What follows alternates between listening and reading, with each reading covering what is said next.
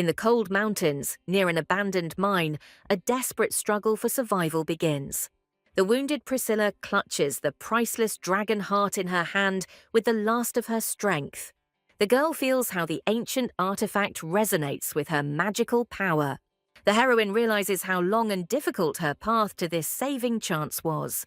Her family once owned vast but barren lands on the outskirts of the empire. After his father's death, the vast Motia estate rapidly slid towards complete bankruptcy. The selfish stepmother was to blame for everything, squandering the family's fortune on luxury and trinkets. Young Priscilla bitterly regretted her naivety and blind trust in this woman. The girl realized with horror that if nothing was done, her house would be completely destroyed. Soon the stepmother brings a strange man to her, hinting at a humiliating deal. An unpleasant visitor, Robert Norfolk, comes to Priscilla with a business proposal. The man offers a disgusting deal, her hand and title in exchange for paying off her debts. Robert waits for an answer with a grin, calling this humiliating bargaining a political marriage. The girl clenches her fists, realizing that this marriage is the only chance to save her lands. Having agreed, the heroine naively believed that she was making a profitable deal, but she was deceived. Priscilla wanders around the garden in despair because she needs to give birth to an heir, but nothing is working out. The heroine is tormented by doubts about why she cannot get pregnant, despite all her attempts. An overheard conversation chills the blood in the veins. They are going to get rid of her. The terrible truth is revealed. Her husband and stepmother turned out to be lovers and conspirators. Priscilla is horrified to learn that she is being secretly poisoned by mixing some pills into her tea. The conspirators reveal their cynical plan. After Priscilla's death, the husband will return his ex-wife and take over everything. The girl's heart stops with horror when she realizes the scale of the betrayal that surrounds her.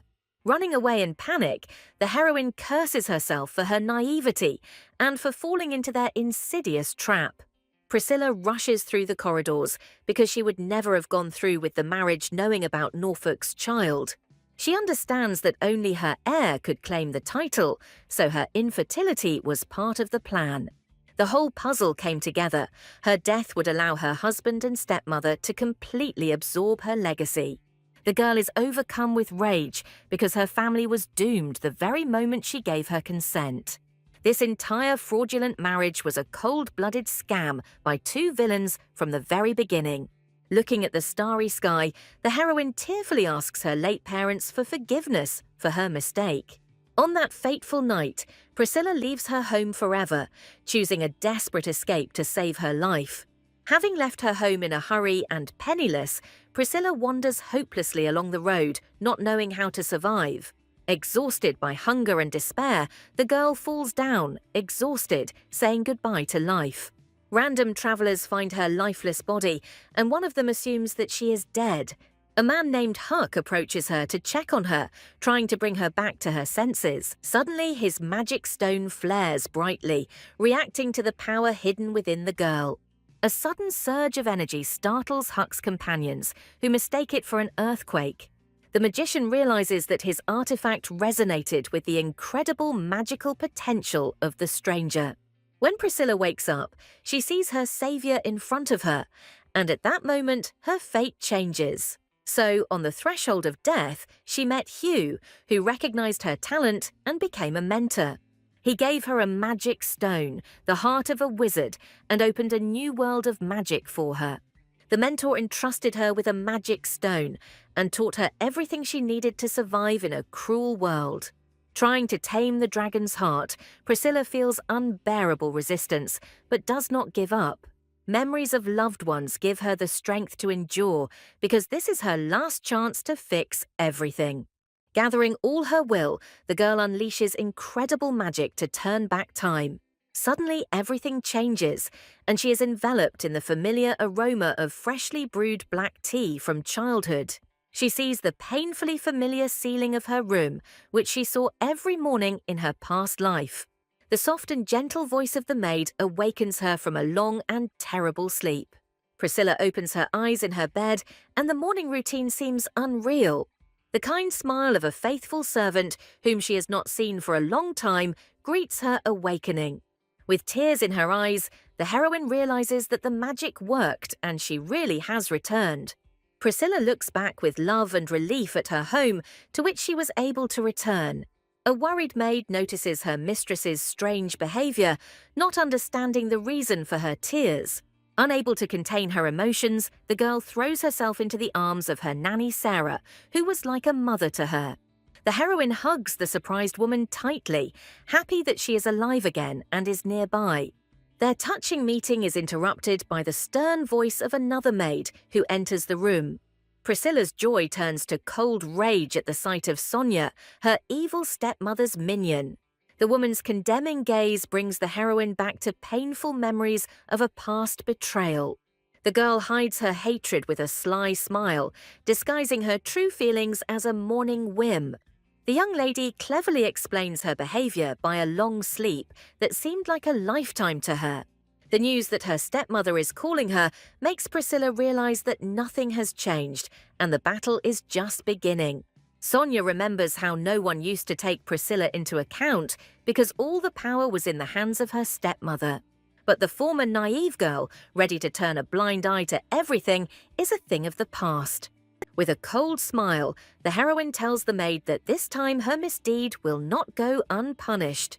Priscilla sarcastically asks if her stepmother has been too soft on her, leaving Sonia baffled.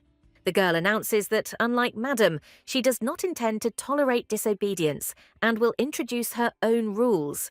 As the future mistress of the estate, she demands that the maid treat her properly, reminding her of her status. Coming close, the young lady slowly, syllable by syllable, pronounces her title, humiliating the maid. Sonia is shocked because in front of her stands a completely different Priscilla, confident and powerful. Having achieved her goal, the heroine, with a satisfied smile, praises the stunned maid for her obedience. This brazen act makes Sonia grind her teeth in anger and humiliation. Sonia is completely confused and trying to understand why the quiet Priscilla suddenly demanded respect. The maid realizes with horror that this girl was not as stupid and defenseless as she thought. The faithful maids are delighted with the courage of their mistress, who finally put the impudent woman in her place.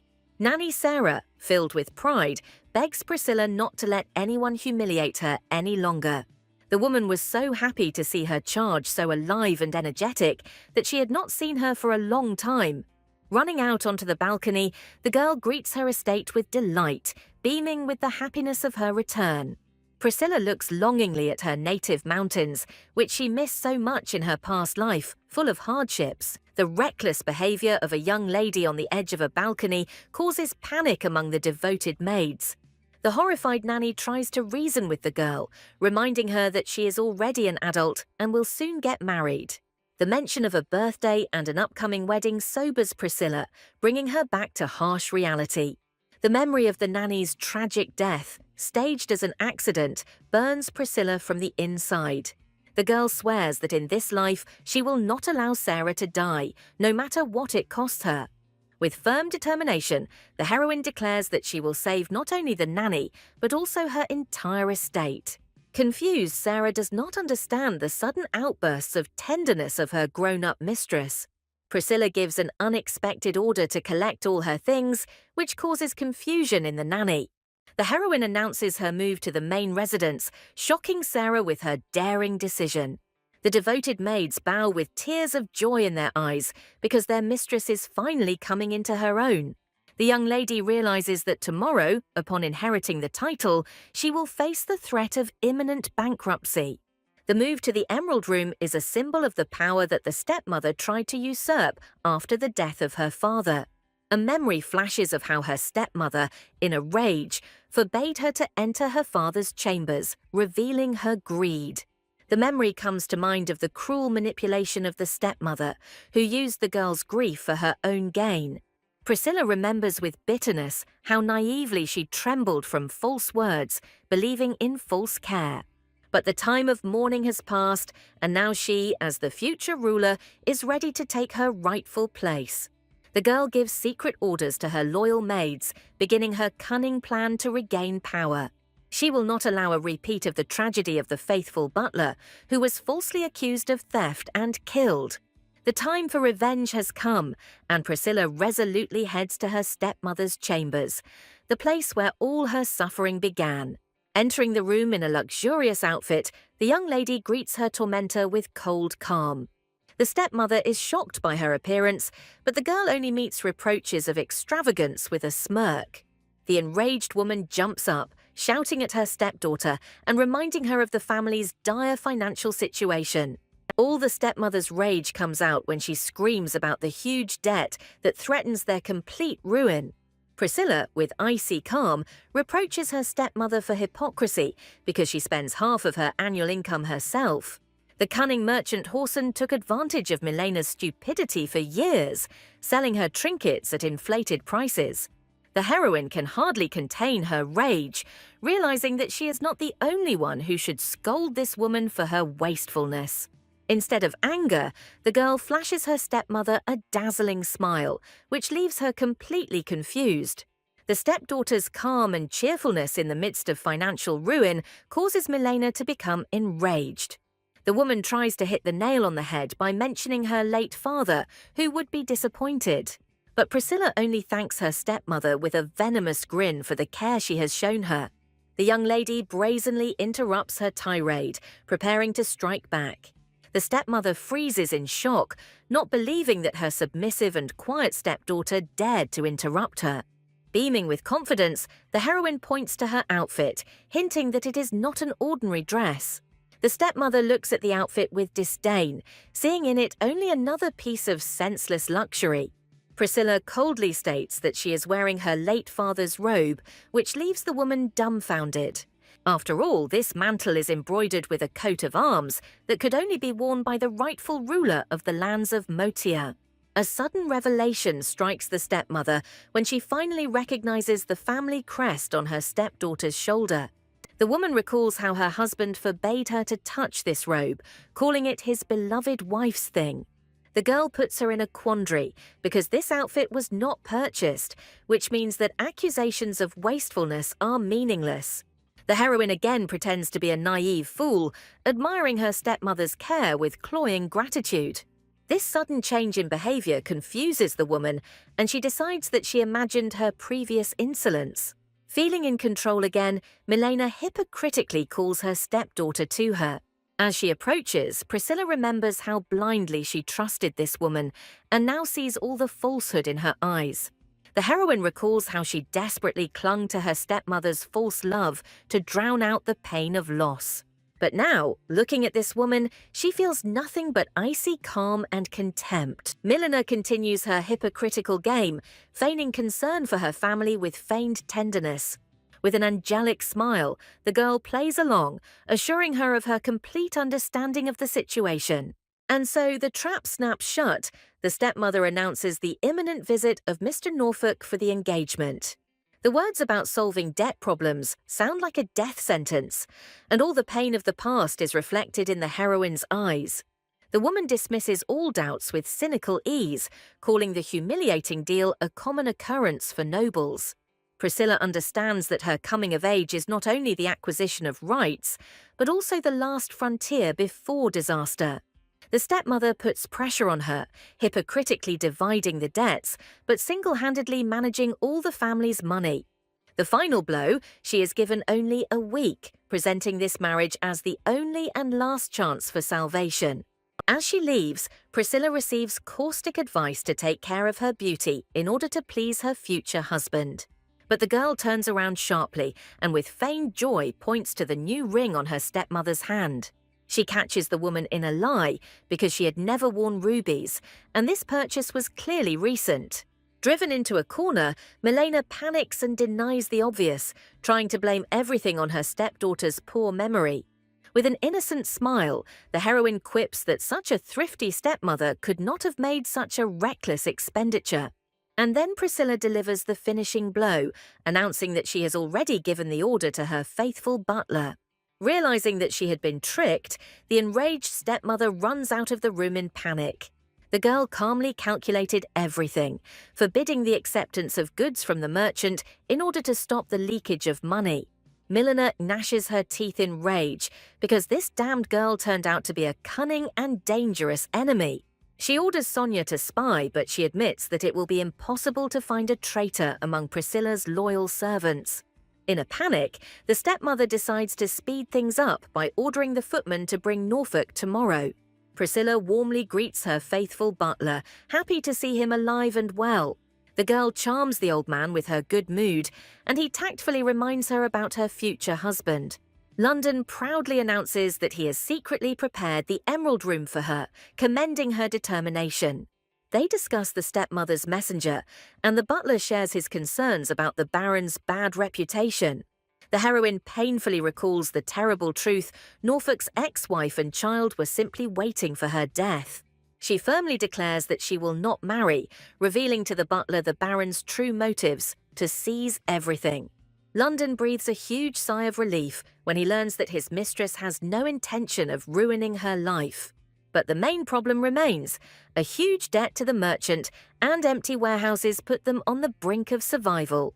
Priscilla assesses the situation soberly, realizing that with their barren lands and meager harvest, the debt cannot be repaid. The situation is aggravated by the fact that the merchant is connected to the high nobility and could disgrace their family throughout the empire. Asking for a delay is useless because the greedy whoreson will only demand huge compensation for the wait. The butler is amazed at how deeply his young mistress is aware of the deplorable state of the household. In her steely gaze and wise words, he sees the shadow of her late father, the great Count Motier. The girl confidently declares that she will deal with the debt herself, leaving her faithful servant completely perplexed. With a mysterious smile, she hints at her cunning plan and asks him to fulfill her request as soon as possible. Under cover of night, Priscilla, wearing a simple cloak, secretly leaves the castle, accompanied by a knight. She gratefully accepts the help of Sir Comyn, her only companion in this risky mission.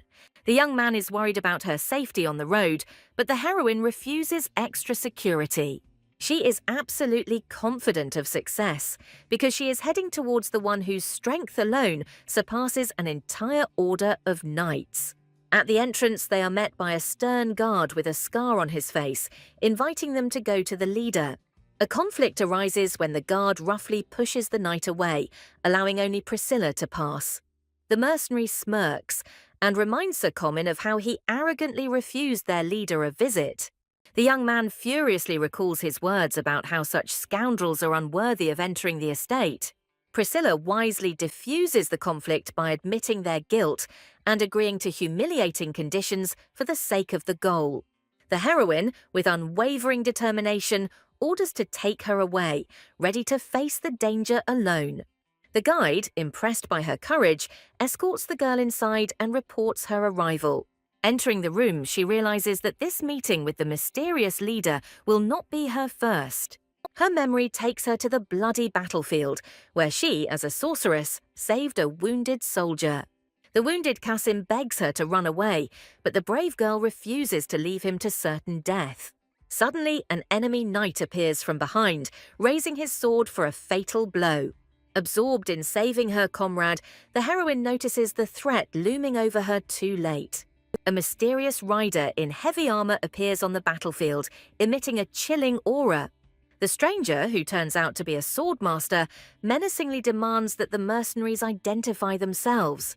Enraged by his arrogance, the girl responds by furiously demanding that he identify himself first. To her utter amazement, the mysterious knight begins to remove his helmet right in the middle of the battle. He introduces himself as the leader of the Imperial Knights and asks her name, the sorceress Scylla. A sudden barrage of arrows rains down on them, and the girl uses her last strength to create a magical shield. She panics and yells at the knight to put on his helmet because her magic is running out. But he, completely oblivious to the danger, calmly straightens his hair, reproaching her for wasting her energy. The arrogant knight proposes a crazy plan. He will cut through her magic shield along with her arrows. With cold confidence, he commands her to trust in his sword, promising to protect her and her comrade. His extreme arrogance amazes the girl, but something in his eyes makes her believe. At the end of her strength, having no other choice, she desperately agrees to his crazy plan. With a single swing of his sword, he creates a whirlwind that deflects a deadly shower of arrows. This meeting on the battlefield was their first acquaintance in her past life, full of suffering. The heroine is in complete shock because he really did reflect all the arrows with just the power of his sword. Before her stands a living legend, the Black Knight, known as the Black Reaper of the battlefield. She knows his great future. He will win the war and become the Soldier King, founding his own country. Their eyes meet again, and her heart skips a beat because she never expected to see him again. In front of her stands that same Kian Rustin, the seventh swordmaster of the continent, with a predatory smile on his face. He asks with interest what made her come in person, and the girl is taken aback by his impressive appearance. Priscilla, hiding her excitement, asks for hospitality, subtly hinting at her fatigue and their past rudeness. Bowing deeply, she apologizes for the cold reception he received at her estate. Kian is surprised by her behavior, not understanding why, after refusing, she suddenly came to ask for forgiveness. The heroine explains her cunning maneuver. She could not allow anyone in her house to find out about their meeting. Straightening up, the girl, with determination in her eyes, moves on to the main reason for her risky visit. The man immediately guesses that she needs his services and asks with a grin if she would like to become his client. She asks for protection from her stepmother and her fiancé, who will arrive in 4 days to take everything from her. Kian, with a slight grin, asks if this is a contract killing and immediately questions her solvency. The girl wearily explains that her request is much more complex than simply killing enemies. Plucking up her courage, Priscilla makes him the most unexpected and desperate offer of her life. Kian and his assistant freeze in shock, and then an interested smirk appears on the swordmaster's face. She explains that she needs a strong partner to turn the tide and protect her legacy. After all, Kian is the only free knight of his level, and many nobles fought for an alliance with him. With a sly smile, the man gets down to business, asking how she plans to pay for his services. The heroine confidently declares that she knows his true desire and offers him land as payment. And on top of that, she offers him what he has long dreamed of, a personal wizard, hinting at herself. Her memory takes her back to the past, to the tavern where drunken mercenaries pestered her, and he suddenly intervened. Then he noted with a grin that each of their meetings for some reason took place surrounded by her enemies. In the tavern, she reproachfully tells him that she could have handled it herself, hiding her gratitude for his help. He ironically thanks her for her concern, and their verbal spat develops into an unexpected acquaintance. Kian invites her to have a drink with him, and then, with a sly smile, draws her into a bet on alcohol. The next morning, the heroine easily wins the argument by mocking the great swordmaster, who is suffering from a hangover. As a prize for winning, she demands that he honestly answer one question that is very important to her. The girl asks why, despite possessing such power, he still does not serve any lord and does not seek power. He reveals to her his secret dream, to find a land where he will be the sole ruler and to found his own state. In her past life, Priscilla knew that he had achieved his goal, but was never able to legitimize the status of his land. Now, in the present, she confidently offers him exactly what he was unable to achieve in the past. The heroine repeats her bold ultimatum, and for the first time a shadow of doubt and serious interest appears in Kian's eyes. A sudden realization hits Priscilla that she made a mistake in forgetting that they are strangers to him. The girl realizes that she was too hasty with her proposal, revealing his secret desire and arousing suspicion. With a nervous smile, she tries to convince herself that her offer is too tempting to refuse. Kian looks at her thoughtfully, wondering if there is something he needs even more than a wizard. He seriously asks why she is ready to entrust her life and destiny to a complete stranger. Marriage is a sacred vow, and breaking it entails heavy responsibility for both parties. The heroine confesses her despair because she urgently needs an indestructible shield in the form of the strongest warrior. The man doubts her words because he has never heard of the powerful wizard from her estate. And then she makes a shocking confession, declaring that she is the very wizard he is looking for. His piercing gaze finds no trace of magic in her, and he asks with disbelief how she can be trusted. Trying to dispel his doubts, the girl offers a loophole in the contract, confident in her strength. The man rejects her offer without hesitation, because for a mercenary, the most important thing is payment, not empty promises. A sly smile touches the corners of her lips because she was prepared for such an answer and had her trump card in store. Intrigued, he arrogantly asks her how much she thinks a swordmaster like him costs. Her answer is astounding: a diamond mine with a century's supply and half of her personal fortune. Even he, who has seen a lot, is stunned, because for such a price you can buy not just an army, but an entire kingdom. With a victorious smile, she asks him how he feels about this offer, knowing that he is already hooked. The memory takes her back to the past, where she anxiously asked him why he didn't choose her as his wizard.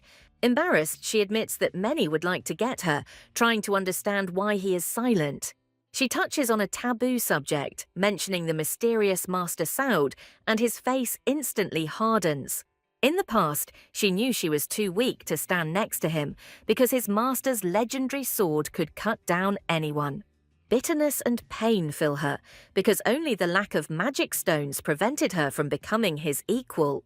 The Mana Stone is the wizard's second heart, a conduit that pumps pure magic through his veins. The artifact her mentor had given her was powerful, but Priscilla knew that it was not the limit of her true power. The girl felt that all she needed was the right catalyst to unlock her full potential. An overheard conversation ignited a spark of hope in her. A legendary magic stone had been found in her lands. The men gossiped angrily that all the treasure had been unfairly appropriated by some upstart from the east. She wondered in amazement what kind of power a wizard must have to be able to handle such an artifact. The owner of the diamond mine where the stone was found remained a mystery to everyone, which only fueled the rumors. Her intuition told her that this mine and this stone rightfully belonged only to her. In the past, she failed to take the stone, and the vile Norfolk, having thrown out his stepmother, seized her house. Having discovered a diamond mine, this usurper brazenly declared it his property because it was on his land. But then someone was found who doubted his rights, pointing to the mysterious disappearance of the real heiress. This man turned out to be her greedy relative, who had previously refused to help her, and now had his sights set on the mine himself. Norfolk hinted with icy suspicion that her death was too advantageous for this new pretender. Then, without money or proof, she was completely helpless and could not claim her inheritance. But now, with knowledge of the future, Priscilla is confident that she can prevent this tragic story. Kian instantly puts all the pieces of the puzzle together, muttering under his breath about the mine and the mage who hasn't yet awakened. He looks at her with insight, realizing that her true goal is not just diamonds, but the legendary magic stone. The girl waits for his answer with bated breath, and he admits with a smile that her proposal sounds extremely interesting. In response to her generosity, he brazenly demands to increase his share to 70%, shocking her.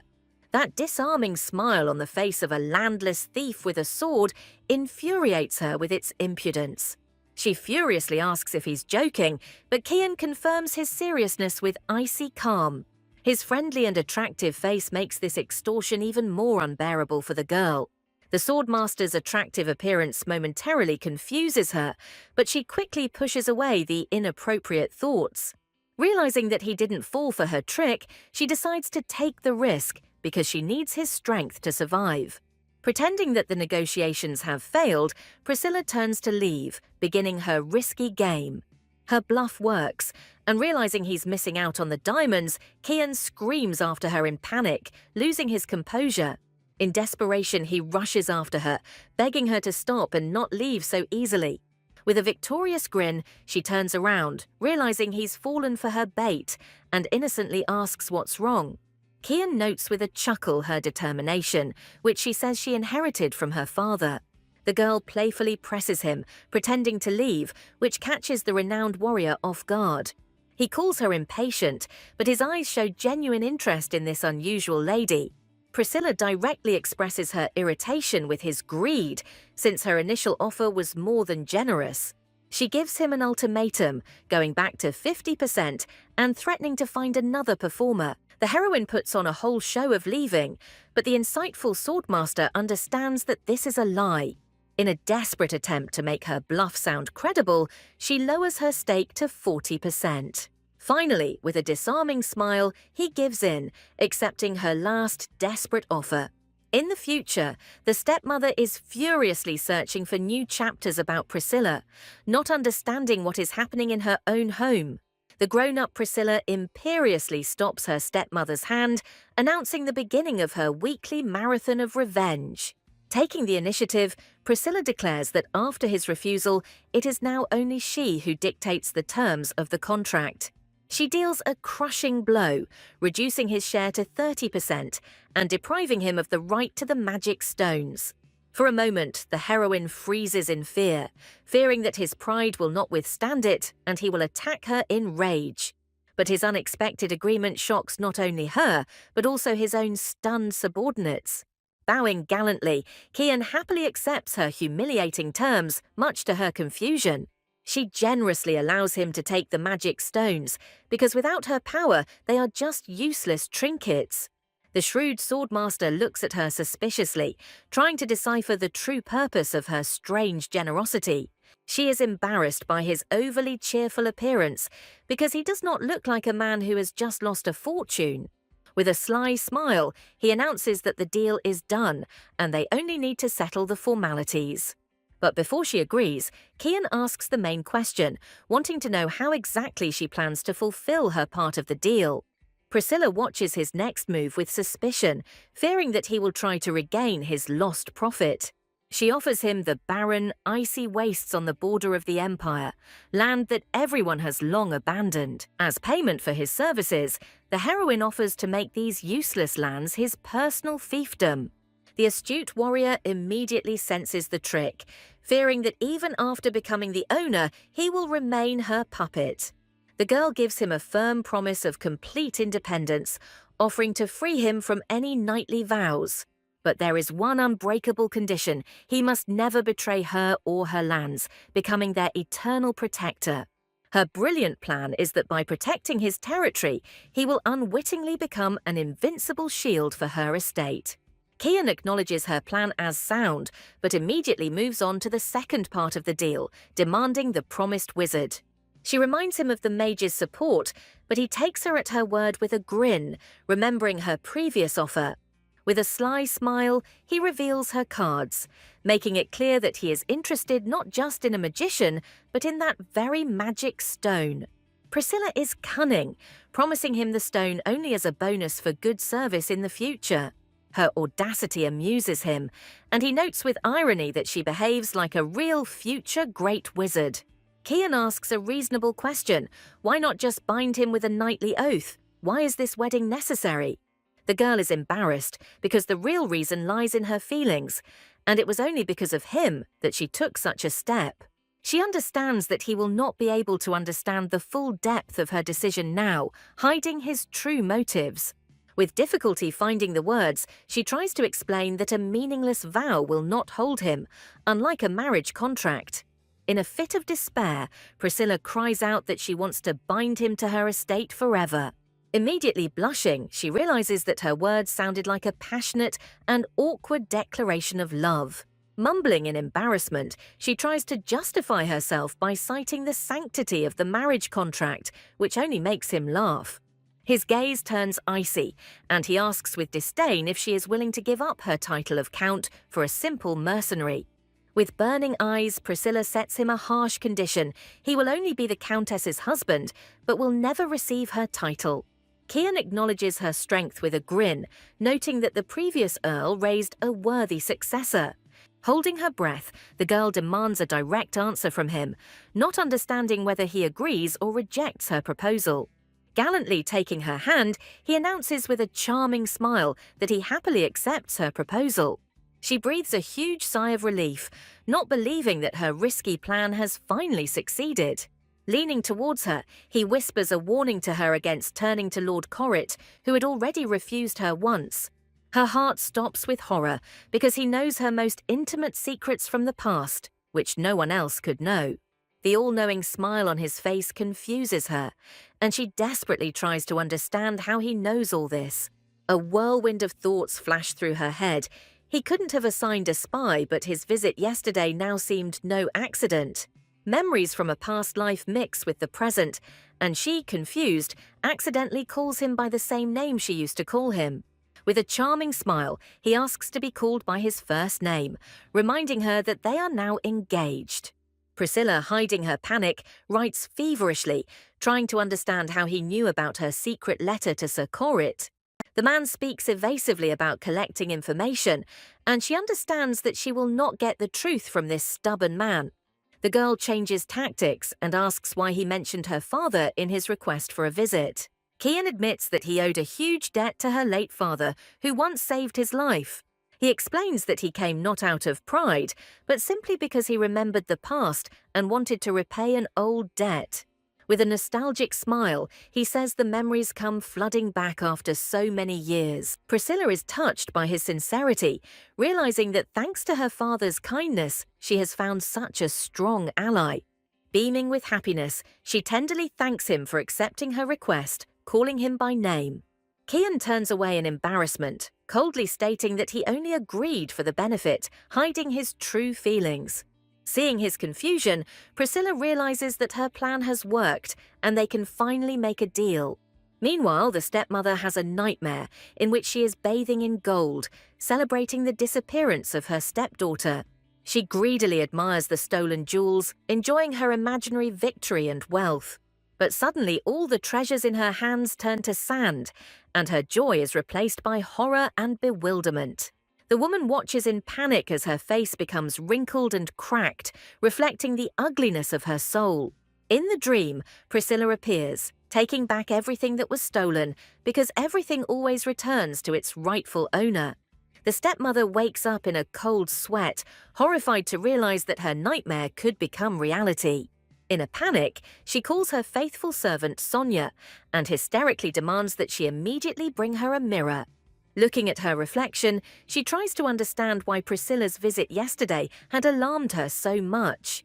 She blames it all on insomnia, not wanting to admit that her domineering and confident stepdaughter has instilled fear in her. Baron Norfolk arrives early, wondering why he was summoned so suddenly. The stepmother, in a rage, shuts him up, fearing that he will blurt out too much about his wife. She threatens him that if anyone finds out about their conspiracy, their grand plan will collapse. Norfolk is already mentally managing the estate, dreaming of how to get rid of his wife after the birth of an heir. Their conversation is interrupted by a business question about money, and the stepmother assures that everything is ready for the deal. The woman bursts into her stepdaughter's chambers to hurry her up, but finds only an empty room. The bed is perfectly made, and there is no trace of the girl anywhere, as if she had disappeared. The two of them look around the empty rooms in bewilderment, not understanding what the hell is going on.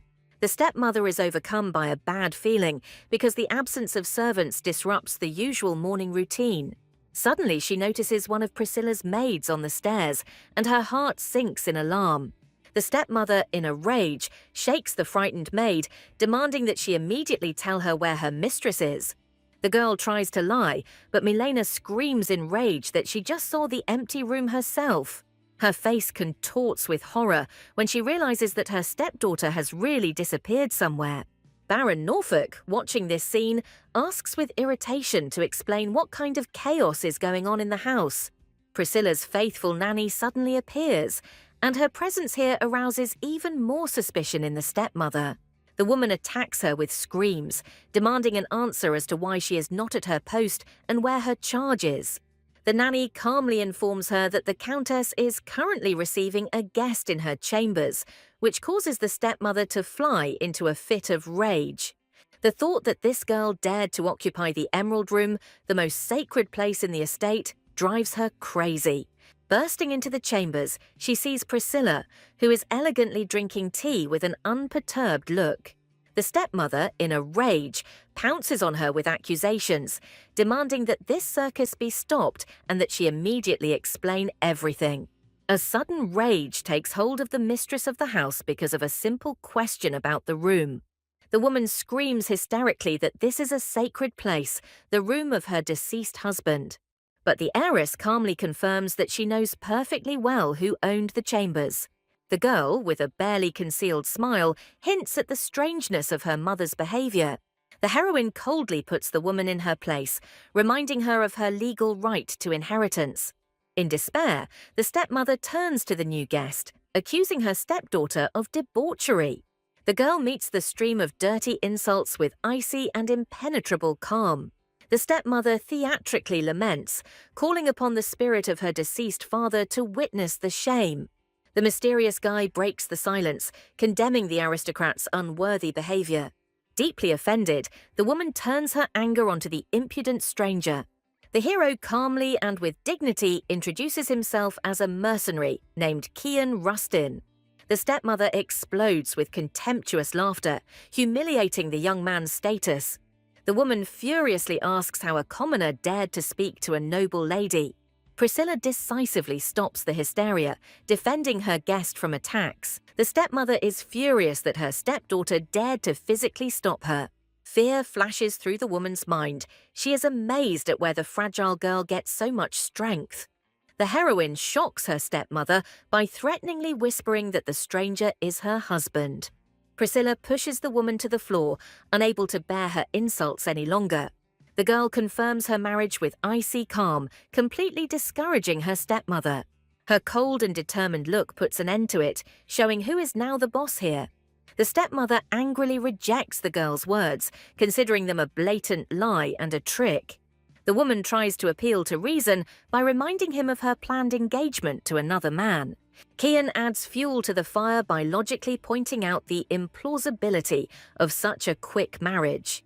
The stepmother is already hatching a cunning plan to separate the lovers and bring everything back under control. In desperation, the woman resorts to a last-ditch argument, cursing her stepdaughter in the name of the Lord. Priscilla, with unshakable confidence, declares the purity of her feelings and seeks support from her beloved. A gentle kiss on the young man's hand becomes a silent response, full of love and devotion. The guy confirms their union with a warm smile, ready to announce it to the whole world. The defeated stepmother screams in impotent rage, refusing to acknowledge the sanctity of their union. The heroine puts the final point by accusing her mother of desecrating their sacred marriage. The unexpected appearance of an uninvited guest disrupts the already tense atmosphere. The desperate Baron Motya begs Priscilla for marriage, seeing in her the only salvation from ruin. Kian Rustin stands up to defend his wife's honor, his voice filled with icy menace. The frightened groom tries to justify himself by citing the Countess's approval.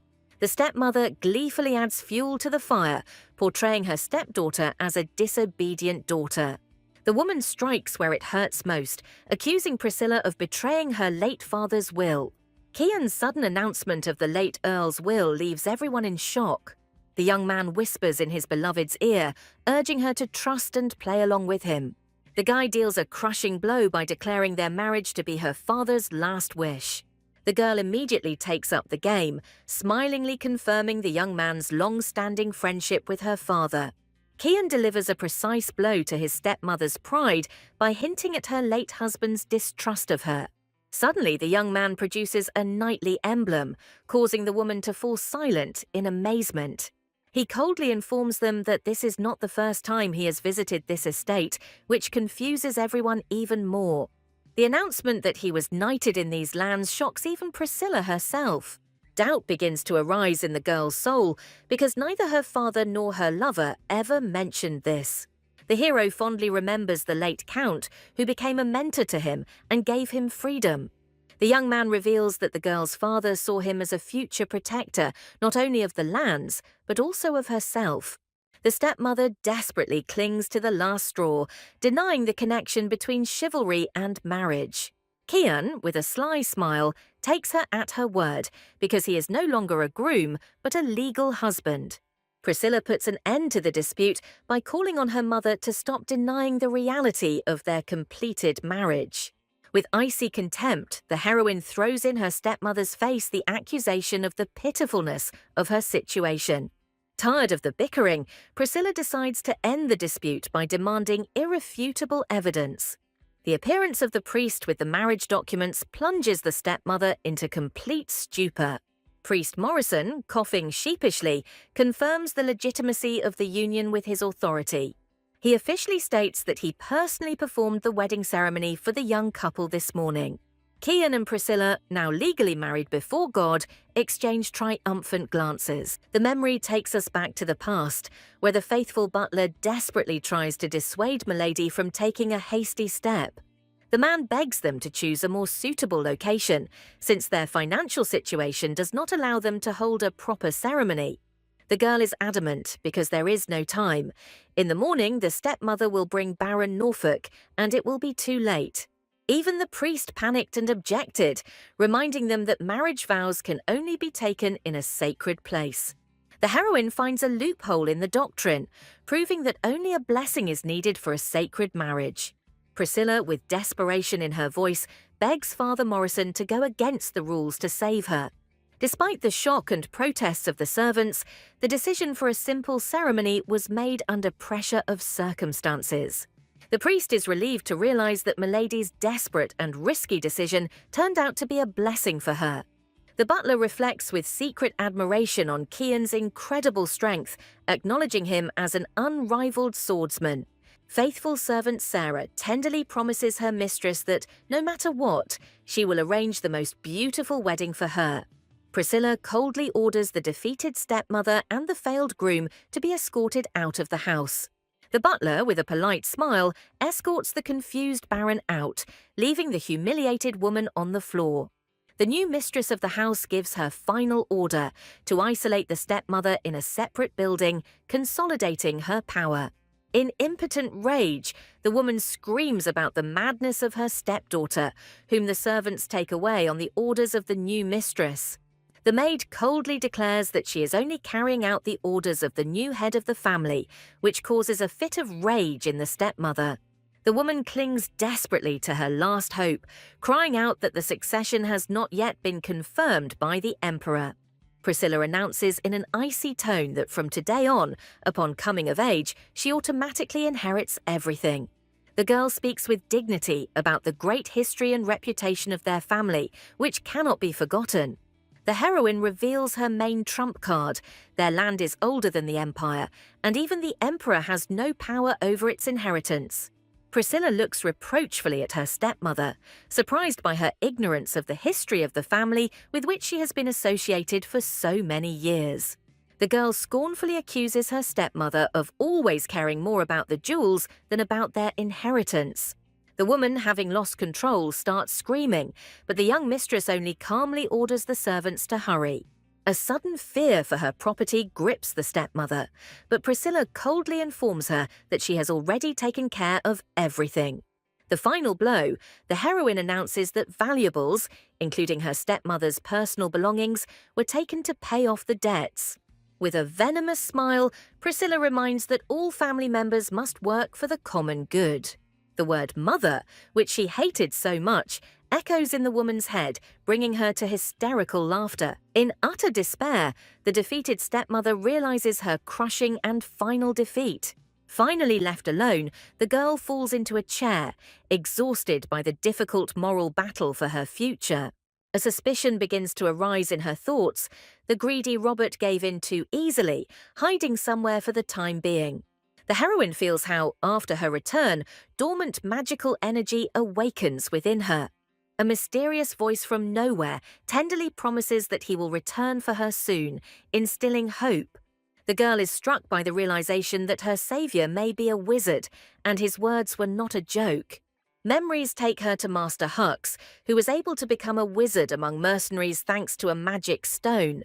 Priscilla smiles as she dreams of the day when she will solve all her problems and be able to reunite with her faithful friends. Kian's unexpected appearance breaks Priscilla out of her deep thoughts about the future.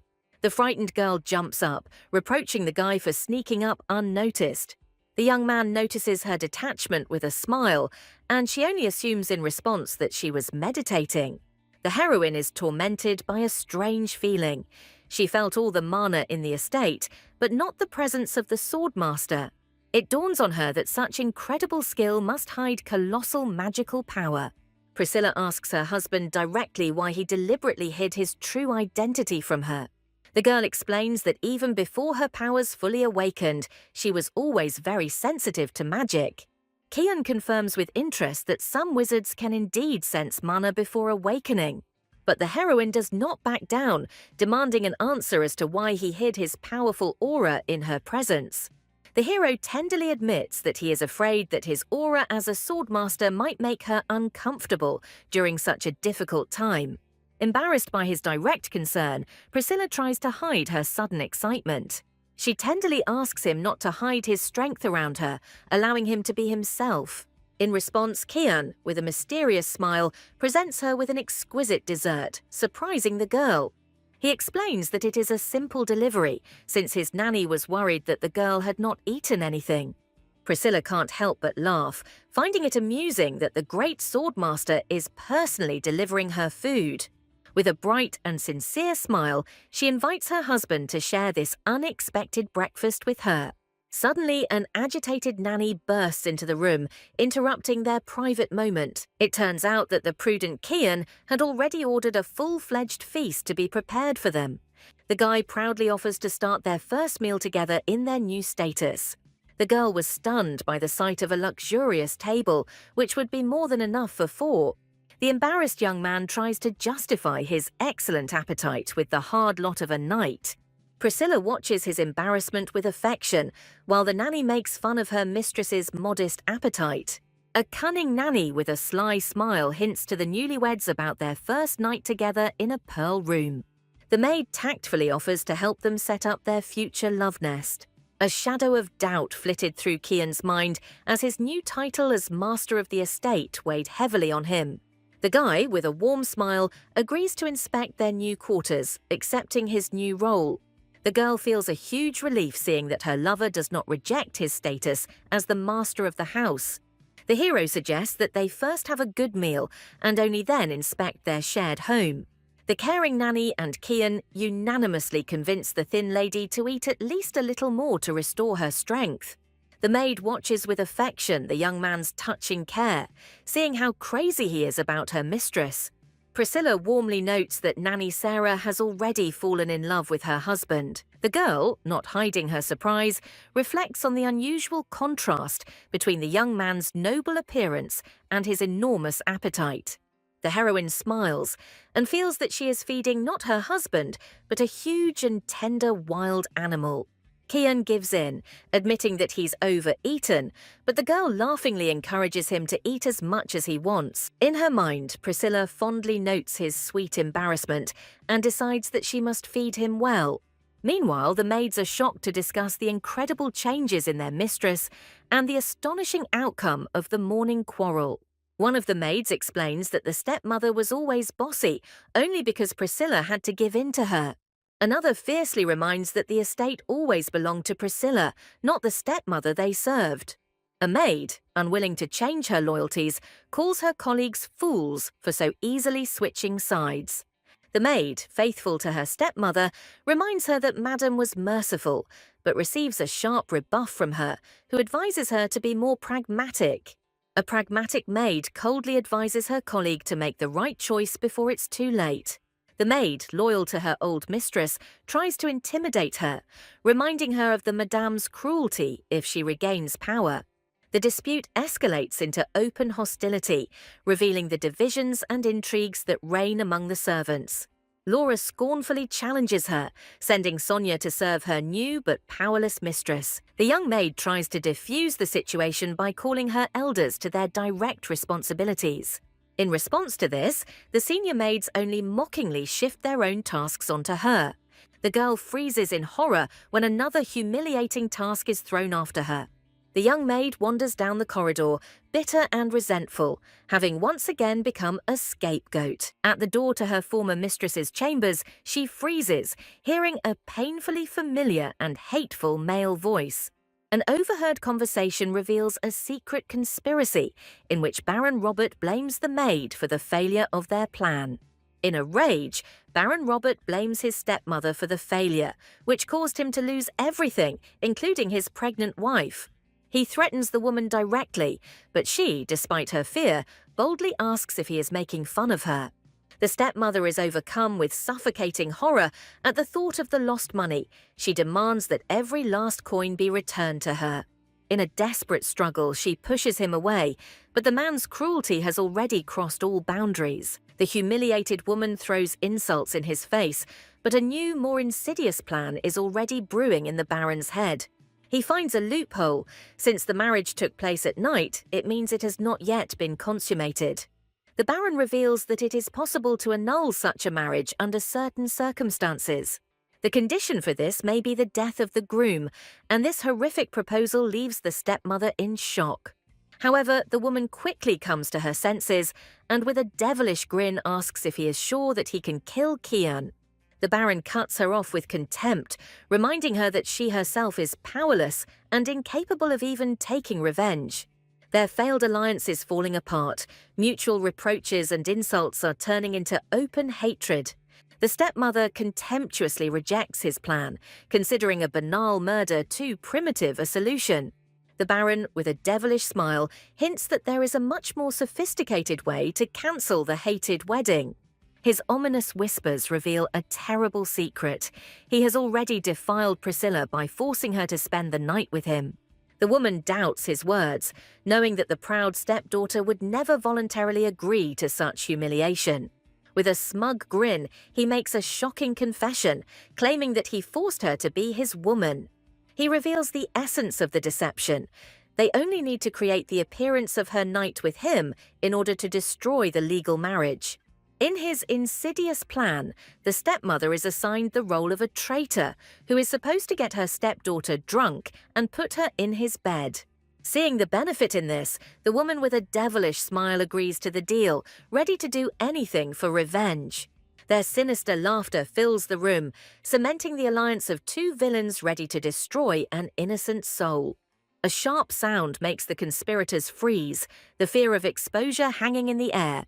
The Baron chalks it all up to imagination, unaware that their deadly secret has already been revealed.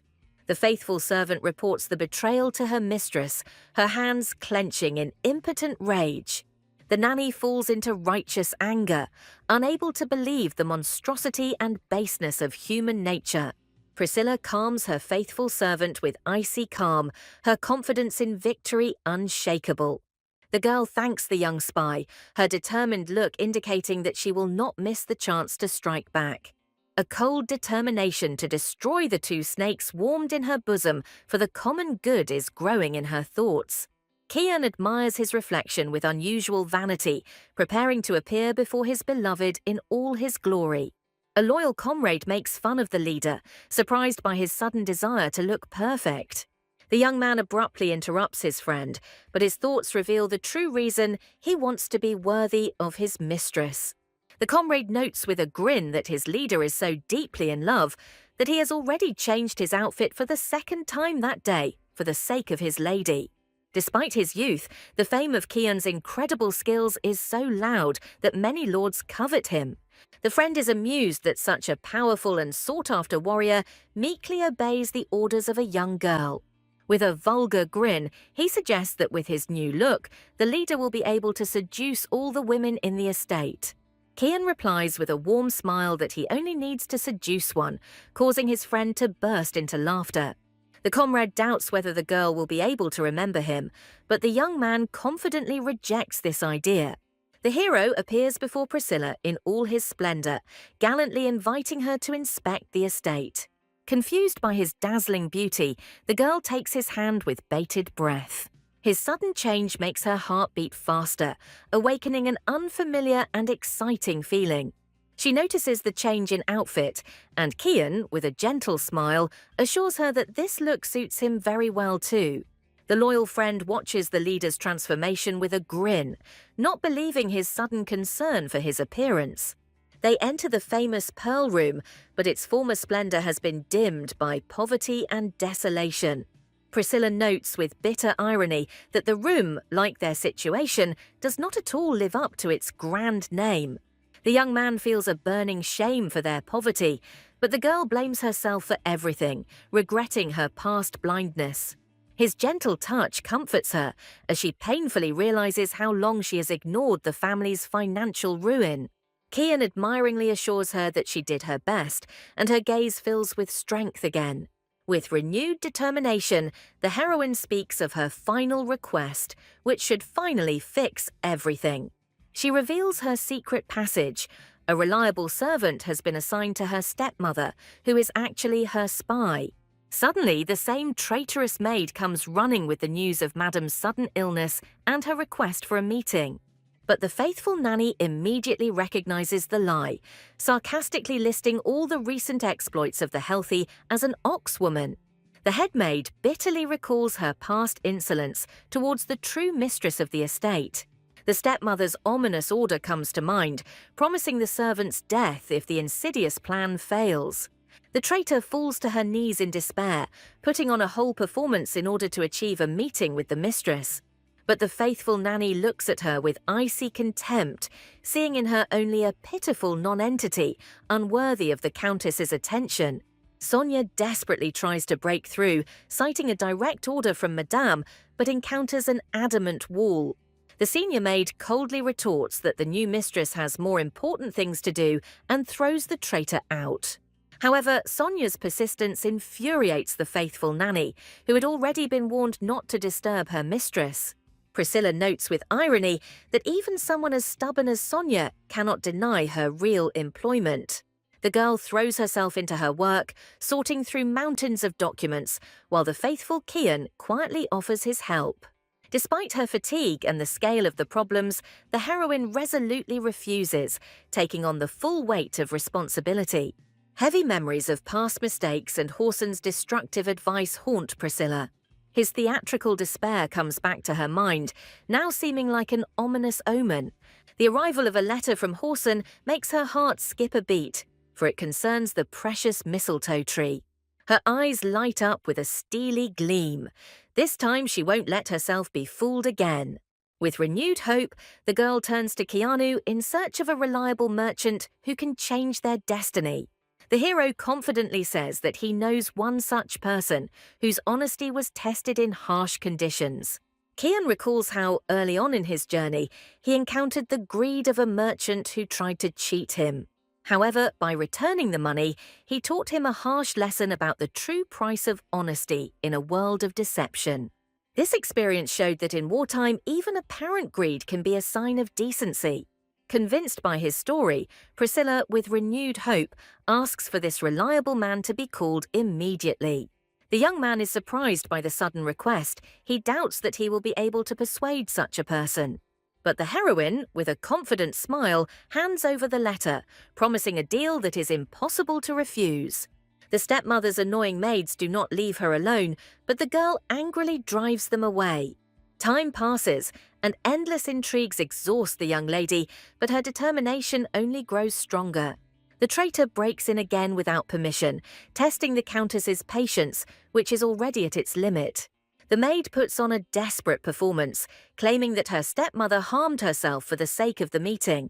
Despite the obvious lie, Priscilla agrees to go, much to the shock and concern of her faithful nanny.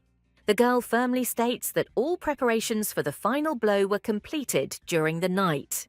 She confidently heads into the enemy's lair, ready to put an end to intrigue and lies once and for all. Entering the dirty chambers, the heroine sarcastically notes the cause of the sudden illness, exposing their pathetic deception. With cold determination, Priscilla enters the room, ready for the final act in this drawn-out drama.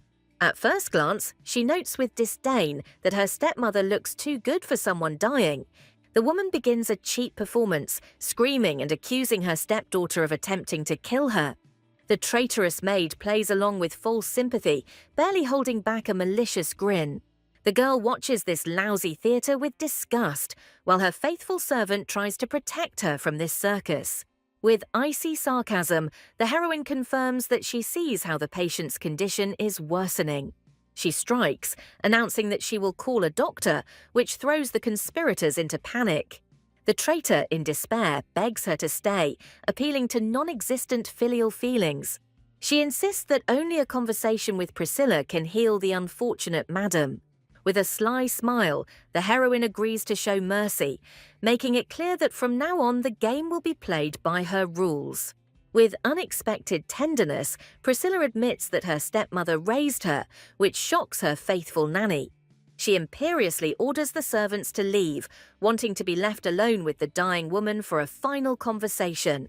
The girl calms them down, but her eyes burn with a steely gleam that does not bode well. Realizing the gravity of the moment, the faithful nanny herself kicks everyone out, leaving the mistress for the decisive battle. In her mind, the heroine understands that she must end this farce once and for all, without resorting to the doctor's help. Her memory takes her back to her childhood, where she dreamed of motherly love and the tender name Scylla. This pain from the unspoken word has now subsided because someone has appeared in her life who calls her by this name. The stepmother, feigning weakness and a predatory smile, beckons her stepdaughter even closer, preparing her trap. She asks to look at her face, trying to lure him into her arms to strike. With icy calm and a knowing smile, the heroine takes a step forward, ready to play the last game. With a devilish laugh, the stepmother rushes at her stepdaughter, intending to wipe the hateful smile from her face forever. But in an instant the roles change, and Priscilla easily throws her onto the bed, breaking her resistance.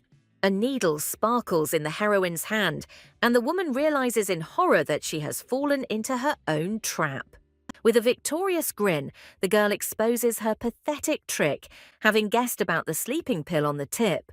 The cornered stepmother denies the obvious in panic, her face contorted with fear and impotent rage.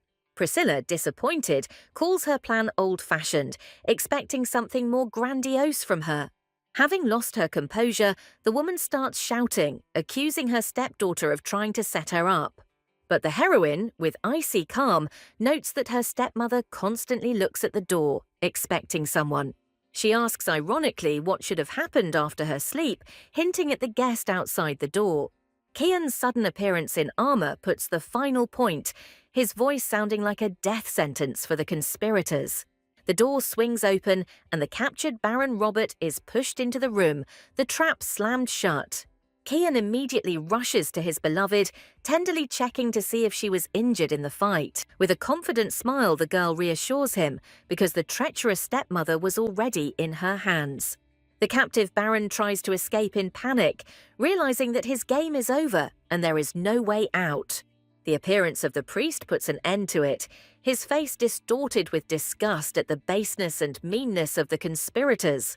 Fearing retribution, the stepmother immediately betrays her accomplice, trying to shift all the blame onto him. The captured Baron has already confessed to everything, and the priest is assigned to look after the treacherous woman. In a final fit of rage, the villain screams curses, but the faithful knight immediately shuts him up. The Holy Father, with a stern look, pacifies the Baron with a cross, not listening to his pitiful pleas for mercy. With righteous anger, the priest declares that their dirty plan is obvious and that lying will only make their sins worse. In desperation, the stepmother tries to shift all the blame onto her faithful servant, begging for mercy. The nanny, in righteous anger, lashes out at her, reminding her of the 16 years she spent with her stepdaughter. Priscilla, with a cold smile, orders the criminal to be thrown out, but she plays her last trump card. A hysterical woman points to traces of blood, trying to prove that she was wounded and bleeding. But her pathetic lie is shattered by the words of the young servant, who with icy calm exposes the deception. In horror, the stepmother recognizes her as one of her servants, not believing such a brazen betrayal. The girl, with an unperturbed expression, admits that the blood is actually pig's blood and was brought on her orders. Crushed and humiliated, the woman screams in impotent rage about betrayal, her world crumbling before her eyes. But the maid coldly replies that from the very beginning she followed the orders of the true mistress of this house. Priscilla puts the finishing touches by confirming that Jean has been her spy from the very beginning of this dirty game. The heroine's memory recalls the image of the only servant who showed her kindness in a past life. Priscilla announces with icy calm that the estate is infested with rats and that it is time to exterminate them. With a devilish smile, she hints that traitors must be gotten rid of before they infect everything around. The prostrate maids beg for mercy, but the girl, in a rage, declares herself the only judge on this earth. She passes the first sentence, Milena will be deprived of everything and erased from the family history forever.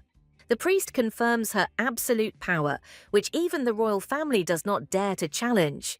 The exiled stepmother is granted a cruel mercy, the chance to beg for forgiveness for the rest of her days far from home.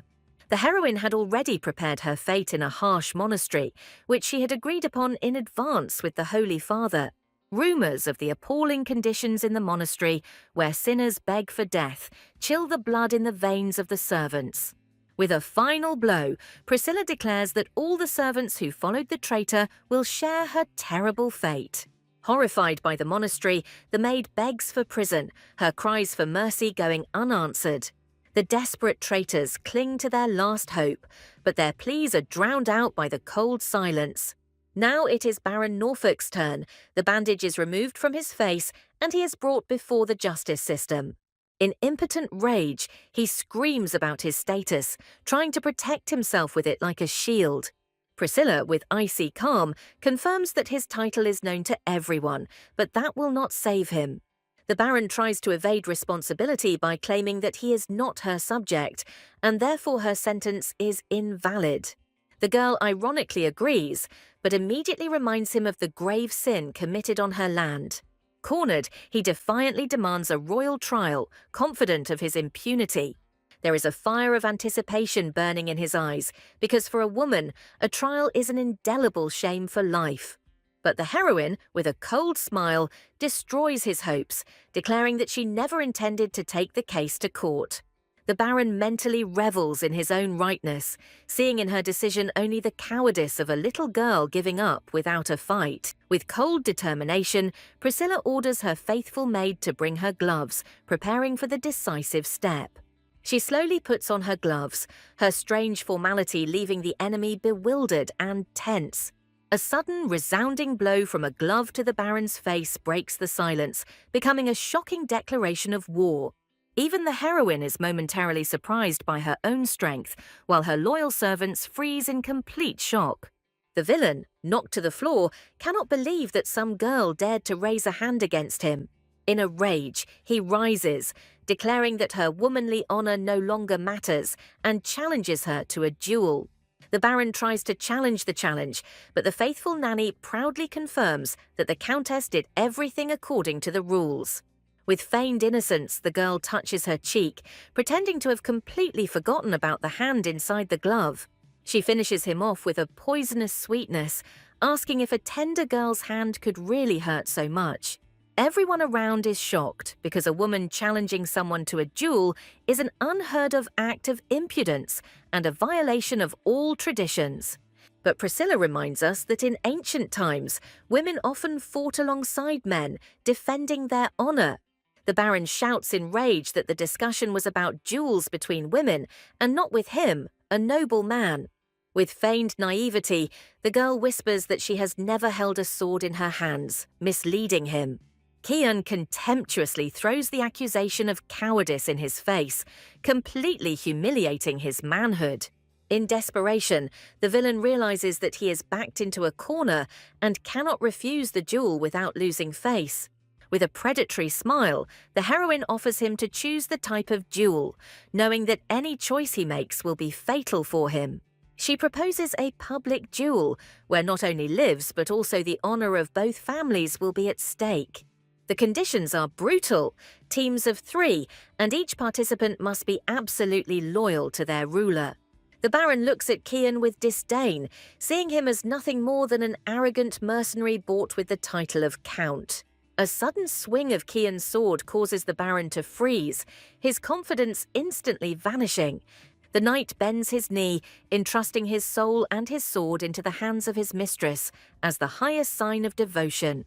This gesture is equivalent to the transfer of the heart, because the knight's soul and his sword are one and inseparable whole. Priscilla is shaken to the core because even in her past life she never found someone she could trust. With bated breath, she accepts his blade, amazed at the ease with which he has given his life into her hands. The hero watches her with a mischievous smile as she reverently returns his soul and his sword to him. From now on, their duty and oath are divided between the two and will remain eternal, even if their paths ever diverge.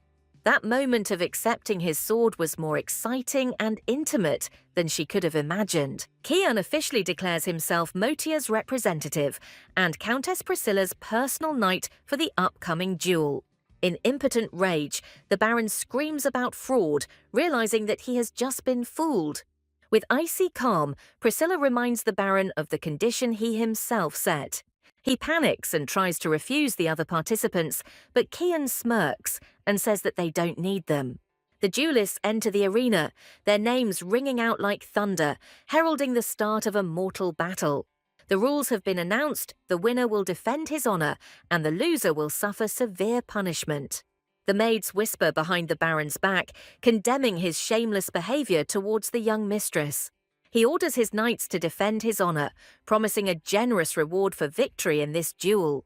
But the mercenaries are desperate because participating in such a shameful duel will in any case cast a shadow on them.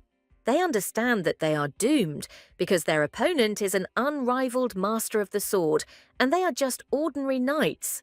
The Baron is furious and shouts that they must fight, but Kian scornfully declares that they must answer for his humiliation. Despite her confidence in her knight's strength, Priscilla anxiously warns him to be careful in the upcoming battle. With a warm smile, Kian reassures her, but the girl asks for a good luck charm to set her up for victory. She hands him a handkerchief she embroidered with her own hands, although she admits that it didn't turn out very well. This modest gift becomes more precious to him than all treasures because it is made with love and faith. He gratefully accepts the talisman, promising that with it he will certainly achieve a crushing victory. The knights enter the arena, but the Baron is surprised why the enemy is going to fight 1 against 3. In response, Kian grins and declares that he doesn't need 3 rounds, he can handle them all on his own. With cold confidence, he bids them attack together, promising victory if they so much as touch his armor. Such self-confidence infuriates the knights. They see in his words only arrogance and insult. In a rage, they rush at him, but he only looks at these dishonorable warriors with contempt. Kian remarks with an icy grin that they, serving such a worthless people, themselves know nothing of honor. Enraged, the knight lunges at Kian, showering him with insults and raising his sword for the killing blow. But his blade freezes a millimeter from its target, stopped by only 2 fingers of an unrivaled master. With icy calm, the hero puts away his dagger, apologizing for his words, which turned out to be true. The remaining 2 matches end just as quickly, with their defeated opponents lying at the feet of the winner. The judge declares that the Countess's honor has been defended by law, and she is now entitled to render her verdict. With cold determination, Priscilla announces that she will exercise her right and take Baron Robert prisoner.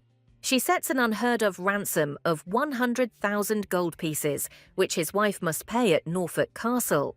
This news shocks everyone because, according to rumors, the Baron recently divorced his wife. The girl, looking innocent, asks the knight if his ex-wife is really still in the castle. With the final blow, she reveals the secret.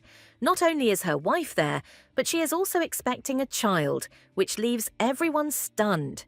The horrifying truth is revealed: the Baron not only hid the child, but may have also planned the murder for the sake of a sham marriage.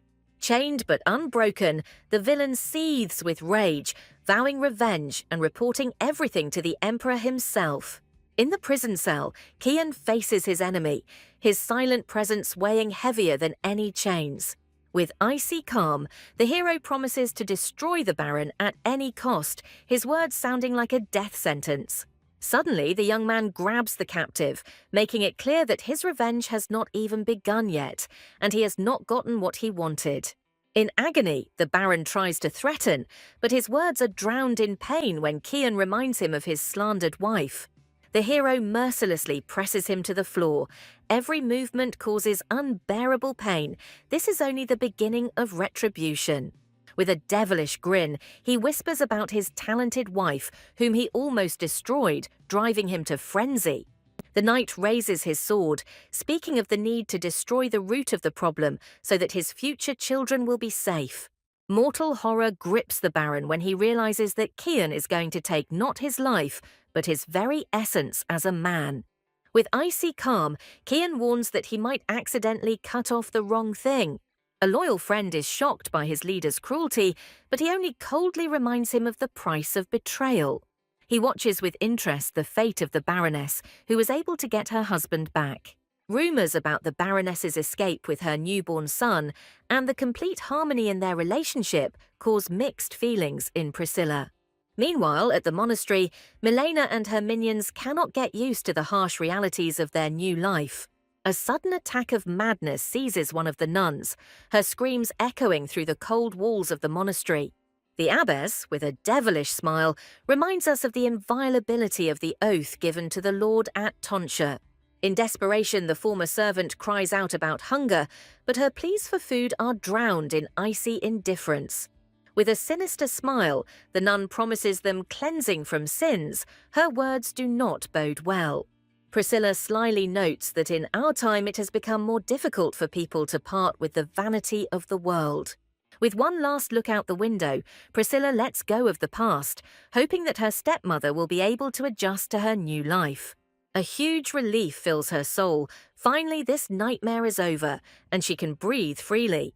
Her quiet thoughts are interrupted by the sudden appearance of Kian, whose tender concern takes her by surprise. The atmosphere is filled with warmth and laughter as the faithful maid and loving husband fuss touchingly around her.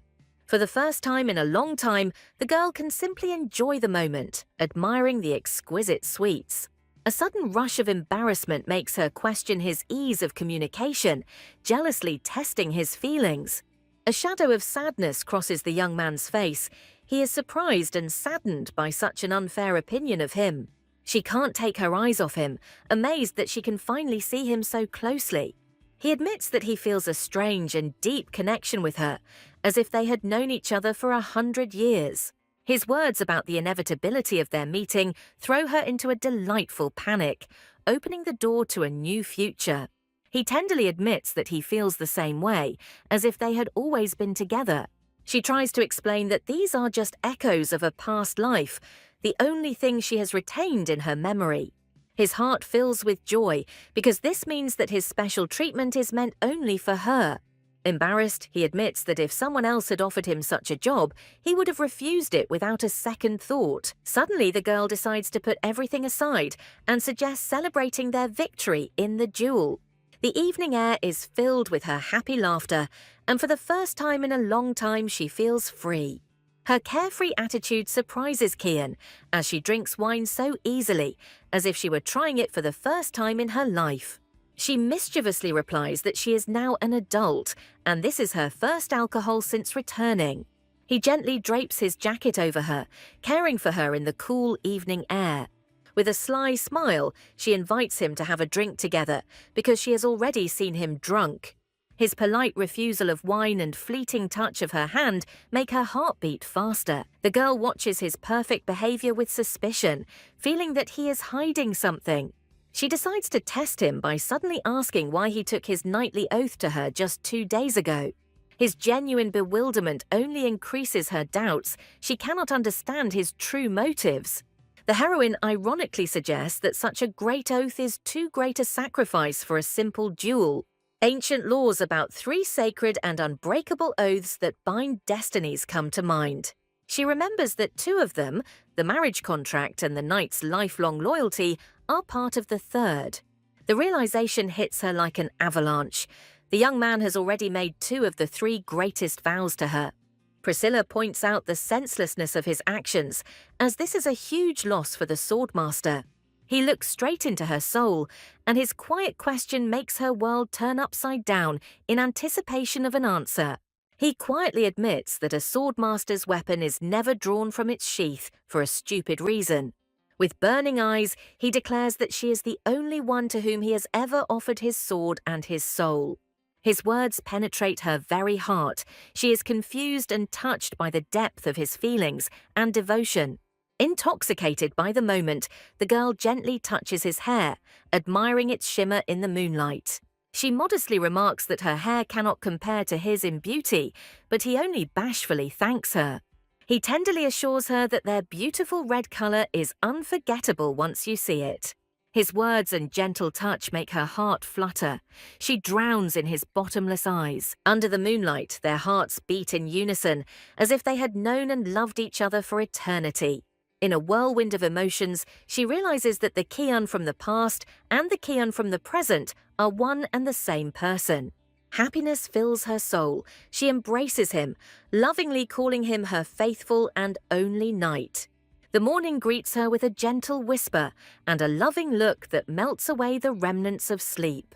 The sudden realization of what had happened made her blush, and she jumped out of bed in panic. Confused, she mumbles about plans, but he admits with a sly smile that his plan has already worked.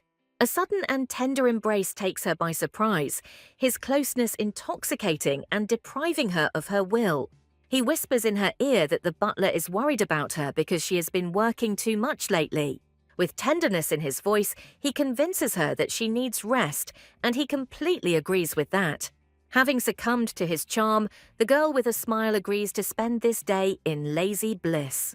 The faithful nanny glows with happiness, watching the idyll and anticipating joyful changes. At breakfast, she hints with a sly smile at the possible reason for the Countess's late awakening. An embarrassed Priscilla tries to stop her, but the nanny just waves her off, saying that this is normal for married couples. The embarrassed girl tries to hide her excitement, but her flushed cheeks give her away. A sudden magical impulse makes her freeze. A mysterious and familiar voice sounds in her head. She hears the promise of a quick meeting, which awakens long-forgotten feelings and memories in her. Back in reality, Priscilla, with uncharacteristic boldness, asks her husband out on a date. Her directness shocks both Kian and her faithful nanny, who admires her mistress's courage. The girl with a mysterious smile promises him a long date, intriguing and piquing his curiosity. He didn't expect at all that their first date would take place in a wild and snowy forest on horseback. With a mischievous smile, she calls it their first date alone, where it's just him and her. His concern for her safety is mixed with the joy of solitude in this harsh but beautiful place. But the heroine looks ahead with confidence, knowing that this dangerous place is teeming with terrible creatures. Ice Mountain is a sinister place known for its brutal monsters and wild, untamed nature. The memory comes to mind of the warning of a faithful knight who was terrified of the choice of a place for a meeting. But her confidence in Kian's strength was unshakable, because with him by her side, she had nothing to fear. She delightedly admits that she actually came here in search of the mysterious Manna Stone. A plan is already brewing in her head on how to raise her native lands from their knees, but it's too early to reveal all the cards. They set off together to avoid attracting unnecessary attention and to maintain their secret mission. Kian, with a warm smile, understands that this is not just a date, but something much more important to her. With tenderness, he helps her mount her horse, ready to follow her to the ends of the earth. She admits that she knows how to ride a horse because she had to saddle more than one horse after her escape. Leaping into the saddle with ease, she rushes forward, her heart full of hope and anticipation of adventure.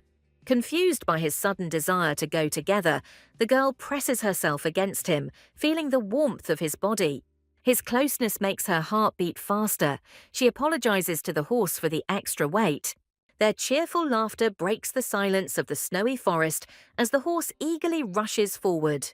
Despite her concerns about the heavy load, the girl agrees to let the horse frolic a little. Kian reassures her with confidence, knowing that his faithful horse Lux will not let them down on the journey. Remembering her friend's words, she laughs happily, realizing that she really did please this proud steed. The slippery ground forces them to stop, and the further path becomes too dangerous for horse riding. They dismount to continue their journey on foot, but the boy does not let her go for a single step. He tenderly extends his hand to her, ready to support her at any moment on this dangerous path. Suddenly he picks her up in his arms, carrying her forward through the snowy forest. Her surprise knows no bounds. Finding herself in his strong arms, she feels completely safe and thanks him for his care. The The girl is haunted by a strange feeling of déjà vu. His glances seem painfully familiar to her. She dares to ask if they have met before, but he only silently strokes his faithful horse. Fragments of memories emerge in her mind, his excessive friendliness and strange hints. Each time she becomes more and more convinced that he is hiding something from her behind his impenetrable mask. With a sly smile, he declares that she will no longer be able to seduce him, which makes her blush. He reminds her with a grin that there is no point in seducing a man she has already knocked out. His words make her heart flutter, and she is confused and disarmed by his sudden directness. She decides not to ask any more questions, but he, seeing her confusion, starts the conversation himself. He gently reminds her that their marriage does not require full disclosure of all secrets, giving her the right to personal space. She decides not to pry into his soul, accepting that they are connected only by a contract and not by feelings. But her feigned indifference turns to alarm when she sees him fallen in the snow. He assures that everything is fine, but in his eyes you can see the pain and fatigue that he so carefully hides. The girl rushes forward with determination, not wanting to look weak and helpless in his eyes anymore. But her patience is running out. She explodes from his silence, not understanding why he is pretending to be a mysterious hero. A sudden gust of wind makes her stagger, and she finds herself in his tight embrace. He picks her up again as if she were a weightless feather, causing her to feel a surge of embarrassment. In a rage, she tries to break free, not understanding what came over him and why he is behaving so strangely. He remarks with a grin that she herself does not know what her body is capable of and how weakened it has become. He admits that he constantly watched her and saw how she began to stagger from fatigue. His words about her weak body hurt her, but she knows he's right. Embarrassed, she does not resist when he carries her in his arms, feeling his care and strength. He carries her with ease, and she, blushing, admits that she would only be glad of such attention. When she reaches the cave, she is surprised to find that her legs are covered in bruises that she had not noticed. He kneels down to wash her tired feet, his tenderness and care touching her deeply. She gratefully accepts his cloak, wrapping herself in it against the cold and feeling protected. The silence by the fire becomes unbearable. The tension between them grows with every minute. She is angry with herself for not being able to get rid of the feeling of awkwardness and mistrust towards him. His sudden offer to share dinner and lie down next to him takes her by surprise. She admits that she never cooked because even her fellow mercenaries did not trust her with such an important task. Embarrassed by her failure, she still tries her creation and is surprised that it is not so bad.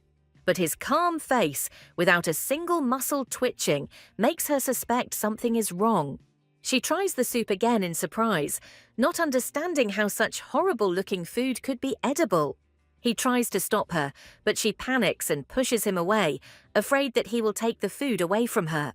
His words about poison and immunity to it plunge her into a state of shock and horror.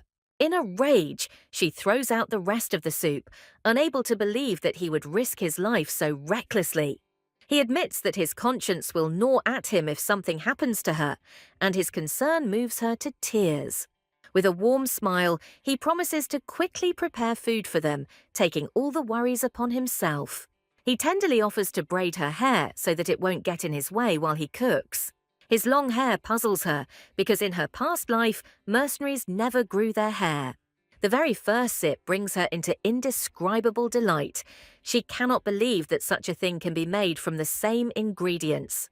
He humbly accepts her praise, explaining that he added beef jerky and ground grains from their estate. After dinner, he carefully prepares her bed in the tent, wanting her to have a good rest. His suggestion to sleep in a tent makes her uneasy because she doesn't want to leave him alone on guard. He assures her that he will stand guard until they find the mana stone and that he has no intention of sleeping. He says with confidence that he can go without sleep for several days, but she still worries. He reminds her of the dangers of Ice Mountain, urging her to regain her strength before the trials ahead. Her heart sinks with worry, and she resolutely refuses to leave him alone for the whole night. With desperate courage, she invites him to sleep together in the same tent, which shocks him. Without giving him time to come to his senses, he picks her up in his arms and carries her into the tent. Her determination knows no bounds. Finding herself underneath him, she looks at him in confusion, not understanding what is happening. He asks her with a sly smile if she is trying to seduce him, which makes her blush. His whisper burns her skin, warning her that he might mistake her carelessness for a hint. He steps back, explaining that the most important thing now is her health and the search for the Mana Stone. Everything else can wait. But his words only fuel her embarrassment, and she hides under the blanket, not knowing how to react. After an awkward rest, they continue on their way, and the girl feels much better. The hope of an easy path to the top gives them strength, and they confidently move forward. The sudden appearance of a troll disturbs their peace, and danger looms over them again. In an instant, Kian is in action, his sword flashing through the air, protecting her from the mortal threat. He explains that although trolls are thought to be extinct, some still roam these wild lands. He carefully warns her not to look at the blood, but she thinks with regret about the valuable material being wasted. They continue on their way, and the girl feels that they are getting closer to their goal. The mana is becoming denser. In places where magical energy accumulates, life blossoms with incredible force, filling everything around. But here everything is different. The monsters have caused a commotion, and the ominous word Dragon's Heart emerges in her memory. The enormous amount of mana accumulated over centuries frightens her, and she doubts her powers. But his words of encouragement and promise to follow her to the end give her new confidence. She remembers the Dragon's Heart, which helped her return to the past, and decides to believe in herself. For the sake of him, who has walked this entire path with her, she is ready to do anything just to achieve her goal. She asks him to lift her up, and they find themselves at the top, where a breathtaking view opens up. He picks her up again, warning her about the uneven road. His care and tenderness are boundless. Jumping off the cliff with ease, they continue on their way, not knowing what awaits them ahead. He understands that she doesn't need his magic. She copes with all the dangers perfectly well without him. They reach the top and are presented with an incredible view of the snow-covered valley. A sudden burst of pain pierces her body, the dragon's heart in her chest reacting to the powerful magic. She touches the rock, and a powerful stream of magical energy pierces her body, awakening her hidden powers. The ground shakes and she rises into the air, her hair fluttering in the wind. She is the embodiment of magic. Kian watches her in shock, not believing his eyes. This is impossible for an ordinary person. He suggests that this path was created by nature itself, with the help of magic, and not by some kind of curse. He feels a powerful mana energy. It is so huge that he feels it physically. Even the most experienced wizard would feel uneasy from such a concentration of magical power. They approach the edge of the abyss, and their gaze is opened to a sparkling light emanating from the very depths.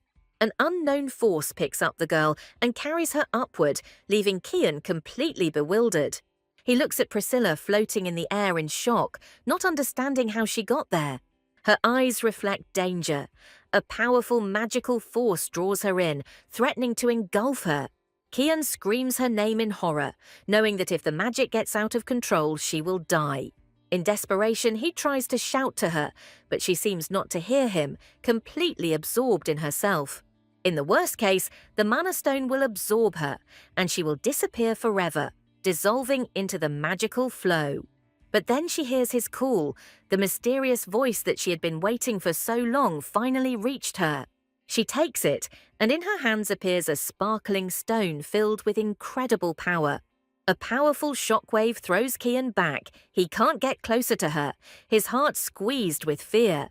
He screams her name in despair, realizing that the situation is getting out of control. The girl floats in the sky, enveloped in a magical glow, her body limp and motionless. He realizes with horror that she is still engulfed in the power of mana, and it could be fatal. If such power gets out of control, it will lead to a catastrophe of unprecedented proportions. He can't be sure of the outcome until she fully awakens, his heart sinking with fear. He realizes that she was willing to risk everything from the very beginning, and her self-sacrifice amazes him. His duty as a knight and mercenary is to help his master achieve his goal, even at the cost of his own life. With determination in his eyes, he promises to help her, even if it means giving up all his mana.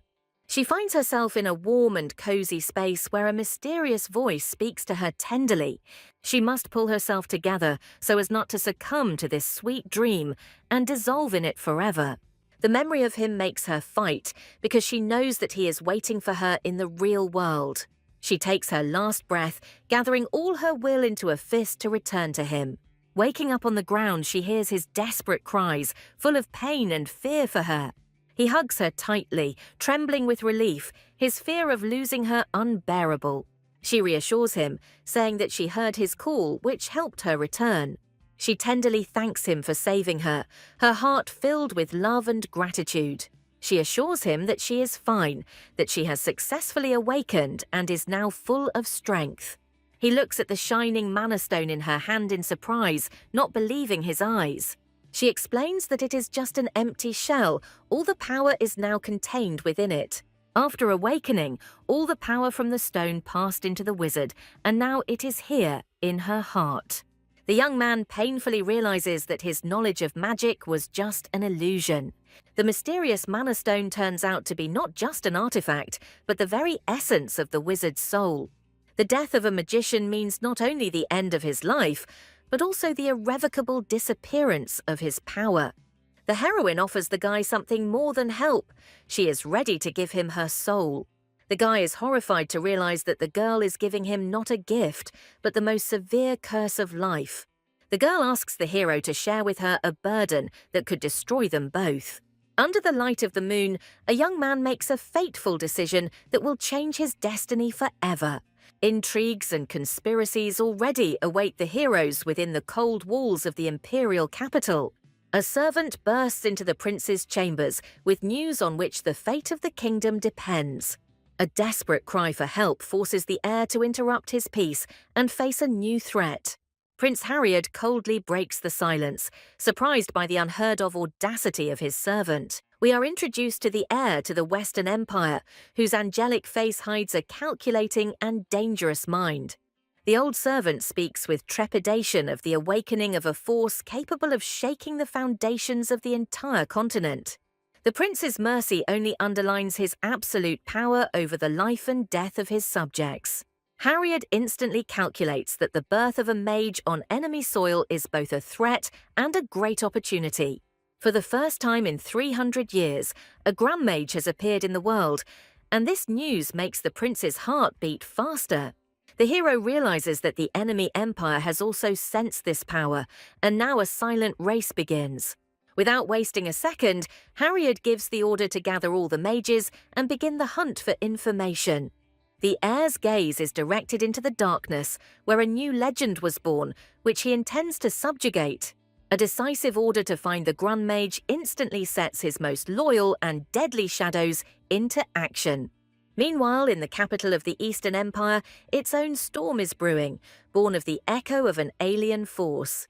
The magical artifact shatters into pieces, foreshadowing an event that was thought impossible. Princess Eustacia Melchior meets the maid's panic with the icy calm of a born ruler. For the girl, the news of the awakening of great power seems like just an annoying interruption to her measured life. Irene, in horror, tries to convey to the lady that magic of this level has not appeared in the world for many centuries. The realization that the first Grand Mage in 300 years has appeared on the continent makes even the princess fall silent. The ancient prophecy is coming true, and the heir of the great Tyrellin has finally revealed himself to the world. Eustacia instantly realizes that her ambitious brother will begin a ruthless hunt for the new magician. The confrontation with her brother makes the princess appreciate Irene's loyalty, which he has long been trying to lure away. The maid's unwavering loyalty gives Eustacia confidence that she has allies in the coming struggle. The princess's gentle gesture conceals a steely will, binding the faithful sorceress Irene to her. Eustacia makes a risky decision to hide the truth from her brother, fanning the flames of a palace war. Behind a mask of fatigue, the heroine hides her fear of the crown prince's cruelty and his obsession with power. The girl gives the order to find the Grand Mage, turning her sorceress into the main weapon in this dangerous game. The sorceress Irene unleashes her power, becoming the all-seeing eye of her mistress. Meanwhile, the young swindler is happily anticipating his profit, unaware that he has become a pawn in someone else's hands. The guy cynically rejoices at his luck, not even realizing that his petty fraud has attracted the attention of the powers that be. Singing carefree, the young man walks towards his destiny, which is already standing at his doorstep. The guy's attention is drawn to a crowd of aristocrats whose gazes are fixed on the mountain, where something incredible is unfolding. A sudden magical impulse pierces the young man, and he realizes with horror that the cause of the commotion is himself. A flash of unprecedented magic tears through the sky, causing the world to freeze in awe. A young conman in the crowd is horrified to realize that he has witnessed the birth of a true wizard. A sudden downpour caused by someone's will only increases the shock and panic of the frightened people. While others see a miracle, the guy senses something else in the air that stirs him to the depths of his soul. For an enterprising young man, this magic smells not of ozone, but of untold riches and dizzying opportunities. A mysterious stranger appears among the crowd, who sees in the new magician not a miracle, but only a huge opportunity for himself. A cunning plan had already matured in his head to gain the wizard's trust and use him for his own purposes. The swindler's heart beats wildly with greed, because for him this magician is not a person, but a walking jackpot. The power of a wizard not only pacifies the elements, but also sows the seeds of hope and faith in the impossible in the hearts of people. Filled with excitement, the young man rushes through the crowd to be the first to get to his golden ticket. Panic and distrust begin to spread in the crowd at the sight of the mysterious dark-haired stranger. The sudden appearance of Priscilla's butler makes the enterprising swindler freeze in his tracks. The guy decides that the old butler Landon is his key to the new wizard. The young man tries to get the old man to talk, referring to the miracle they both just witnessed. The arrogant butler just snorts, not believing that a real magician could appear in such a remote place. Without losing hope, the boy begins to boast of his connections, promising the magician fame and patronage of the nobility. The scammer is ready to ask for payment for his services, but Landon's cold gaze speaks of complete distrust. A sudden voice behind him interrupts his speech, and at that moment his world turns upside down. The very wizard he had been longing to find stood right in front of him, enveloped in an aura of power. The conman is terrified when he realizes that Kian Rustin, the legendary swordmaster, stands before him.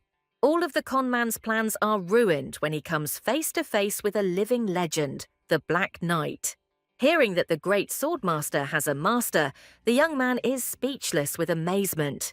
Kian's gaze warms at the sight of the scarlet hair, foreshadowing the arrival of the one to whom he swore allegiance. The appearance of the mysterious sorceress Priscilla finally finishes off the stunned guy. Behind the Countess's angelic smile lies an icy contempt for those she considers parasites. Fear and greed war in the young man's soul when the butler rudely reminds him of the girl's status. Priscilla, with cold calculation, understands that the game is just beginning and the stakes will be incredibly high.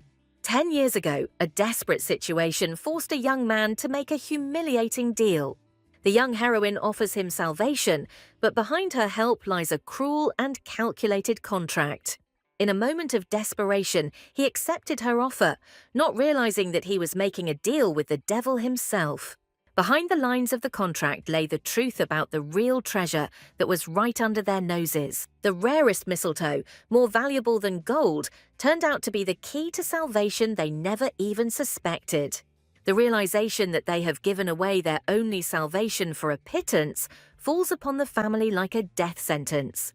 The father, in desperation, tries to appeal to Horson's conscience, but in response receives only cold calculation. The young man mockingly admits his deception, reveling in their complete and crushing defeat.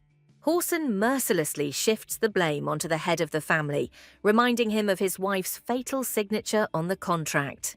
All the mother's pain and rage falls upon young Priscilla, who, with her naivety, doomed them to death. Under the weight of accusations, the girl drowns in guilt, realizing that her silence cost them everything. The ruthless deforestation has become a silent monument to human greed and shattered hopes. Years later, in the eyes of a mature Priscilla, it is not forgiveness that burns, but the icy flame of a thirst for revenge. Kian's hand in hers is a silent promise to be there no matter what. Yesterday's conman is now showering her with flattery, trying to tap into her newfound power. A new plan was already brewing in his cunning eyes, because now it would be much easier to deceive people. Priscilla accepts the Baron's praise with cold politeness, easily pushing aside the annoying scoundrel. The old aristocrats, who only yesterday looked down on her, now seek her favor and patronage. Even experienced barons, who have seen much in their lifetime, cannot hide their shock from her incredible magic. Hope is born in the hearts of the vassals that under the protection of the new sorceress, their lands will finally find peace. The adoration in Baron Storer's eyes shows that for them she is no longer just a countess, but a great magician. On bended knee, the loyal vassals see in her not just an heir, but a revival of the former greatness of their family. The shadow of her proud ancestors looks down on her, and the girl understands that the honor of the entire house of Motia now rests on her shoulders. Priscilla bitterly recalls the humiliations of the past, when she was considered only a shadow of her former greatness. Even in the darkest times, loyal vassals tried to protect her from predators like Horson. Now, having become a sorceress, the heroine raises her head, accepting her true place and power. She understands that her magic and Kian's support can restore her not only to power, but also to the loyalty of the people. Horson's insistent voice trying to get her attention now sounds pathetic and out of place. The Countess, with icy sarcasm, puts the upstart in his place, reminding him of his insignificance. The guy barely hides his anger behind a fake smile, not expecting such a rebuff from someone he considered weak. A vengeful fire lights up in his eyes, because he is sure that the old debt still gives him power over her. Horson mentally vows to destroy this arrogant sorceress, forcing her to beg for mercy. With a cheeky grin, he decides to remind the Countess about the money, confident that it is his main trump card. Horson unceremoniously interrupts the general rejoicing, reminding the Countess of the overdue debt. He gloats, confident that he has brought the arrogant aristocrat back down to earth. His loyal vassals are outraged by his insolence, not understanding how he can talk about money at such a moment. The guy cynically hides behind the mask of a simple merchant, for whom nothing is more important than profit. Behind his hypocritical concern lies the predatory grin of a man obsessed only with the thirst for profit. With feigned humility, the young man tries to manipulate Priscilla by reminding her of his worth. The heroine notes with irony that aristocratic etiquette is too complicated for a simple merchant. The girl offers him lessons in good manners, subtly hinting at his ignorance and putting him in his place. Her calm smile is disarming, showing that she now plays by her own rules. Priscilla's words hit home, leaving a humiliated Horson seething with impotent rage. Behind the mask of politeness, Horson hides a seething rage, mentally cursing the Countess who humiliated him. Priscilla cuts off his attempt to talk about duty with one movement, showing who dictates the rules here. In desperation, the guy tries to regain control by reminding her of bankruptcy, but his words are drowned out by the general contempt. The outraged vassals see him as nothing more than an impudent commoner who dared to violate their ancient rituals. The wrath of the aristocrat falls upon the merchant, who with his ignorance insulted the most sacred event for them. The discovery that today is the day of the oath of allegiance to the new ruler comes as a deafening blow to Horson. The public humiliation leaves the guy speechless, as he turns out to be just a pawn in her game. Leaving the defeated enemy behind, the heroine confidently steps towards her new destiny as ruler. Every step she takes in the throne room is a step towards the revival of the House of Motia and the restoration of justice. Having ascended the throne, Priscilla silently announces to the whole world that the era of weakness and humiliation is over forever. On bended knee, the vassals entrust to their new mistress not just their swords, but their very lives and honor. The united voice of the knights swearing an oath of allegiance shakes the walls of the ancient castle. Kian recalls with a smile that his oath was made long before this ceremony, sealed not by duty, but by heart. Priscilla tries to understand why these people value so much a ritual that brings them neither gold nor land. Horson watches the ceremony with disdain, seeing nothing in it but empty posturing and arrogance. The boy realizes with horror that his enemy is not just a rich aristocrat, but the mistress of knights loyal to her until death. An escape plan is brewing in the swindler's head, because while everyone is busy making vows, no one will notice his disappearance. A heavy silence hangs in the hall as the Countess gazes silently upon those now bound to her by blood and steel. By accepting the Baron's sword, the girl takes responsibility for his life and the future of his family. The unexpected question to the young knight shows that for her, not only the oath is important, but also every person behind it. The young knight Lae'zel pronounces his name in trepidation, afraid to even raise his eyes to his new mistress. The touch of the blade on her hand seals the oath, and Priscilla takes his life under her protection. For a young man, this was an unheard-of honor, since it gave equal rights to both experienced knights and green youths. A slight shadow of jealousy crosses Kian's face as he watches her accept vows from other men. The hero worries that the girl has taken on too much, but she only smiles at her new strength. Priscilla feels power concentrated in her hands, and this intoxicating feeling makes her forget her weakness. Kian's quiet whisper, full of tenderness and care, brings her back down to earth, reminding her of her fragility. The maid watches them with affection, seeing in their whispers something more than just a conversation between a mistress and a knight.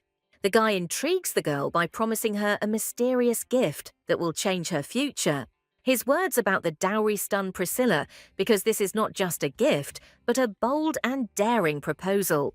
Kian's sharp signal breaks the silence, heralding the appearance of his main and most dangerous trump card. A squad of battle-hardened mercenaries, their scars telling of hundreds of battles won, enters the hall. The guy offers the heroine not just warriors, but a future legendary army, loyal only to her. Priscilla is stunned because he is giving her not just a squad, but the key to power and her own future. The old vassals look with doubt at the handful of mercenaries, not seeing in them a force capable of defending their lands. The girl is tormented by doubts because she is not a commander, but just a young sorceress, not ready for such responsibility. In the warrior's eyes, she sees a silent question and hope, realizing that for them she is the only way. Gathering her will into a fist, Priscilla accepts this gift, realizing that from now on, the fates of these people are in her hands. The girl's warm smile erases the boundaries between aristocrats and mercenaries, uniting them into one family. Captain Comyn steps forward, ready to renew his oath, symbolizing the birth of a new, united army of Motia. A handshake between a knight and a mercenary seals a new alliance, born under the banner of one mistress. This simple gesture combines the honor of an aristocrat and the fury of a warrior, ready to show the world his strength. Horson can hardly contain his irritation, not understanding how this empty ceremony can be more important than hunger. He remembers how cruelly the girl dealt with her stepmother, and understands that her new determination is not a bluff. He can't believe how a pathetic girl could turn into a cold-blooded and powerful ruler overnight. The priest's intervention becomes the last straw for the boy, because now he will have to endure religious moralizing. 100 knights, a swordmaster and a sorceress. This force is capable of crushing an entire army, and Horson understands this. Before his eyes, the Motia estate in an instant turns from easy prey into an impregnable fortress. But fear quickly gives way to excitement, and the guy decides that a temporary retreat is the best strategy for future victory. Pretending to admire the gleam of the swords, he is already calculating how to turn this newfound power to his advantage. Faithful butler Landon notes with quiet pride that his mistress has exceeded all, even the wildest expectations. Horson can hardly hide his impatience as he looks forward to a conversation with the Countess that he is sure will restore his control. The butler's cold refusal and the news of a dinner with vassals become the first blow to the guy's pride. An attempt to invite himself to the banquet fails.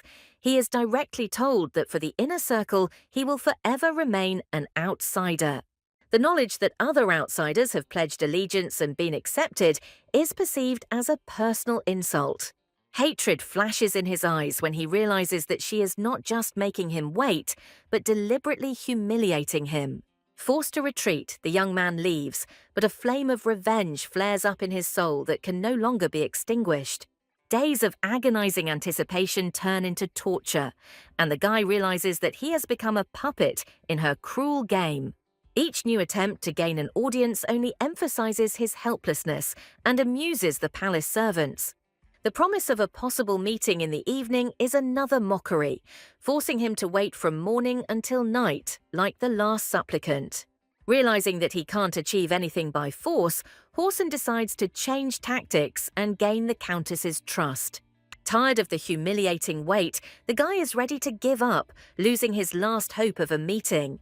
An unexpected invitation from a maid becomes a ray of light for him, bringing back the excitement and anticipation of victory. Walking down the corridor, he is already calculating his moves, hoping to make sure that his old enemy is finally defeated. Behind his obsequious smile and false pleasantries lies the cold calculation of a predator ready to attack. The solemn and cold atmosphere in the room instantly knocks his arrogance down a notch, making him feel his own insignificance. What Priscilla holds in her hands is not just a piece of wood, but the key to his exposure and her future triumph. Her innocent question about the value of wood is a perfectly laid trap into which he is about to fall. The girl confidently declares that the fate of her lands depends on this tree, throwing it an open challenge. Kian's watchful gaze catches his every reaction, confirming that their cunning plan has worked perfectly. Priscilla, with a predatory smile, seizes the initiative, reminding her of the duty that was supposed to become her shackles. Her daring move takes Horson by surprise, completely destroying his advantage and confidence. A chill of horror pierces the boy when he realizes that she may have uncovered his greatest deception. With one calm gesture, the heroine hands over the floor to Keanu, demonstrating their unbreakable union and her absolute power. The bag of gold thrown on the table becomes a silent symbol of her triumph and his complete defeat. The guy stares at the money in a daze, unable to believe that his main trump card has turned to dust. His brain frantically searches for an answer to how this poor girl was able to accumulate a fortune in just a few days. Hiding his shock behind a greedy grin, he tries to pretend that this is exactly the outcome he wanted. The Countess's cold farewell hits his pride, forcing him to make a desperate attempt to save face. Pretending to be a simpleton, he points at the wood with false curiosity, hoping to learn its secret. Priscilla skillfully feigns naivety, offering Horson to evaluate the wood, which is in fact his main secret. Horson takes the bait, but tries to find out how much she knows about the true value of this treasure. The girl continues her game, convincing him that she has no idea about the wealth she holds in her hands. Greed flashes in his eyes, because he is sure that the old contract with his stepmother gives him full rights to this find. Confident in his monopoly, the guy is already anticipating fabulous profits, rushing to get hold of the unique mistletoe. Horson begins his game by praising the wood to prepare the ground for his generous offer. Considering her a complete fool, he offers her a ridiculous deal, confident that she does not understand the true value of the issue. The sum of 50,000 gold pieces takes her back in time, reminding her of the deal that once destroyed her family. The memories show how this same man, like a serpent tempter, deceived them into giving up priceless forests for a pittance. Her thoughtful look gives him false hope, and he waits with a smug grin for her to fall into his net. Confident of his victory, Horson offers himself as a financial advisor, not suspecting that this is his main mistake. Priscilla, with one precise question about the value of wood, seizes the initiative, forcing him to walk into a trap himself. The boy understands that if he tells the truth, he will forever lose the right to cut down the trees, which he almost had in his hands. A plan is brewing in his head to name an average price so as not to arouse suspicion and keep her in the dark. With feigned indifference, he throws out an insultingly low price, confident that the same naive fool stands before him. His pathetic lie about a possible price increase to 1 gold coin only evokes a contemptuous smirk from the girl. Priscilla's loud laughter echoes throughout the room, shocking him and making him realize that the game is over. With one gesture, she summons her true expert, preparing to deal a crushing blow to his pride. The appearance of Atrix becomes a death sentence for Horson, because it was with his words that she appointed a new advisor. The world crumbles before the boy's eyes as he realizes that his own greed has led him to complete and humiliating ruin. Horson realizes in horror that his opponent is not a local merchant, but an experienced capital merchant. Priscilla's words about her husband sound like a death sentence, because now she has not only magic behind her, but also his boundless support. Atrix coolly exposes all the procurement scams that the former madam was carrying out. The boy realizes with horror that his deception with the collectibles has been exposed, and now he is in the complete power of the Countess. Having lost all hope, he falls to his knees, begging for mercy, but in her eyes he sees only icy contempt.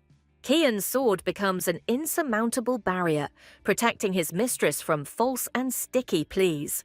The boy, in fear, mumbles excuses, but his pitiful appearance only makes the knight even more disgusted.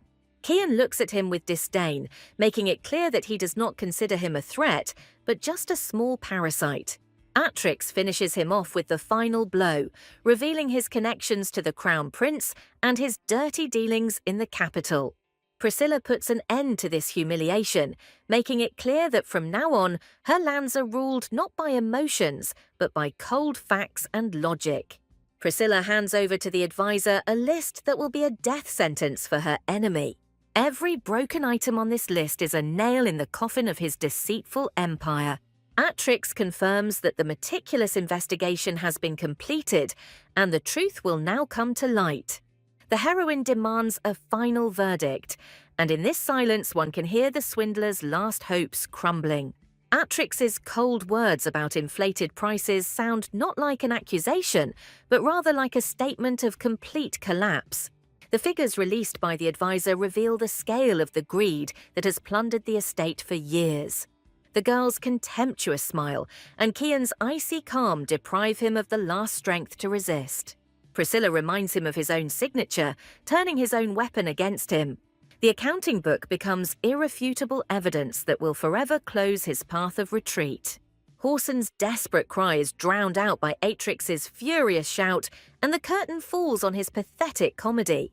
Atrix gives Kian not just a book, but evidence that will be the final nail in Horson's coffin. By proudly accepting his wife's surname, the guy shows that from now on he is not just a knight, but the protector of an entire family. Atrix's sincere apology speaks of his respect for his new mistress and her wise and insightful husband. Next to the ledger lies a small package that contains the main and most terrible piece of evidence. Priscilla's innocent question about the mysterious box makes the swindler's heart stop in anticipation of trouble. The velvet box contains a ring that will become irrefutable proof of his most vile deception. The girl recognizes it as an exact copy of her stepmother's ring, and this guess pierces her with an icy chill. She realizes that he was not only deceiving her family, but also selling them cheap counterfeits under the guise of luxury. Her direct question about where he got this ring sounds like a guilty verdict from which he can no longer escape. Atrix reveals the final secret, and Horson realizes with horror that his reputation is ruined forever. Priscilla dismisses his lie with icy calm, making it clear that she has never heard of such a cheap shop. The secret is out. This is just the production of cheap trinkets for commoners, not elite jewelry. Every ring that comes off their production line is a soulless copy, which ultimately proves its insignificant value. Horson is horrified to realize that his years-long deception with the jewels has been exposed, and he is now completely at her mercy. As she sinks down to him, the heroine is surprised with a poisonous sweetness that her stepmother could value such a pathetic fake. In a desperate attempt to save himself, the boy tries to shift the blame onto Atrix, but his pathetic lie only accelerates his downfall. Priscilla reveals her plan with a grin, making it clear that Atrix deliberately kept the ring as the main evidence. She calmly explains that his main mistake was his own carelessness and greed, which were his undoing. Her steely voice cuts off all his excuses, and she walks away, leaving him to wallow in his own lies. The final blow is that she demands that he confess to deceiving his stepmother, driving him into a corner from which there is no escape. Broken and humiliated, Horson finally admits his crushing defeat, falling at her feet. In a desperate attempt to save his own skin, he offers to return every last penny, begging for mercy. Priscilla accepts the bag of money with cold indifference, which now seems to her like a pitiful handout. She mockingly thanks him because his greed allowed her to find a loyal advisor and strengthen her power. Her words about a financial advisor sound like a mockery to him, because this is exactly the role he so longed to get. The heroine openly thanks Atrix, turning him from a simple witness into the chief architect of her victory. The girl delivers the finishing blow by quoting his own lie about the price of mistletoe, and this becomes the final humiliation. Horson is horrified to realize that she knew the truth all along, and now suspects her of using magic. Atrix finally destroys his world by revealing the true, fabulous price of Motya's mistletoe. With a devilish grin, Priscilla decides to give the treasure a new name, forever securing her right to it. The realization that the whole game was a trap from the start hits Horson like a crushing blow. Defeated and humiliated, he can only curse Priscilla, calling her a wicked witch who stole his dream. The heroine confirms his guess with a cold smile, enjoying the moment of her absolute triumph. She transfers the right to the priceless mistletoe to Atrix, forever erasing Horson from the history of her estate. Leaving her enemy to wallow in his own shame, the girl goes off to discuss the future she has created for herself. Loyalty and sincere admiration in the eyes of the new advisor become her best reward for her risky plan. The name that was a symbol of her humiliation will now become the name of her greatest treasure, and an eternal reminder of revenge.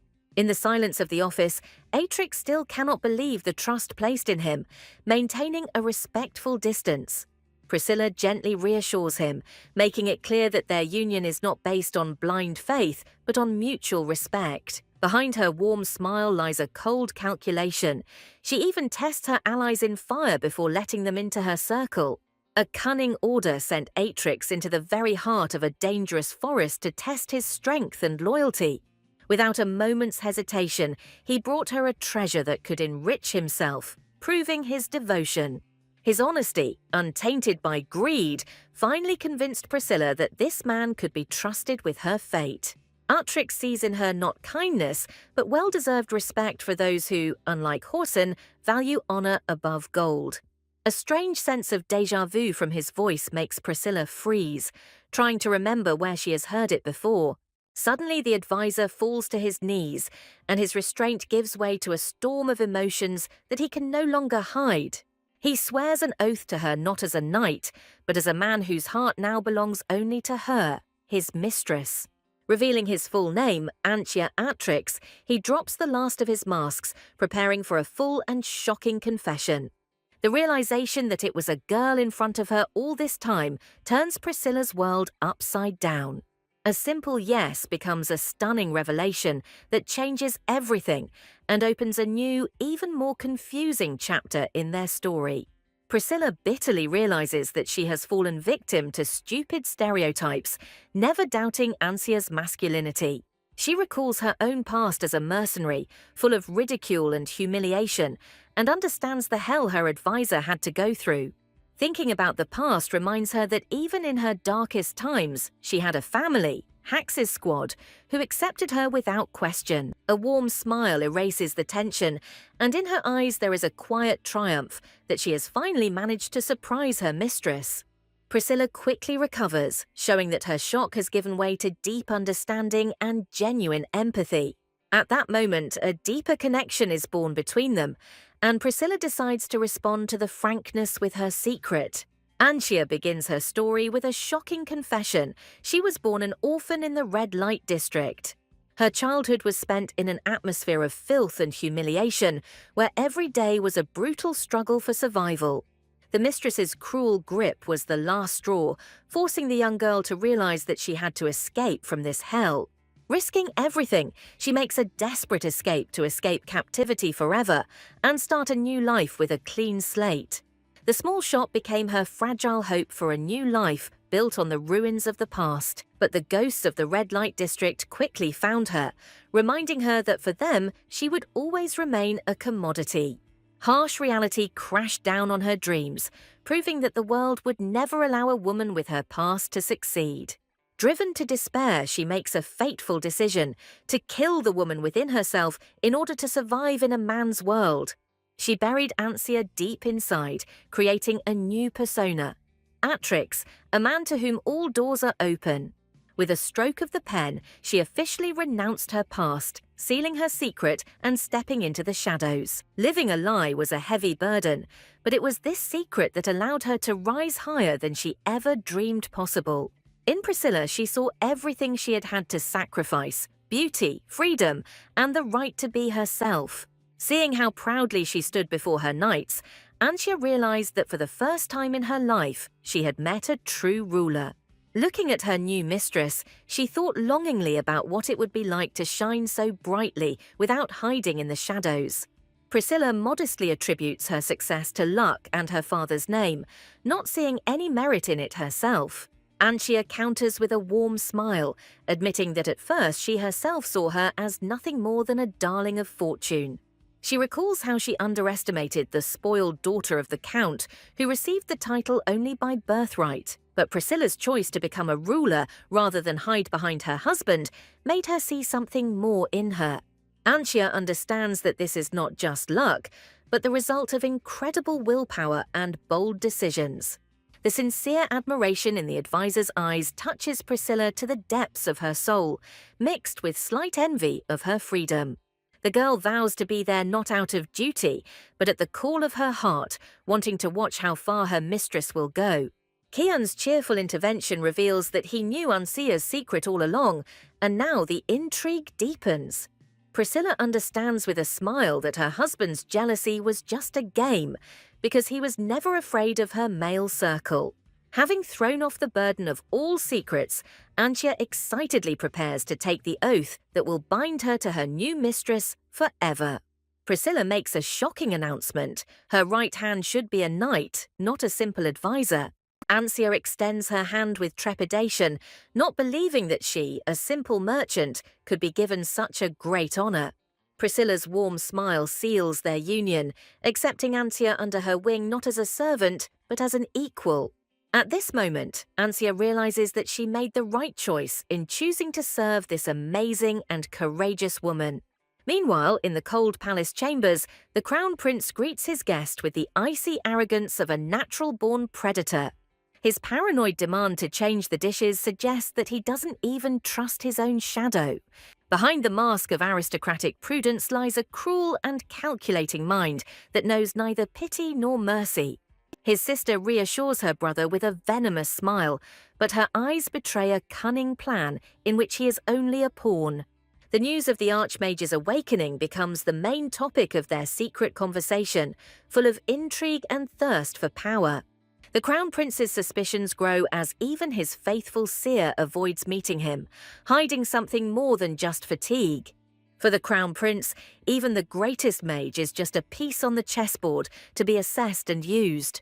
News of the awakening of power in the forgotten lands of Motia makes him turn his attention to this backwater for the first time. The fact that the Archmage is a young girl only fuels his passion as a predator who has sensed a weak and defenseless victim.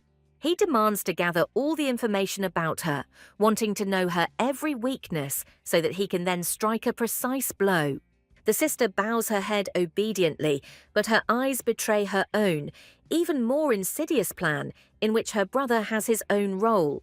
The thought of Marquise Melchior, a strong widow who protects her son, evokes mixed feelings in the Crown Prince.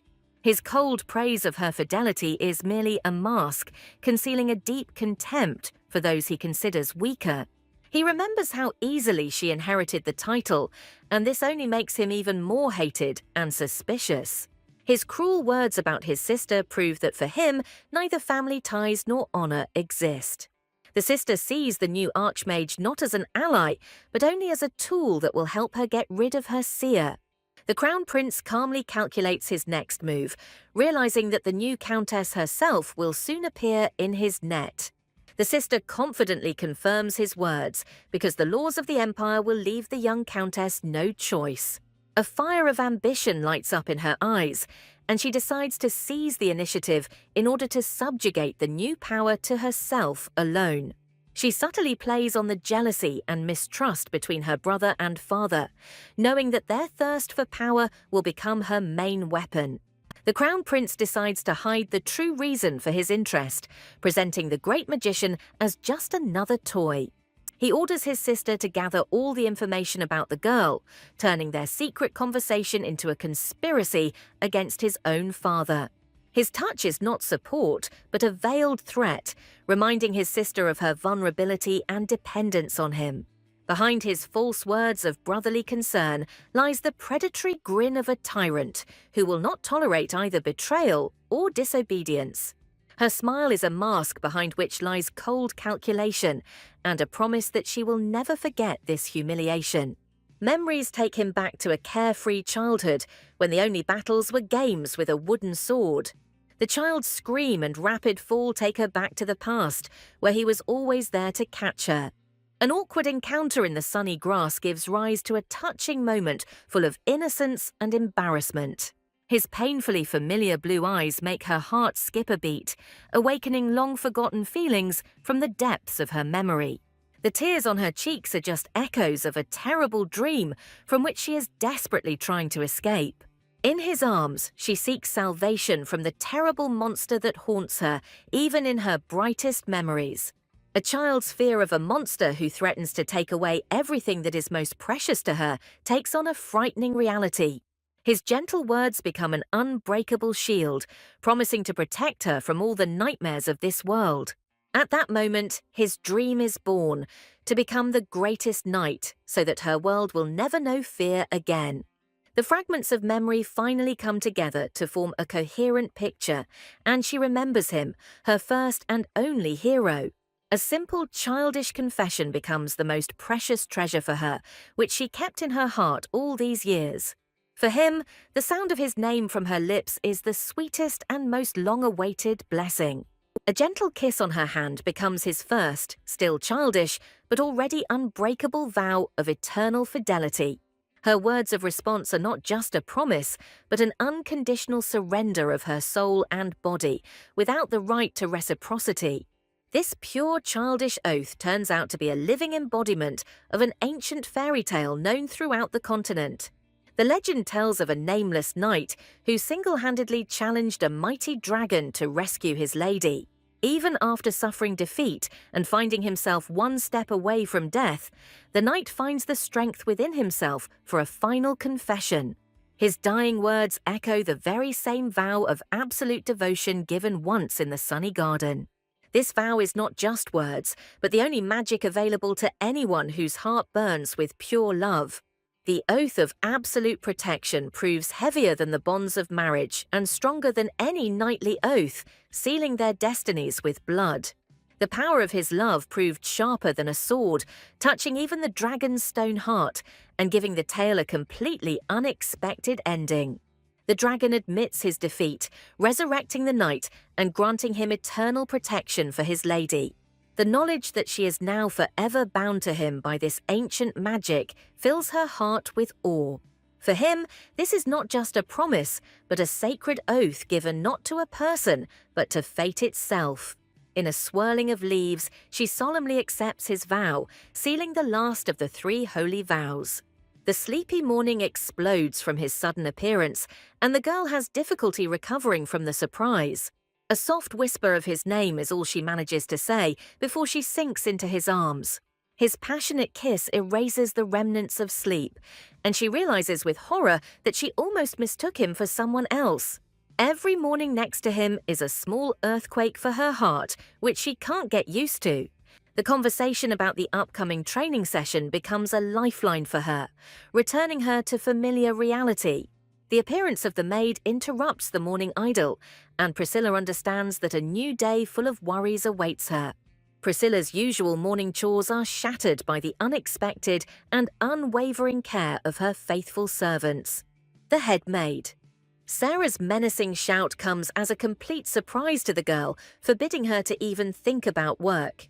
Priscilla panics and tries to object because she is responsible for the harvest and the well-being of the entire estate.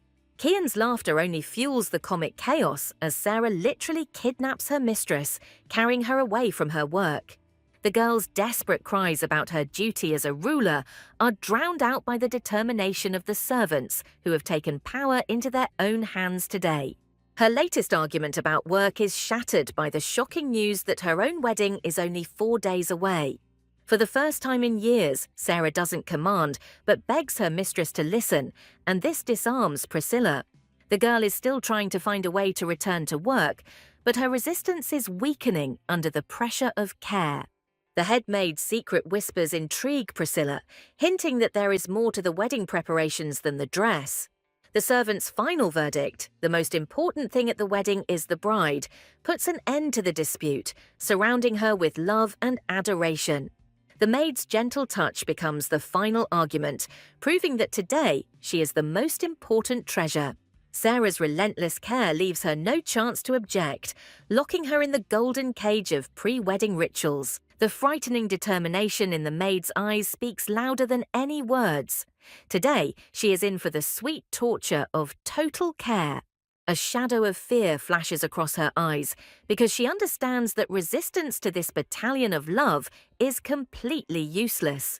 A day full of fuss and procedures ends in the silence of the bedroom, where her husband's surprised but tender gaze awaits her. She complains ironically about the tyranny of servants, not realizing that this exhausting care is only a manifestation of their boundless love. There is tenderness and a slight mockery in his eyes, because the splendor of the wedding is not important to him, but only its happiness. His sudden touch breaks the quiet conversation, drawing her into a world of tenderness where words are no longer needed. The intoxicating scent of her skin, given to him by Ansia, becomes a sweet poison for him, making him forget about everything in the world. His fingers glide over her silky skin, and he realizes that the servant's efforts during the day were not in vain. The click of scissors marks the beginning of a new day, full of pre-wedding bustle and delicate beauty rituals. Priscilla's slight fright is met with laughter, as today she is in the complete power of her faithful and caring maid. Memories of restless sleep become the reason for another round of innocent jokes and teasing. Sarah, with maternal tenderness, dreams of heirs, seeing in her future children the continuation of the Motia family. Playful banter and laughter fill the room, turning ordinary morning gatherings into a warm family ritual. A bath with rose petals becomes a real oasis of peace for her, where she can forget about business and just be herself. She bitterly realizes how long it has been since she allowed herself such luxury, completely absorbed in the care of the estate. Throwing aside all thoughts of work, the girl decides to give in to the moment, enjoying every second of this sweet idleness. But even in blissful bliss, her thoughts return to the mysterious boy from her dream, whose image haunts her. She tries to find similarities between him and her husband, but so far she sees only striking differences, not noticing the main, hidden connection. A haunting dream about a boy from her past becomes so real that she almost calls her husband by his name. Priscilla remembers with a smile their childhood vow, given so easily and carefree, without thoughts about the future. The sudden thought that Kian could have made such a vow to another woman pierces her heart with a sharp pain. She is angry with herself for this selfish jealousy, but she can do nothing about the storm raging in her soul. Imagining him next to another, she feels the blood boil in her veins, turning tenderness into incinerating rage. Noticing her strange behavior, Sarah anxiously tries to find out what has suddenly upset her mistress. Priscilla tries to hide the real reason for her anger by casually mentioning the name of the boy from her dream. She decides to check if Sarah remembers that same servant, but in response she only receives ridicule for his ridiculous name. Her surprise knew no bounds, because she was sure that her faithful nanny must remember the boy who was so dear to her in childhood. The complete bewilderment and confusion on Sarah's face suggests that there is no trace of the mysterious Cain in her memory. Sarah's words that there had never been a servant with that name in the castle plunge the room into a ringing silence. The nanny's unwavering confidence makes Priscilla doubt her own vivid memories. She considers this name inappropriate, not even suspecting what a heavy and cursed history it carries.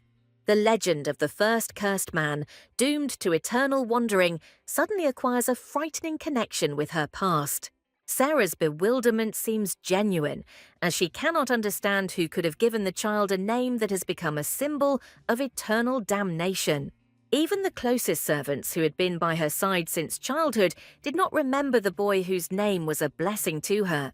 The realization that she alone holds the memory of him makes her feel lonely in this huge castle.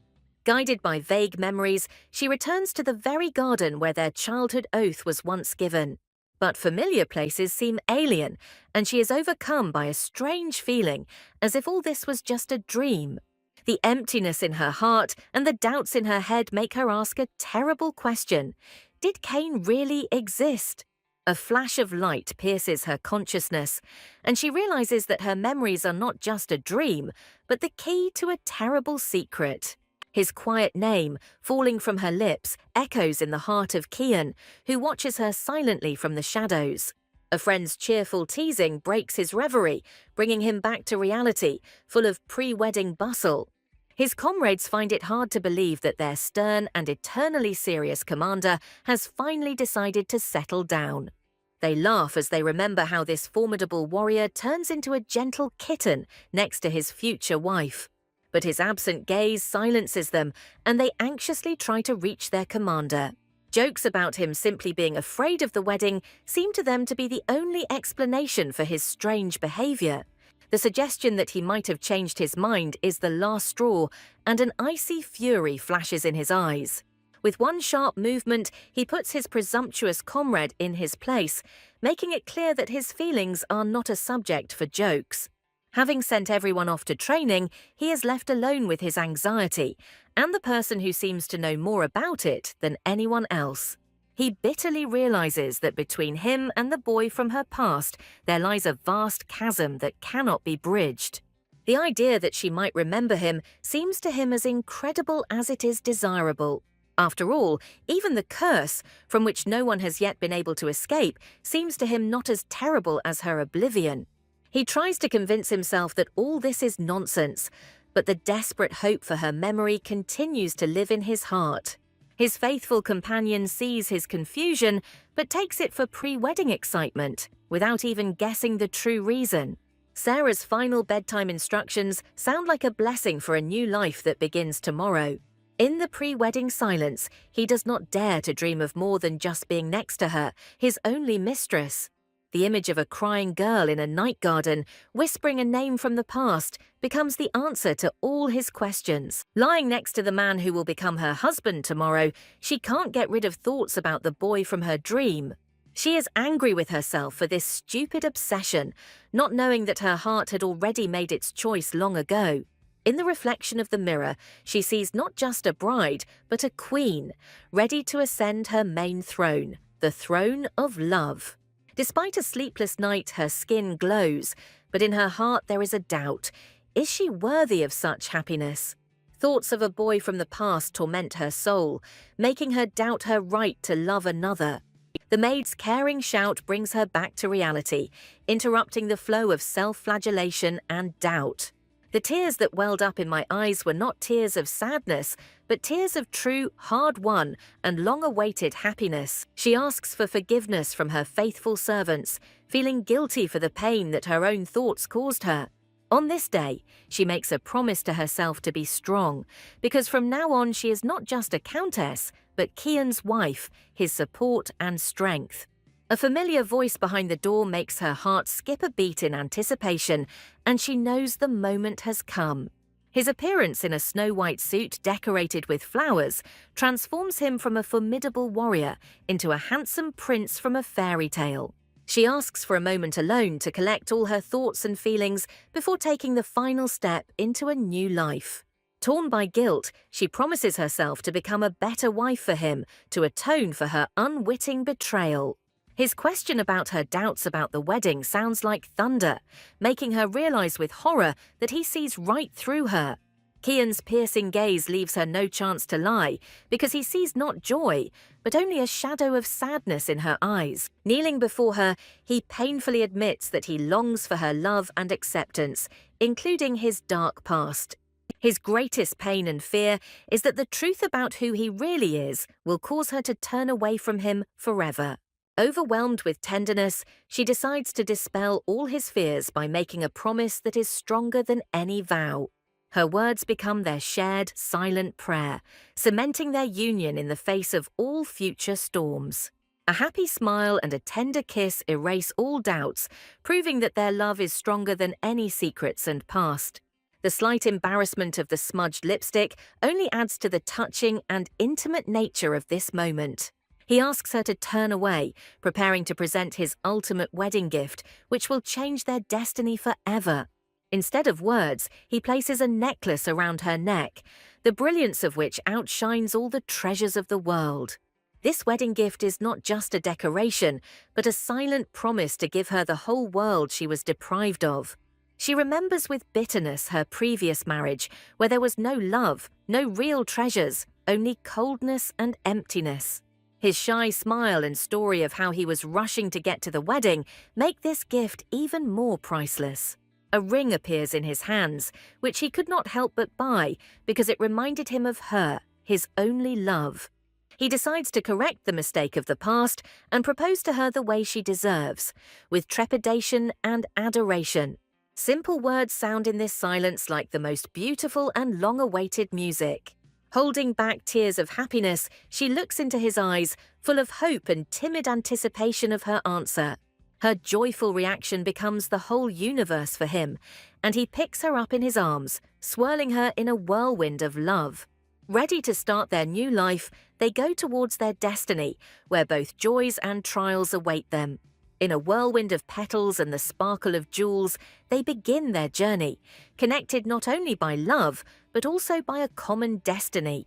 The sincere congratulations and applause of their faithful servants become the first blessing for their new union.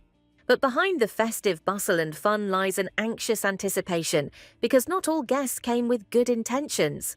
The absence of a close relative at a wedding becomes a source of gossip and a reminder of her complete loneliness. Under a rain of petals and confetti, they enter the hall, where admiring glances and envious whispers await them.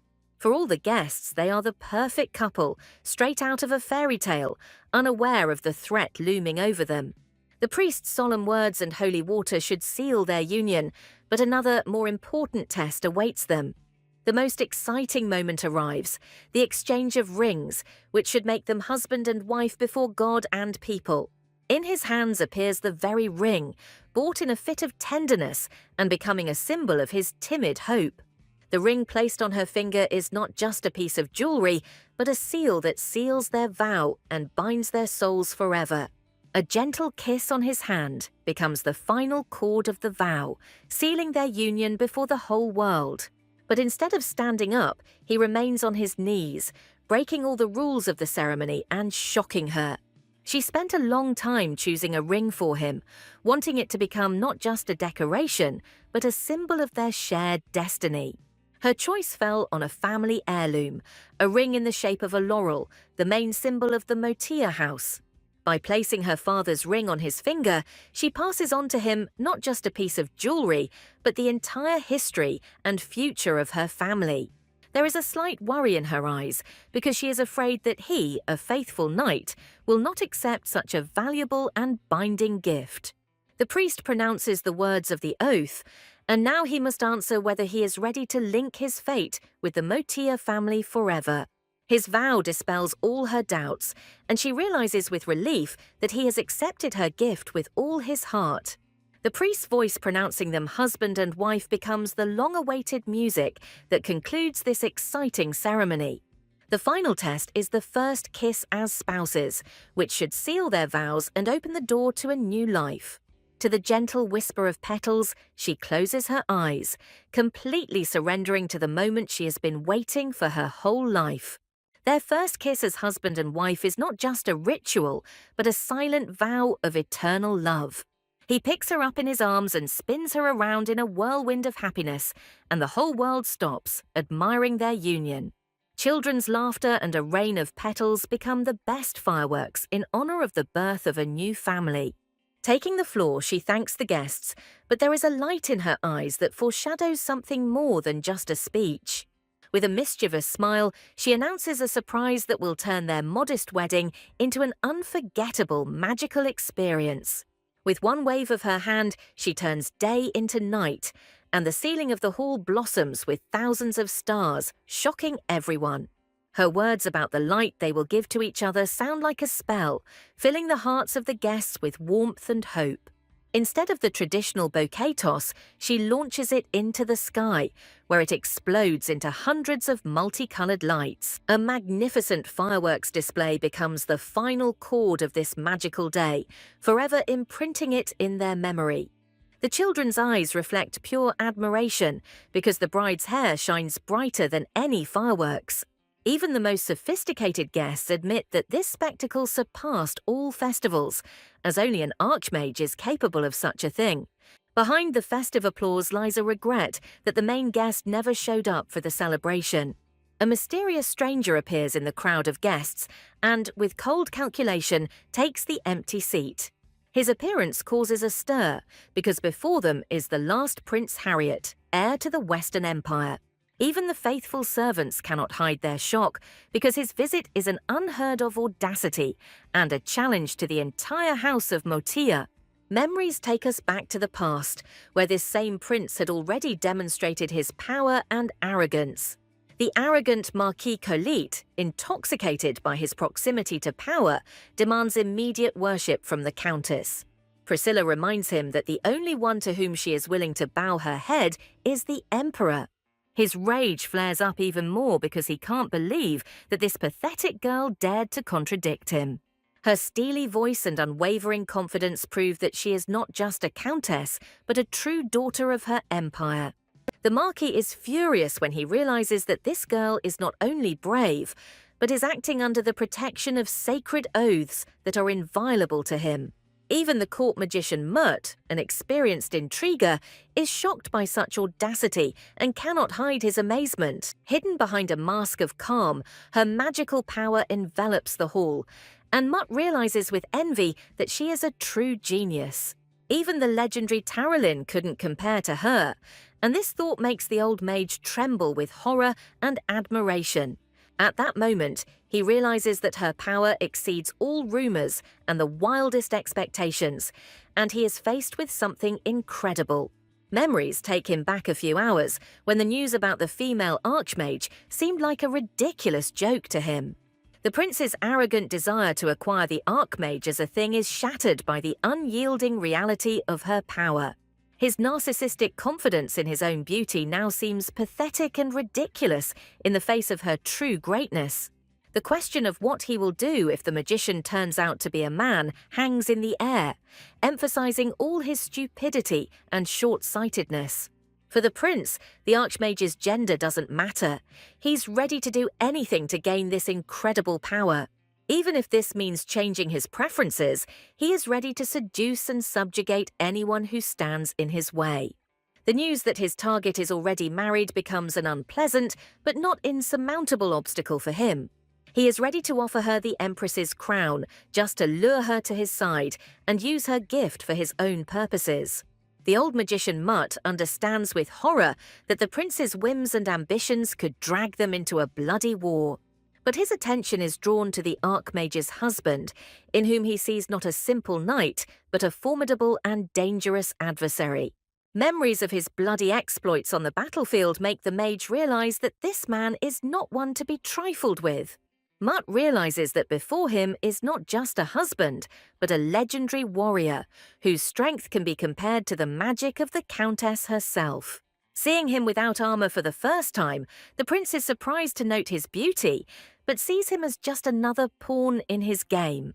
However, the tender glances of the newlyweds indicate that their marriage is not a contract, but true love, which is not so easy to destroy. For the old magician Muta, their love is not a blessing, but another obstacle on the path to the prince's unlimited power. The prince, with a venomous smile, notes that her refusal to ally with him is not just disrespect, but outright betrayal.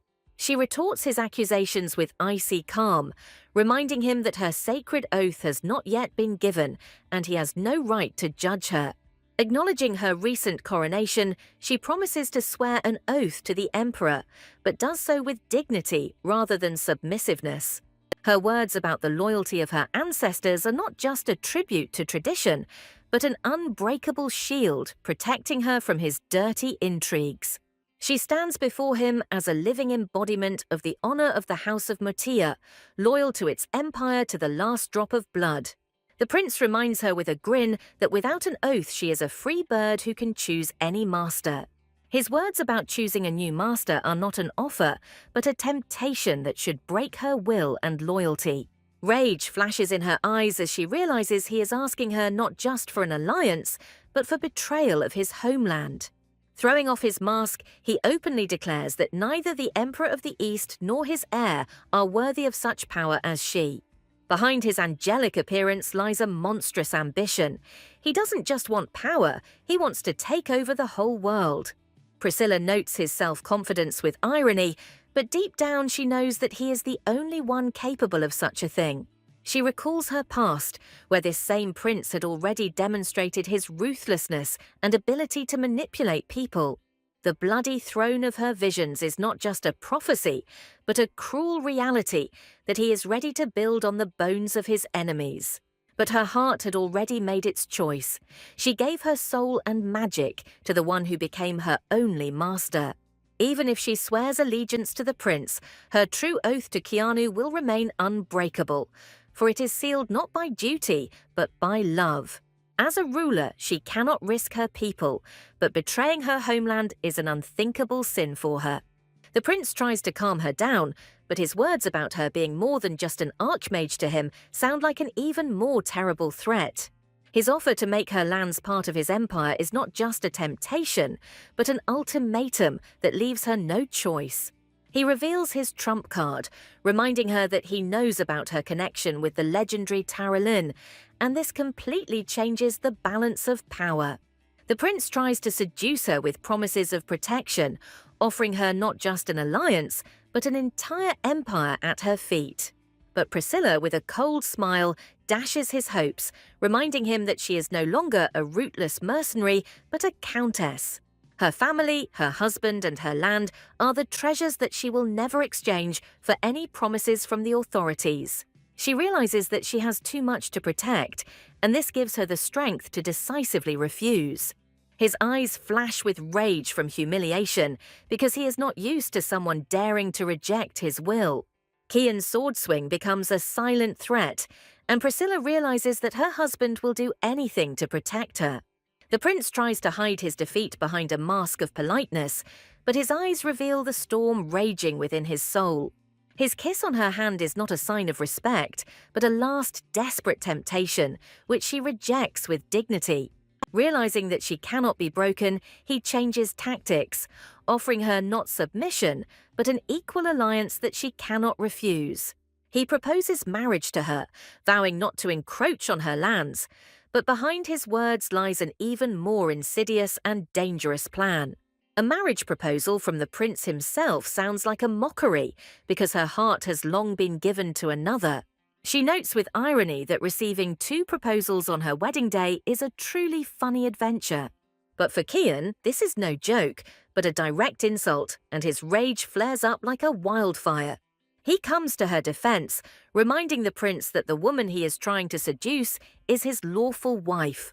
There is a fire burning in his eyes, and he is ready to challenge even the crown prince to defend his honor and love. An arrogant marquise, unable to see beyond his nose, tries to put a simple knight in his place. But Kian's icy voice and aura of power leave even the bravest speechless in awe. His dark energy envelops the hall, and everyone present feels that one wrong word could cost them their lives. The prince feigns surprise at his anger, but his eyes reveal genuine interest in this dangerous adversary. He understands that before him is not just a soldier, but something more, a force capable of changing the course of history.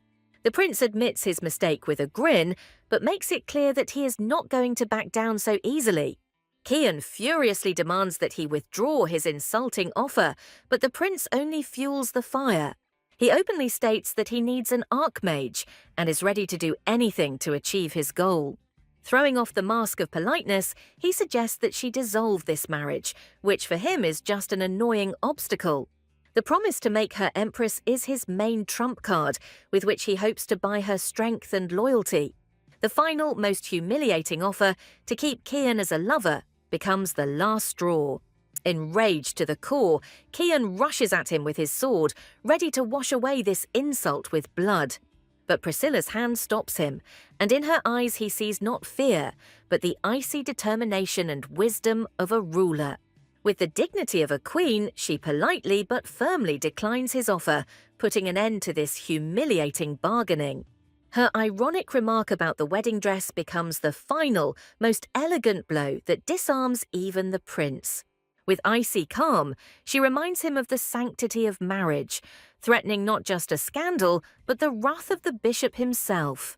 For the church, the marriage vow is an unbreakable law, and divorce is a sin that can cost him the support of the temple. Her bold threat to use the bishop as a weapon against him shocks even the most seasoned schemers. Mutt realizes with horror that she is not just bluffing, but is ready to start a war between the 2 empires to protect her marriage. The history of 2 empires is a history of eternal rivalry, where the young Western Empire was always inferior to the ancient Eastern one. Old grievances and conflicts between the emperors and the church only add fuel to the fire, making the threat even more real. Mutt realizes that if this news reaches the Eastern Empire, they will use it as a pretext to start a new bloody war. The silence that fell over the room spoke louder than words. Everyone understood that this fragile girl held the fate of 2 empires in her hands. The prince's sudden laughter breaks the silence, and his reaction is even more frightening than his anger. He calls her threat a good idea, and a mad fire lights up in his eyes that could burn the whole world to the ground. For the prince, her threat is not an obstacle, but the perfect pretext to start the war he has long desired. He declares with cold confidence that war is inevitable, and that he himself will be its main instigator. The realization that in front of her stands not just a politician, but a real monster thirsty for blood, plunges her into shock. He notes with a grin that her refusal is the best gift she could have given him, because now his hands are untied. There is a fire of madness burning in his eyes, and he makes it clear that he fears neither God nor the devil on his path to power. Kian realizes that the time has come for a decisive choice that will determine not only her fate, but the fate of the entire world. The prince gives her an ultimatum. Either she accepts his offer and saves her people, or becomes the cause of their death. The words that her lands will be the first to be wiped off the face of the earth sound like a death sentence to her. She sees in his eyes not bluff, but cold determination, and understands that he is ready to repeat the bloody history of the past. Visions of a future filled with fire and death make her realize that her refusal could cost the lives of thousands of innocent people. His gentle touch and quiet promise of protection become an unbreakable wall for her in the face of the approaching storm.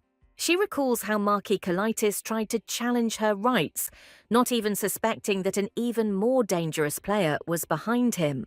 The prince was the puppeteer who pulled the strings, fanning the flames of conflict for his own gain. The thought of murder seems to him the simplest and most logical solution, because for him people are just pawns. But Priscilla understands that killing here and now is not a solution, but only the beginning of an even greater nightmare. Her memories flash back to the wanton carnage he committed in the past, and she realizes what he is capable of. She realizes that the death of these people could plunge the Western Empire into chaos and make her an easy prey. The idea of turning back time again seems like a salvation to her, but the risk of losing everything is too great. Gathering all her willpower, she makes a decision that will change not only her fate, but also the course of history. With icy calm, she declines his proposal, making it clear that one husband is quite enough for her. The prince acknowledges the strength of their love with a smile, but his eyes reveal a cynical disbelief in genuine feelings. Her bold declaration of marriage for love becomes for him not a revelation, but only further proof of her naivety. He congratulates them ironically, calling a marriage for love unusual, and this sounds like a hidden mockery of their feelings. Mutual reproaches and threats hang in the air, and the courtiers realize with horror that they have witnessed the beginning of a great war. He decides to go all in, threatening to propose to her publicly in order to ruin her reputation forever. The prince understands that a public scandal will hit him too, but his thirst for power proves stronger than his fear of his father. He paints her a picture of her future shame, where she is an unfaithful wife and her emperor is a deceived ruler. Her icy calm in response to his threats suggests that she has already calculated all his moves in advance. He holds out his hand, offering her a choice, but it's not an offer, it's an ultimatum that leaves her no room for error. But instead of answering, she shows him her main trump card, the Mana Stone, which glows in her hand like a harbinger of a storm. The glowing Mana Stone in her hand becomes a silent symbol of her power, plunging everyone into awe. Her cold no to the prince's question is not just a refusal, but a direct declaration of war from which there is no retreat. With one movement, she crushes the stone, and the explosion of magical energy becomes the final warning for the prince. Wiping the fake smile off his face, he asks with fury in his eyes if it was a threat, already knowing the answer. Surrounded by the flames of her own magic, she confirms his guess with a devilish grin, enjoying his fear. She reminds them that she has the power to incinerate them all, leaving no trace of their arrogance and stupidity. Her words are not just a threat, but a reminder that they dared to challenge not just a countess, but an archmage. The faithful mage Mut tries to protect his master, but his magic seems child's play compared to her power. She easily repels his attack, making it clear that resistance is futile, and their fate is already sealed. The prince's order to kill her sounds like a desperate cry, because he understands that he has lost this battle even before it has begun. The incredible power of her mana makes even an experienced court mage tremble with awe. Torn between duty and fear, Mutt tries to create a protective barrier, but realizes it is suicide. Kian watches the battle of the mages with cold calm, confident that his intervention will not be needed. With one gesture, Priscilla puts an end to this game, making it clear that her patience is running out, and she is ready for decisive action. Her magic easily penetrates his defenses, and shards of ice piercing his body become harbingers of imminent death. The prince rushes in horror to his faithful servant, unable to believe that she dared to attack them. His desperate cry is not concern, but fear of losing his main puppet. But instead of gratitude, he receives a furious blow from the dying magician, who no longer intends to tolerate his stupidity. Muta's words, full of pain and resentment, reveal the whole truth about how he risked his life for the sake of the whims of a spoiled prince. His dying cry that the prince is taking away the last years of his life becomes a bitter reproach and a terrible curse. Even after receiving a slap, the prince does not lose his arrogance, but only notes the force of the blow with feigned resentment. Muta's words, full of disappointment, reveal the tragic story of how he abandoned his path to protect his nephew. But the prince merely brushes off his reproaches, reminding him that he is not the only one to blame for his ruined life. The shocking discovery that the court magician is the prince's uncle adds even more tragedy and intrigue to the story. His mother, Celine's desperate plea, becomes the final reminder of the sacrifice he made for her.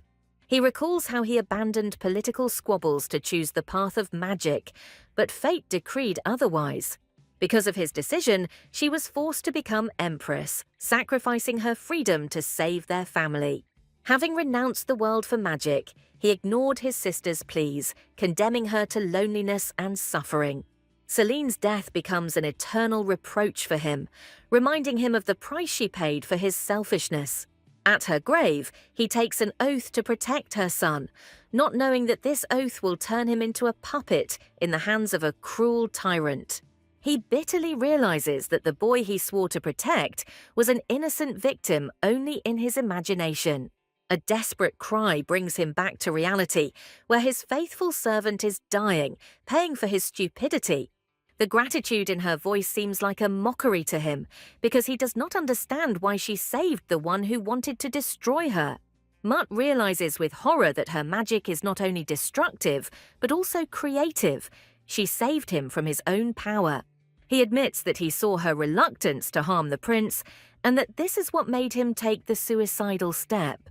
His bow is not just gratitude for salvation, but recognition of her greatness and wisdom, superior to his own. Even Priscilla is surprised by his humility, because for a proud magician, admitting defeat is worse than death. But the prince sees this only as a disappointment, because now his plan to start a war is on the verge of failure. His claim that he was only half serious was a pathetic attempt to save face and hide his humiliation. Priscilla is relieved to hear his joke, but Kian's disgruntled look suggests he doesn't believe a word he says.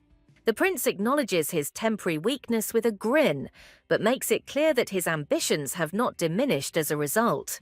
He talks about preparing for war as if it were a routine matter, and this cold calculation is even more frightening than his anger. His new offer, a 5-year delay in the war, sounds like a generous gift, but is in fact an even more insidious trap. Having thrown off the mask of the enemy, he appears as a man in desperate need of her, and this sincerity is disarming. His laughter in response to Kian's anger is not mockery, but an admission that he sees him as a worthy and jealous rival. Priscilla is surprised by his persistence, not understanding why he is so confident in her consent, even if it is a bluff. She realizes that his main strength is his ability to mix truth with lies, turning any conversation into a dangerous game. His playful flirtation, the complete opposite of Kian's seriousness, makes her wonder if there's something more behind it. With a slight smile, she rejects his offer, citing worries, and this simple feminine trick baffles him. He accepts her refusal with dignity, but his look suggests that he is prepared to wait as long as it takes. Kian's jealous whispers give him away, and Priscilla realizes that her husband is her most formidable and most reliable weapon. The prince offers her not just marriage, but an entire empire, confident that such generosity can buy even the strongest love. She declines this offer with a smile, making it clear that her heart is not for sale for any treasure in the world. Her playful remark about her husband's jealousy becomes the final, most elegant blow that leaves the prince stumped. But behind her smile lies a cold calculation, and she is preparing to deliver her main, crushing blow. She admits that she lied, and this lie turns out to be more terrible than any truth he could have imagined. He tries to find a loophole in her words, but he understands that she has already calculated all the moves in advance. Her admission that she has already pledged allegiance to another man sounds to him like a declaration of war. After all, an oath given before swearing allegiance to the emperor places that person above the ruler, turning her into a potential traitor. He admits his defeat with a grin, but a new, even more dangerous fire lights up in his eyes. The prince decides to take extreme measures, declaring that from now on he will be faithful to the one she is faithful to, her husband. His offer to come with him sounds less like a request and more like a direct challenge that Kian cannot ignore. Both men are ready to tear each other's throats, and only the fragile figure of Priscilla stands between them. Kian, with icy calm, reminds him that he is not an independent figure, but only a shadow of his mistress. The prince notes with a grin their blind devotion to each other, which seems to him both ridiculous and dangerous. Having admitted his defeat in this battle, he laments with a theatrical sigh the cruelty of fate that deprived him of such prey. But her words about the future being unpredictable sound like a veiled promise and hope for a future union. He leaves, but his farewell embrace is not a sign of reconciliation, but a promise to return when she needs his help. His last words, spoken in a whisper, are not just a farewell, but a call not to be shy and to rely on him. Kian's determined look tells her that he will never give her up, as he is willing to protect his people at any cost. Her apology is not a sign of weakness, but a clever move that will make the emperor doubt the prince's loyalty.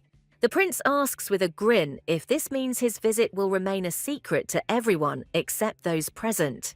She readily agrees, introducing him not as an enemy prince, but as a simple guest at her relative's wedding.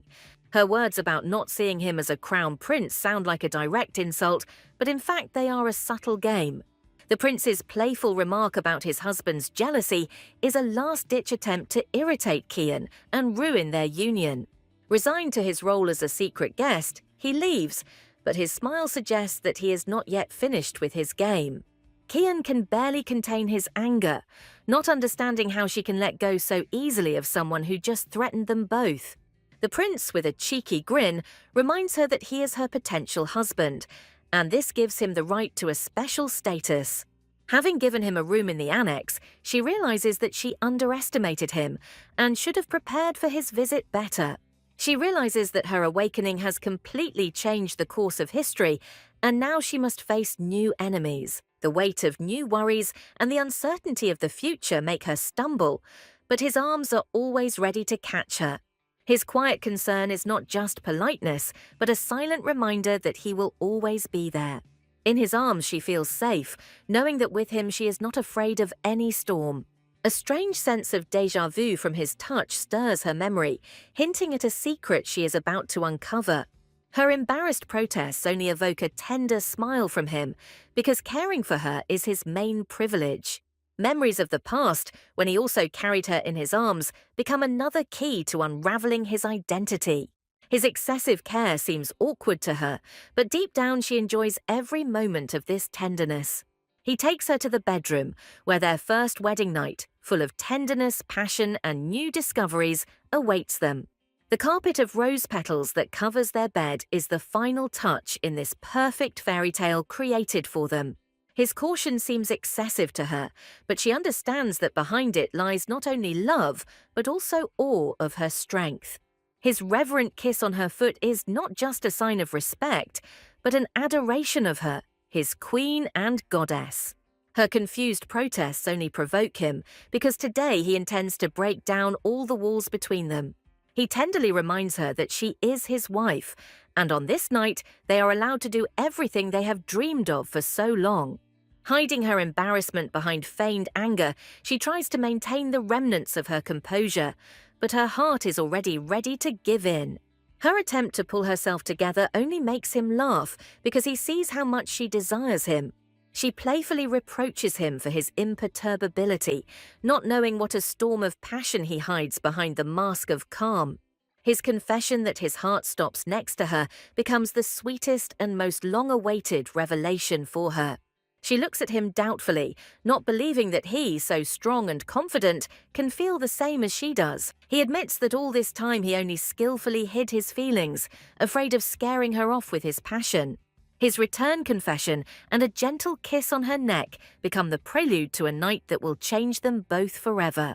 That night he feels no anxiety, because next to her he has finally found his long-awaited peace. Her words about not wasting time sound like the sweetest and most long-awaited invitation. She decides to cast aside all doubts and fears in order to completely surrender to this night and her love. His submission to her desires surprises and disarms because he is ready to do anything just to make her happy. But instead of leaving, he chooses the path of a night thief, sneaking into his own chambers through the window. Kneeling by her bed, he cannot hide his admiration and awe for the sleeping queen. He understands that her decision to place the prince in the best rooms is not weakness, but the wisdom of a true ruler. Looking at her serene face, he bitterly realizes that her generosity could become the cause of her death. At the same time, the prince, sleeping in luxurious chambers, feels neither gratitude nor respect for his mistress. He is angry at his helplessness because in front of her he cannot act by force, and this hurts his pride. He cannot allow her to see him as a ruthless killer because for her he is only a faithful and loving husband. The knight, full of tenderness, gives way to cold steel, and he again turns into a shadow, ready to kill for her. From under the bed comes the mocking voice of the prince, who, it turns out, was an uninvited guest all this time. His cheeky joke about the sword almost cutting off his nose is not just a complaint, but a subtle hint of his awareness. Kian admits his mistake with icy calm, making it clear that for him the prince is nothing more than an annoying nuisance. The prince tries to get closer with feigned tenderness, but his words about relationships only evoke contempt in Kian. For Kian, this is not a relationship, but a brazen attempt to steal his wife, and he is ready to make the prince pay for it. The prince's defiant calm, and his words that he is not worried, only fuel the rage in the knight's heart. The prince mockingly reminds him that he is alive only thanks to his favor, and this becomes the last straw. Kian can hardly contain his anger, not understanding how this insolent upstart dares to behave like this in his own home. The prince, with a cheeky smile, admits that his main goal is to enjoy this dangerous and exciting game for as long as possible. He ironically notes their loyalty, calling them the strongest couple in the world, but his words sound not admiring, but challenging. His offer to create a separate world for them is not generosity, but a subtle threat hinting at their isolation. A dark fire flashes in Kian's eyes, and with a devilish grin he confesses his desire to destroy everything in his path. The prince is surprised to realize that before him is not just a jealous husband, but an obsessed monster, ready to do anything for his love.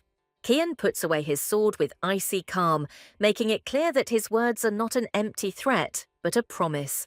His reluctance to stain his wife's wedding dress with blood sounds like the most terrible and cruel threat the prince has ever heard. The prince's joke about not feeling sincerity is a pathetic attempt to hide his fear and save face. Kian remembers with bitterness their past, when he considered the prince a friend and fought for him, not seeing his true face. His words about unrequited feelings are not a complaint, but a farewell to the past and a declaration of a new, merciless war. He remembers how he saved the life of this spineless prince, who now seems to him even more pitiful and insignificant. His desire to finish him off right now is not just anger, but fatigue from his eternal intrigues and betrayal. Kian reminds him with disdain that he is only alive because of his mercy and respect for their past. The prince feigns humility and asks for forgiveness, realizing that one more wrong step could cost him his life. He admits that he gave up when he learned of her marriage, but his words do not sound like disappointment, but rather like a new, even more insidious plan. The prince, with childish innocence, declares that he wants to get both the Archmage and the Swordmaster. He offers Keanu a deal to become his subordinate so that later, after seizing power, he can hire him into his service. His persistence and stubbornness make Kian chuckle because he sees him not as a formidable enemy, but just as a spoiled child. The prince decides to start his game with Priscilla, realizing that she is the key to the heart and loyalty of her formidable husband. He notes with surprise that for the first time he sees a person in whom both care and mortal threat coexist simultaneously. Kian grins and offers to take the blame for the mess the prince made in his marriage bed. The prince brazenly asks him to help convince his wife, confident that Priscilla's special attitude towards him is his main trump card. His words about Kian being special to her make the knight feel embarrassed because deep down he hopes for the same. Kian promises to speak well of him, but his words sound like a veiled threat rather than a friendly promise. The offer to talk to her in private becomes the last straw. The prince's laughter in response to his rage is not just mockery, but an acknowledgement that he has achieved his goal by throwing him off balance. Kian scornfully reminds him of his shamelessness as he asks him for help after trying to steal his wife. The prince confidently declares that he is hundreds of times better than any ruler, and even Kian cannot argue with this. He subtly hints that the trip to the Eastern Empire could be a great disappointment for Priscilla. His words about the Countess being puzzled sound like a direct threat, and Kian realizes that the prince knows something more. The prince admits with a grin that his interest in Keanu is not accidental. He looked into his past, full of secrets and pain. His question about whether he wants to tell his wife about this sounds like a direct threat, because the truth could destroy their marriage.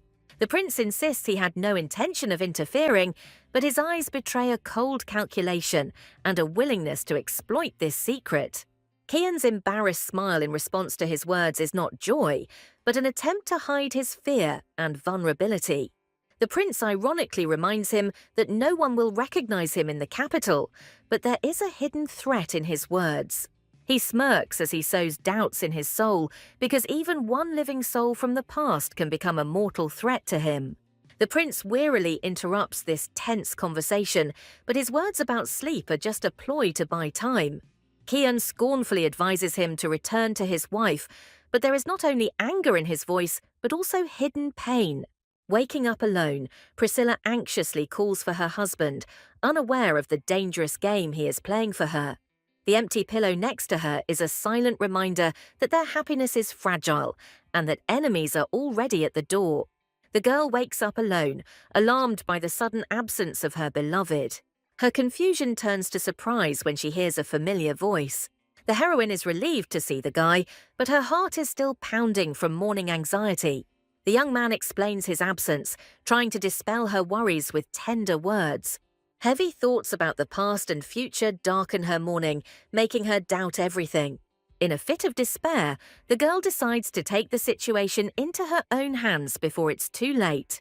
The hero's sudden embrace interrupts her anxious thoughts, returning her to reality. She tries to apologize, but he only holds her tighter, showing that everything is okay. Despite his closeness, the girl feels that the tension between them is only growing. The young man notices her strange behavior and looks anxiously into her eyes, trying to understand the reason. His jealousy flares up with renewed vigor, poisoning the morning with suspicions about someone else. The guy tries to hide his insecurity behind hugs, but anxiety is already in the air. His whisper sounds like a challenge, testing her loyalty in this tense game. The girl answers his doubts with a tender kiss, disarming him with her sincerity. Embarrassed by her affection, the young man tries to regain control by pushing away her care. Her sincere declaration of love remains hanging in the air, full of hope and warmth. Having changed her clothes, the heroine prepares for a new day, but her thoughts are far from the bustle of the palace. A sudden epiphany changes her view of the world, revealing the secrets of royal intrigue. She cleverly hides her true intentions behind a mask of indifference and small talk. Determination drives the heroine forward because now she has a goal, and she is not going to back down. The morning begins with a business meeting, where formalities conceal tense anticipation. The heroine tries to diffuse the situation with a joke, but fatigue can be seen in her eyes. The pile of papers on the table becomes a silent reproach, reminding her of the price of her new power. Support comes from an unexpected source, giving the girl a fragile hope. While studying the documents, she is surprised to discover traces of someone else's professionalism. The old advisor watches her with pride, seeing in her not only a mistress, but also a student. His concern for her rest sounds like a reminder that even the strong need rest. The gratitude in her voice reveals a deep affection for her faithful assistant. Praise from his lips becomes the highest reward for her, erasing the traces of sleepless nights. His concern for her health makes the girl think for a moment about the consequences. Her hands clench into fists from the weight of the secret she cannot confide in anyone. Her faithful assistants look at her with genuine concern, promising their unwavering support. A small smile touches her lips as she finally realizes that she is no longer alone in her struggle. The old advisor, despite his misgivings, expresses complete trust in her intuition and decisions. His words of praise echo throughout the office, highlighting her uniqueness and strength against the background of others. The young man's embarrassed gratitude evokes a warm, fatherly smile from the old man. At this moment, the heroine realizes that she has found not just allies, but a real family. An unexpected invitation to tea takes the young man by surprise, breaking down his usual barriers. At a table in the garden, the guy still doubts, trying to unravel the girl's true motives. She easily dispels his suspicions, offering in return the simplicity of friendly communication. Under the guise of small talk, she reveals her brilliant business plan, hidden in the pages of her notebook. The young man is amazed by her insight and depth of knowledge, seeing in her not just a lady, but a true strategist. Her question is not just curiosity, but the first step to creating her own empire on the ruins of other people's mistakes. Behind her calm smile lies a cold calculation and ambition capable of changing the course of history. He confirms her suspicions, not suspecting that their conversation is the key to saving an entire people. The rarity and complexity of wood processing only fuel her passion because the stakes are so high. Memories of someone else's success become a map for her, leading to untold wealth and power. Her gaze hardens because behind the business interest lies the knowledge of the impending catastrophe. Knowledge of the future is not a gift, but a heavy burden of impending drought and deadly disease.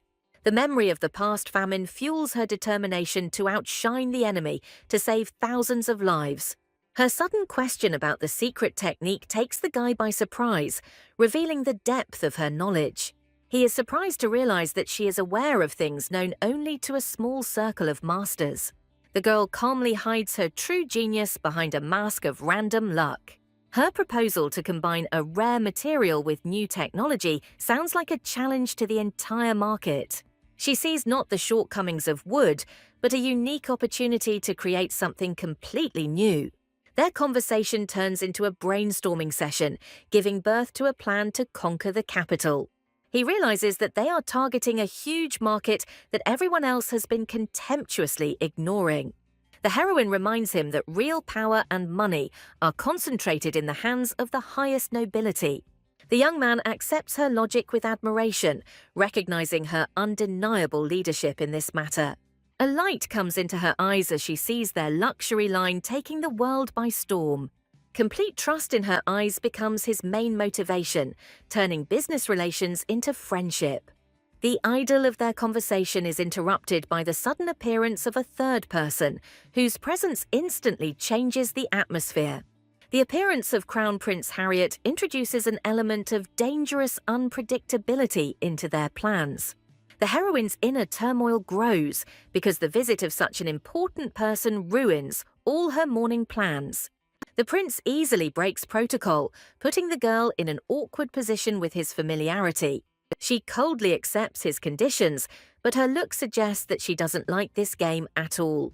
His smug smile shows that he is enjoying the effect he has produced. The brazen attempt to get closer provokes a wave of poorly concealed rage in the faithful assistant. A hurricane of thoughts rushes through the young man's head because one wrong move could cost them all their lives. Despite the order, he remains on guard, his devotion to his mistress proving stronger than his fear. The fear of his master's wrath paralyzes the young man because he has violated a direct order. The prince comments on his devotion with a sly grin, enjoying the tension created. Harriet sits down unceremoniously at the table, showing that he intends to continue this dangerous game. The heroine's icy silence speaks louder than any words. Her patience is clearly running out. He skillfully manipulates the rules of etiquette, trying to make her look like an inhospitable hostess. His insolence makes her freeze, and his face momentarily loses its smug expression. She strikes back, subtly hinting that there is only one real master here, her husband. The unexpected rebuff causes the prince to burst into a burst of genuine, disconcerted laughter. The assistant breathes a sigh of relief as the storm cloud above their heads dissipates. Harriet's joy does not subside because this girl's insolence turned out to be the biggest surprise for him. The prince, having recovered from his laughter, changes tactics with a sly smile, going on the offensive. A loyal assistant feels like a pawn in someone else's game, caught between a rock and a hard place. His sudden fatigue is just an excuse to stay and find out what interests him so much. The girl, with caustic kindness, offers him to rest, subtly hinting that he is not welcome here. Harriet tries to disarm her with his charm, presenting his interest as a mere coincidence. His mention of Motia's mistletoe instantly turns small talk into tense negotiations. Behind his desire to see rare wood lies cold calculation and a thirst for profit. Panic causes the assistant to make a mistake, but he is stopped in time by the cold gaze of the mistress. She masterfully enters into conversation, giving out just enough information to lull the prince's vigilance. His insistent request makes her take a fresh look at the situation, giving birth to a terrible guess in her head. A shock flashes through the assistant's mind as he realizes his mistress's daring game with the crown prince himself. The girl cold-bloodedly refuses him, turning the rare material into an unattainable prize for the eager buyer. Her loyal ally takes up the game, subtly hinting that their goods are intended for the queen herself. The deal is sealed in the blink of an eye, leaving the heroine and her assistant slightly shocked by their own luck. He understands with admiration that she had calculated the prince's vanity from the very beginning, placing her main bet on it. Harriet lays his cards on the table, revealing that his interest runs much deeper than a simple desire to shine. A real battle of wits unfolds at the table, where every word can decide the fate of their future. The young man, completely trusting his mistress, eagerly awaits her command to complete what she has started. Dollar signs flash in her eyes because she just caught the biggest fish in the entire empire. She closes the deal with grace, turning a simple courtesy into an exclusive service for a special client. The prince acknowledges her superiority with a grin, admiring her business acumen and luck. His empty cup becomes an excuse to prolong their tense conversation a little longer. A polite request for tea is just a ploy to remove an unnecessary witness from the scene. The sudden change of topic raises suspicions, as he is clearly looking for something more than just tea. She counters his attack with a cold-blooded lie, hiding behind it the source of her true strength. Her story about the mana stones is a smokescreen designed to distract him from the dangerous truth. Behind his words of pity lies a cold calculation. He is trying to assess the true value of her possessions. His eyes light up with a greedy fire when he begins to guess about countless treasures. A chill runs down her spine as she realizes he's gotten too close to her secret. She masterfully hides her fear behind a mask of greed, supporting his game and buying time. The prince continues to press, trying to find out her main secret with his ingratiating smile. The girl elegantly avoids answering, not allowing him to drive her into a corner in this verbal duel. His accurate guess makes her heart stop for a moment in surprise. Harriet's smug grin suggests he's enjoying his small victory. She knew from the very beginning that human greed would become her main trump card in this game. The farewell ceremony is full of false smiles, but the air is thick with unspoken threats. Kian's icy gaze follows the guests, full of grim determination and hidden jealousy. In the evening, he senses her anxiety, which she tries in vain to hide from his penetrating gaze. His gentle words pierce her armor, reminding her that she no longer has to bear this burden alone.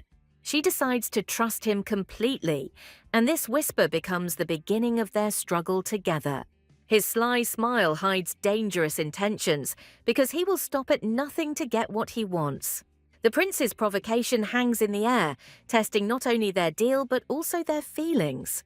Kian's icy wrath becomes a shield for his beloved. He is ready to protect her at any cost. Harriet parries the attack with ease, his praise for his assistant just another jab in this tense game. Behind his satisfied smile lies triumph, because the profitable agreement is only the first step in his insidious plan. Teleportation magic is ready to carry them away, but the feeling of impending disaster remains in the air. His parting promise sounds like a veiled threat, hinting at a new, even more dangerous meeting. His golden eyes reflect a ruthless determination. He already considers them his property. A flash of light takes the enemy with it, but leaves behind an unsettling calm before the storm. A mysterious package breaks the silence, foreshadowing new trials and riddles left by the enemy. A faithful assistant with a beaming smile presents his master with a mysterious gift full of hidden meanings. Inside the box is not just a gift, but a symbol of power and devotion, forged from the rarest material. His surprise turns to awe as he realizes what this belated wedding gift means to her. Her blushing confession reveals that her thoughts of him were woven into every fiber of that gift. He is touched to the depths of his soul because her words and care become more precious to him than any treasure. Touching the smooth wood awakens a storm of emotions in him, from gratitude to an awareness of the depth of her feelings. Her bold statement is not just words, but a brand with which she marks him as her one and only. The engraving on the gift becomes a silent symbol of their union, which she may have done too quickly. Her heart sinks in doubt because even the slightest flaw in the gift could be perceived as a sign. His gentle smile dispels all her fears, because in his eyes this gift is perfection itself. His gentle whisper transforms a simple gift into a priceless treasure meant only for him. The admiration in the assistant's voice only confirms that their hearts have been beating in unison for a long time. Her doubts about the simplicity of the gift are an echo of old fears that he so carefully dispels. He firmly rejects her uncertainty, seeing in this gift not a flaw, but a reflection of her soul. His warm smile suggests that he understood her main message, hidden in the simple pattern on the wood. Her heart skips a beat at his insight, because he seems to have learned to read her most secret thoughts. The hero's confession that this is his first real gift reveals the bitter truth about his lonely past. He promises to keep this gift as a part of himself, forever linking their destinies with an invisible thread. She drowns in his words, realizing that their game of marriage has quietly turned into something much more serious. In his arms, she finds peace, because the mere thought that he will wear her gift fills her with happiness. Thanks to reduced taxes, warm bread once again appeared on the tables of ordinary people. The name of the new countess now sounds in prayers as a symbol of hope and a well-fed life. In the forest wilderness, far from the castle, harsh reality forces people to prepare for a difficult winter. A comical accident takes one of the travelers aside, saving him from the coming horror. A moment of relief in the silence of the forest becomes the last peaceful breath before the bloody massacre. A sudden attack by an ogre turns a routine expedition into a brutal fight for survival. Panic and pain drive the survivors back. Their screams a harbinger of a terrible threat to everyone. Bloody chaos bursts into the peaceful castle, bringing with it news of a monster from forgotten legends. Disbelief and horror distort the face of the faithful advisor, because this news threatens to destroy everything they have built. Disturbing news interrupts her work, and now the fate of the entire dominion rests on the heroine's fragile shoulders. Ancient knowledge of monsters, gained through the blood of ancestors, now becomes the key to survival. The mystery of the ogre's appearance after a 30-year hiatus haunts the heroine, hinting at ominous changes. She instantly takes control of the situation, her orders are cold steel in a velvet glove. The hero gathers the knights, and the tense silence of the room is filled with a premonition of the coming battle. His voice sounds firm, turning the fear of the warriors into determination to go into battle for their commander. The distribution of roles in the squad becomes the first test of his authority in the face of the old guard. A veteran's distrust is a challenge that could undermine the unity of the knights at the most crucial moment. The hero wisely explains his decision, showing that his loyalty to the ruler comes before his personal ambitions. His respect for his former commander disarms skeptics, turning doubt into admiration. Loyalty forged in battle is replaced by a new devotion, for they now see him as a true leader. His calm is a trap, challenging the old warrior and testing his strength. The two captains put their differences aside, as their shared goal now takes precedence over their personal ambitions. The young knight's enthusiasm evokes an approving grin from the hero, giving birth to a fragile trust. A request for advice becomes a bridge between the two leaders, strengthening their new alliance. In the shadow of the conspiracy, discontent is brewing, for loyalty to the old commander does not tolerate other people's orders. The veteran accepts the challenge with a confident smile, turning the duel into a matter of honor for the entire squad. Their blind faith in their leader borders on arrogance. They do not even allow the thought of defeat to enter their minds. The contempt in the young captain's eyes betrays his disappointment in those who should be the pride of the Dominion. His gnashing of teeth is a silent cry about the decline of discipline and honor of the knightly order. His cup of patience is full, and now he is ready to personally intervene to restore order. The man challenges with a grin, testing his opponent's courage. The young knight responds to the impudent insult with dignity. The cloaked warrior strikes back, wounding the young man's pride. Anger and determination flash in the eyes of the offended boy. The hero cold-bloodedly suggests resolving their conflict in a duel. The knight offers to place bets, increasing the tension. The scarred man accepts the challenge, looking forward to the battle. The hero is ready for battle, not intending to hold back his strength. The girl with red hair can't believe her newfound happiness. The heroine is afraid of losing her newfound strength and fragile happiness. The hero notices her anxiety, but the girl tries to hide it. The heroine sees right through him and feels that something is wrong. The girl admits that she is worried about the upcoming hunt under his leadership. The young man reassures her tenderly, confident in his strength. She believes in his skills, but her heart is still not in the right place. Her touch betrays a fear that is stronger than her trust in his power. The heroine reveals her true feelings to him, recognizing his importance. Kian is touched by her concern, and their closeness becomes even more intimate. A sudden memory of a strange encounter with a troll makes her suspicious. Past coincidences begin to form a disturbing picture of a conspiracy. The heroine is overcome with anxiety because all the strange events are happening right next to her. Kian tries to allay her fears, but his words sound unconvincing. He suddenly freezes, sensing a hidden threat, and the girl does not understand what is happening. The guy suddenly draws his sword, preparing to attack, which shocks his companion. The young man demonstrates his strength, and the girl is amazed to recognize the aura of the sword.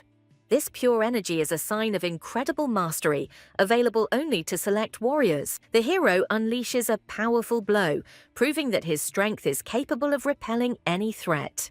He confidently states that his aura is an advantage that even the most powerful monsters do not have. The young man teases the girl with light irony, relieving the tension with a joke. Her doubts melt away, and she promises with a smile not to give in to empty worries anymore. The noise from the training ground attracts their attention, foreshadowing trouble. Kian senses a conflict brewing and decides to intervene immediately. He hesitates, worried about her safety in the coming chaos. The hero foresaw this skirmish, knowing about the eternal rivalry between the squads. The heroine insists on her own because her people are also involved in this conflict. The girl coquettishly accepts his proposal, promising to take full advantage of it. Suddenly, the guy picks her up in his arms to get to the place faster. The young man jokingly calls himself an express train, carrying her away at incredible speed. In this rapid flight, he asks her to hold on tighter, emphasizing their closeness. Meanwhile, the battle is already in full swing on the site, and crossed swords are ringing. The scarred warrior acknowledges his opponent's resilience with a grin. The honor of the squad does not allow the knight to lose to this experienced mercenary. The young man puts all his rage and pride into a desperate attack. The scarred man finally sees him as a worthy opponent and takes the fight seriously. The duel is interrupted by a commanding voice that makes everyone freeze. A powerful vortex of energy erupts between the fighters, heralding the arrival of someone powerful. Kian and the heroine appear in the center of the vortex, shocking everyone with their sudden appearance. The commander coldly reprimands his men, putting an end to the senseless fight. The mercenary immediately straightens up, not daring to disobey his commander. The suddenly appearing blonde lightens the mood by making fun of the hero's stern appearance. Kian suppresses the inappropriate memory and coldly reminds the mercenary of his orders. The captain of the second squad tries to smooth over the situation, calling the brawl a simple misunderstanding. The fighters hastily confirm his words, presenting the serious conflict as an ordinary duel. The mercenary, with a confident grin, tries to convince the commander of the harmlessness of their duel. But Kian doesn't fall for the trick because he knows there were certain conditions at stake.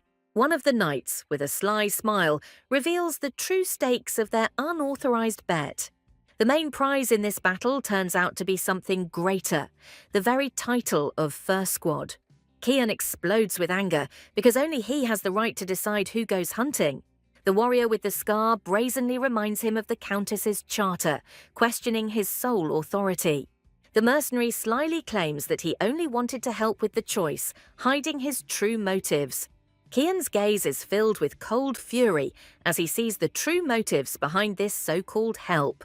The mercenary justifies himself with his experience, subtly hinting that the young knights are not ready for a real threat.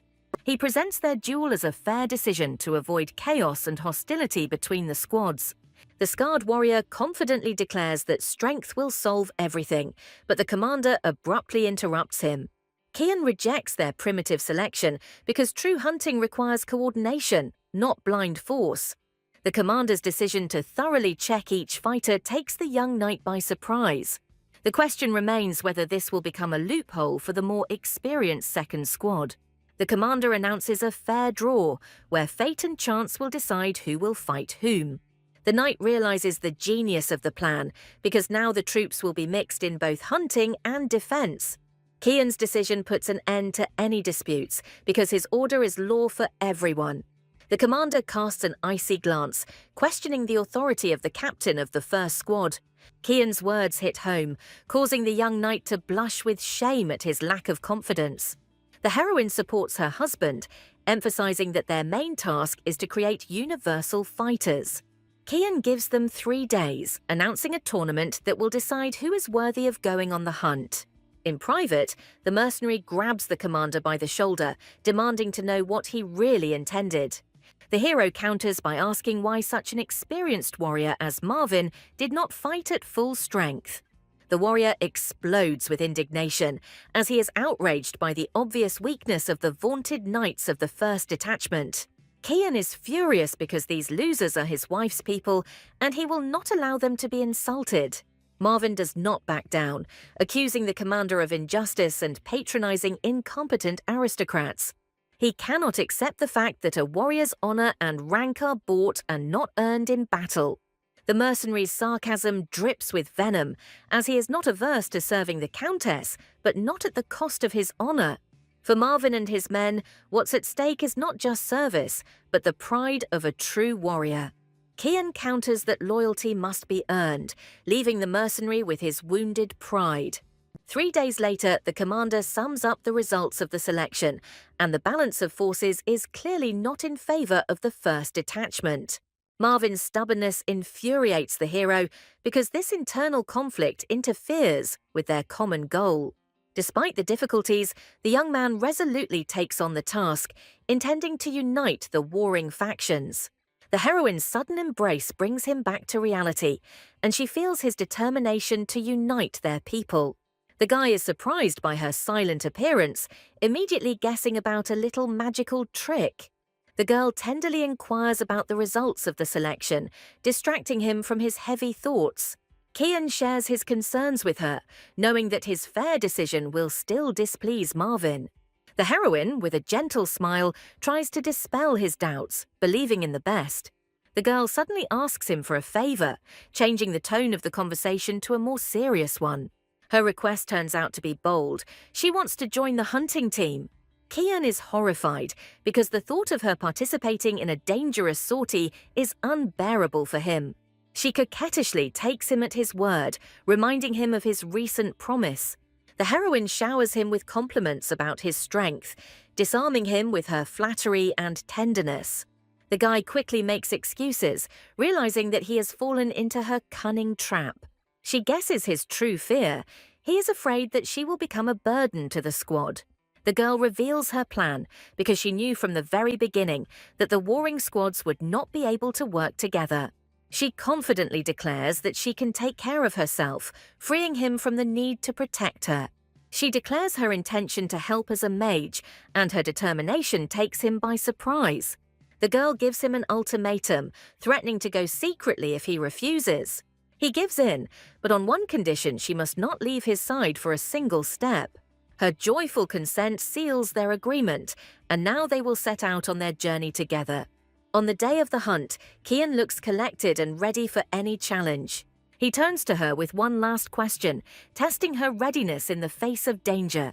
The heroine responds with unshakable confidence, ready to share all the hardships with him. The guy reminds her of her own words, placing his faith in her abilities. She asks him with firmness in her gaze for mutual trust, because their strengths complement each other. His smile and outstretched hand become a symbol of their partnership, complete equality and trust. She is embarrassed by the need to ride on one horse, but he does not see anything special in this. His reminder of his promise catches her off guard under the mocking glances of the squad. The girl blushes at his impudence, but she can't help herself. Their path is interrupted by a terrible sight, a mansion destroyed and covered in blood.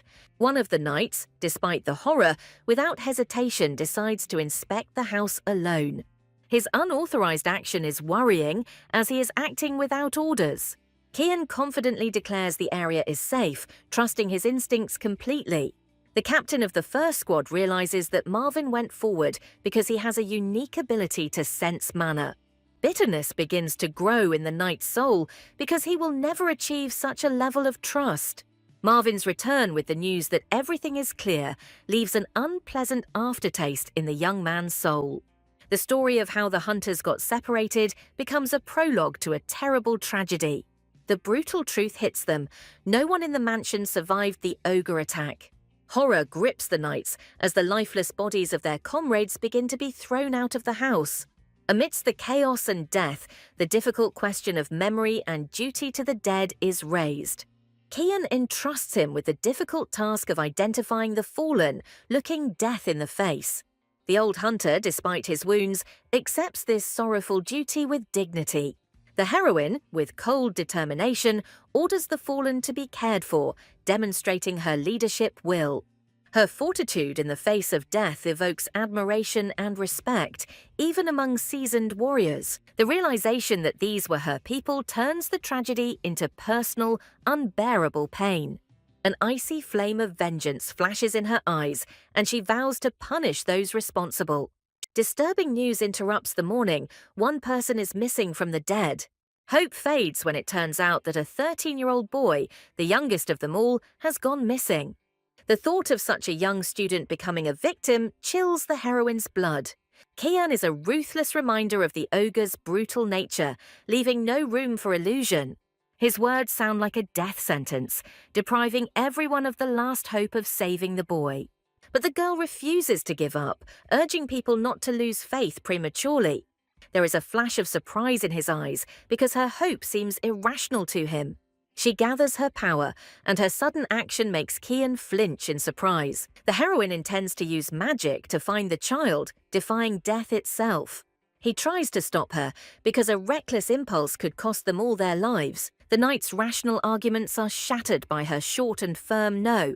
The absence of a body becomes her last ray of hope in this sea of despair.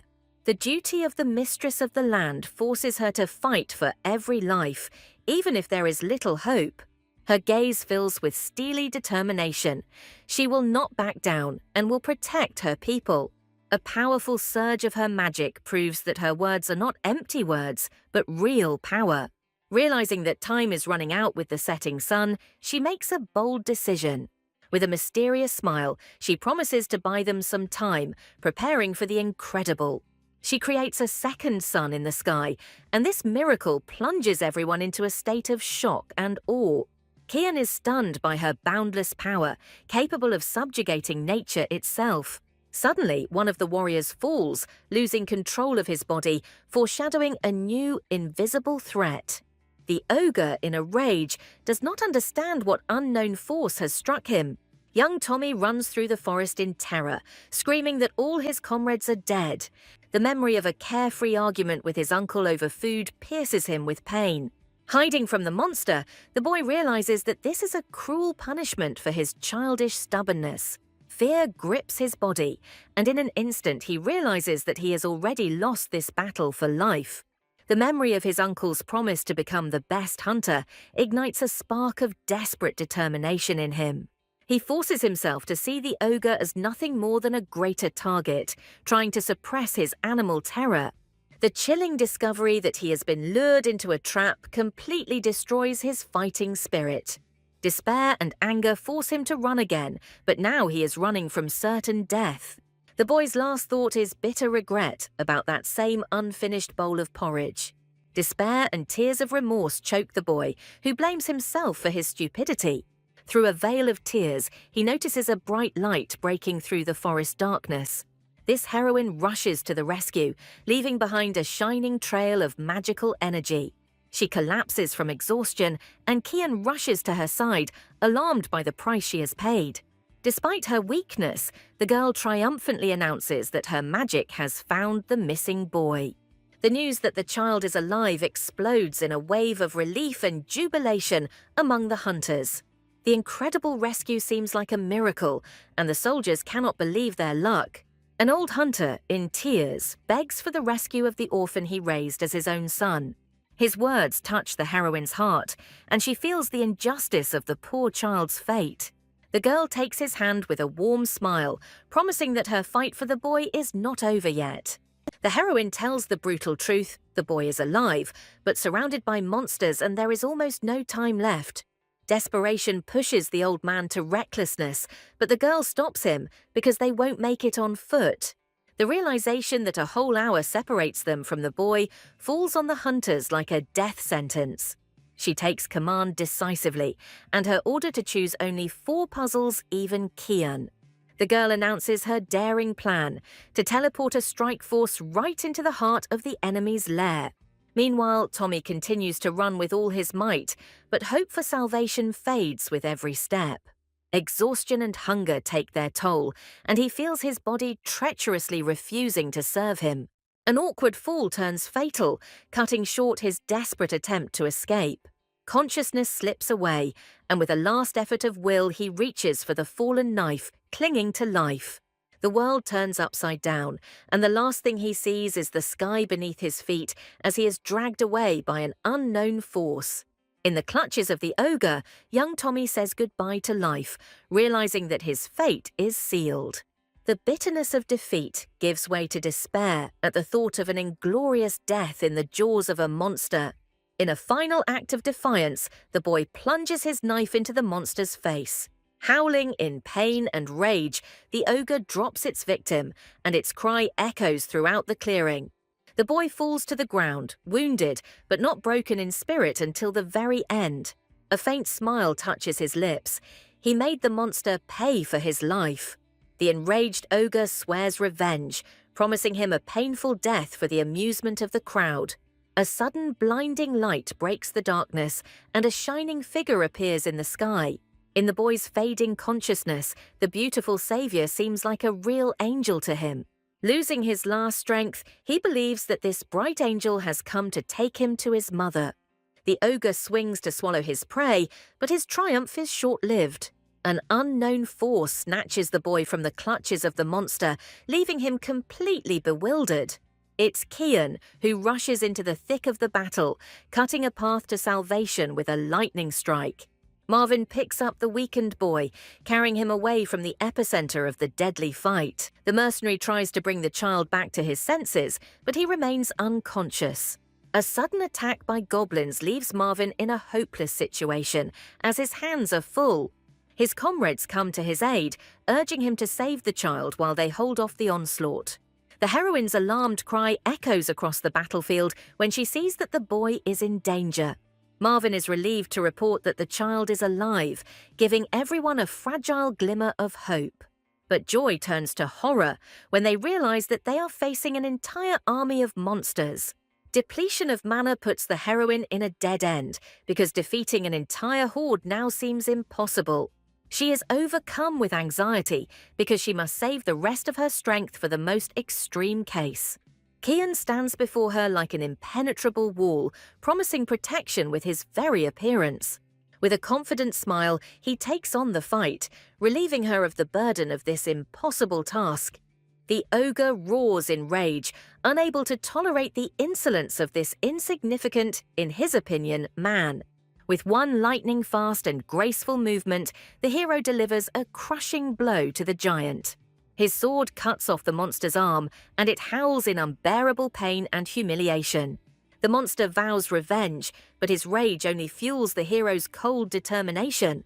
The second blow, like blue lightning, cuts the ogre in half, leaving him no chance. With an icy grin, Kian ends the battle, reminding the surviving creatures of their place. His sword falls upon the enemy without hesitation, leaving no doubt as to his cruelty. He stands over the body of the fallen monster as a living embodiment of death, the Black Reaper of the battlefield. The heroine realizes with trepidation that his menacing nickname is not an empty phrase, but a bloody reality. His calm smile after the brutal massacre seems unnatural and even frightening to her. The girl reports that the rest of the monsters have escaped, but Kian only sighs in disappointment. Marvin carries the rescued boy, realizing that the threat is not over yet. The knights are hastily preparing to leave because the wounded child urgently needs help.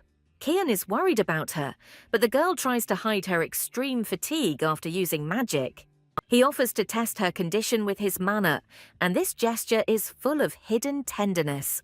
She remembers his fierce gaze in battle, and the contrast with his current concern makes her tremble. She finds it hard to believe that the merciless warrior and the caring man are one and the same person. Her confusion makes Kian anxious, and he fears that she is not feeling well. With a warm smile, the girl extends her hand, allowing him to dispel her worries. Their hands touch, and the flows of mana merge into one, creating a sense of harmony. She tenderly notes that his mana is as warm as he is, revealing her feelings. He confirms that she is fine, but kindly advises her to get some rest. His embarrassed concern makes her feel tender, revealing a new side of his character. The boy comes to and is surprised to see familiar and excited faces above him. The old hunter, with tears in his eyes, embraces the rescued boy, unable to contain his emotions. In Tommy's mind, reality and sleep are mixed, and he cannot understand whether he is alive or already dead. The boy sees his savior and, with childish spontaneity, takes her for an angel. The hunter laughingly explains to him who she really is and tells him to thank his savior. Tommy proudly tells of his feat, boasting how he wounded a huge ogre. Kian smiles warmly as he realizes that this young hunter has many more stories ahead of him. Even the stern Marvin acknowledges the young captain's achievements, establishing a fragile peace between them. The old hunter regretfully offers the boy porridge, promising him a real feast upon his return. After the horror he had experienced, even the hated porridge seemed to the boy like the most delicious dish in the world. The atmosphere around the fire becomes warm and friendly, and old feuds give way to jokes. A simple dinner brings everyone together, and the boy devours with gusto the porridge he previously despised. The heroine sends the rescued children home under guard, and this gesture puts an end to their dangerous adventure. The rescued hunters leave with gratitude, leaving the heroes alone with an unfinished mission. Kian announces a new goal: to exterminate the goblins, whose unnatural alliance with the ogres is raising suspicions. The warriors are frozen in tension because their leaders need only complete and unconditional victory. One of the knights voices the general alarm, as finding a camp in the vast forest seems like an impossible task. But the heroine reveals her trump card, a cunning magical trap left on one of the monsters. Time is against them, as her tracking spell will only last for one day. The girl's words inspire Kian, and with cold determination he gives the order to set out immediately. She leads them forward, sensing her magical mark, which leads them straight into the enemy's lair. The discovered traces confirm their suspicions. They are on the right path to the heart of darkness. The commander gives the order, sending the most experienced fighters to the vanguard for the decisive blow. The vanguard penetrates the artificial labyrinth, sensing the sinister thoughtfulness of the enemy's lair. A sudden light from deep within the cave blinds them, foreshadowing a deadly trap. The heroes find themselves trapped, surrounded by a horde of goblins led by their malevolent shaman. The shaman's evil grin and the stone sparkling in his eye socket promise them a painful death. The unnatural, glowing eye of the goblin leader makes the blood run cold in the veins of the warriors. A terrifying realization hits them. The goblin draws power from a rare mana stone. Suddenly, the heroine feels her magic thread break, signaling mortal danger. Panic grips her as she realizes that the advance guard has fallen into a deadly trap. Without wasting a second, she grabs the commander and teleports forward, right into the epicenter of the battle. Their world is crumbling, as the very idea of a goblin capable of controlling the power of the Mana Stone seems like madness. An ominous aura envelops the warriors, and a bad feeling grips their hearts with icy fear. Marvin notices the enemy's witchcraft and anxiously urges everyone to be on guard. The sudden betrayal of a comrade plunges the young knight into a state of shock and confusion. The terrifying truth dawns on them. Their friend's mind is enslaved by an unknown and powerful magic. The captain pushes his friend away, saving him from a fatal blow despite the fact that he has become an enemy. They find themselves trapped, surrounded by their own comrades, and hope begins to fade. The experienced warrior suggests retreating, realizing that they will not win this battle head-on. With pain in his heart, the young man is forced to cross swords with the one he swore to protect. Despair grips the knight, as his pleas to wake up are drowned out by his friend's empty gaze. Horror flashes in the warrior's eyes, as his body has become a weapon in the hands of the enemy, and he is only a helpless spectator. The goblin shaman grins as he announces his victory, anticipating their inevitable demise. The ominous green fire of his staff makes the warriors freeze in horror and amazement. The heroine's sudden appearance and her fiery magic become a ray of hope for the squad. Her power instantly breaks the enemy's spell, freeing the knights from their mental bondage. The defeated shaman is furious and cannot believe that some girl turned out to be a powerful sorceress. An icy rage flashes in the girl's eyes at the sight of how he dared to encroach on her people. Surrounded by a fiery aura, she vows that his insolence will not go unpunished. The goblin panics and tries to escape, still underestimating her true strength in his blind pride.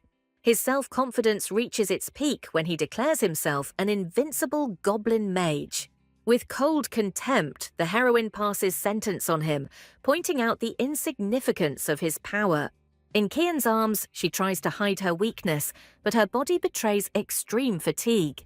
Marvin thanks the young knight for saving him, but he is tormented by the question of his resistance to magic.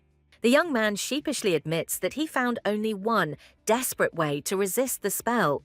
His shocking revelation that he stabbed himself in the leg leaves the mercenary stunned. Marvin is surprised to admit that behind the mask of a proper knight lies an unexpected cruelty. Kian reproaches the young man for his recklessness, reminding him of the importance of discipline. Deep in the cave, the heroine finds a laboratory where goblins were conducting sinister experiments. An alarming call interrupts her exploration, promising even more terrible discoveries. What they see shocks them. 2 enslaved ogres are sitting on chains in a pen like cattle. Kian comes to a terrifying conclusion. The goblin mage wasn't just controlling the ogres, he was deliberately training them. The heroine gives the order to search everything. Her determination leaves no room for error. A sudden sensation of alien energy leads her to an unexpected and important discovery. The shining mana stone in the chest becomes the second one of the day, which seems like an unimaginable stroke of luck. Her confusion at the stone's reaction to her creates suspicion in Kian's mind. The girl regretfully notes that the stone does not suit her, but the desire to possess it does not disappear. Even with a more powerful artifact, she feels disappointed at the missed opportunity. This feeling only fuels her ambitions, because she knows that her true limit has not yet been reached. The thought of another stone that suits her perfectly becomes a new, all-consuming goal for her.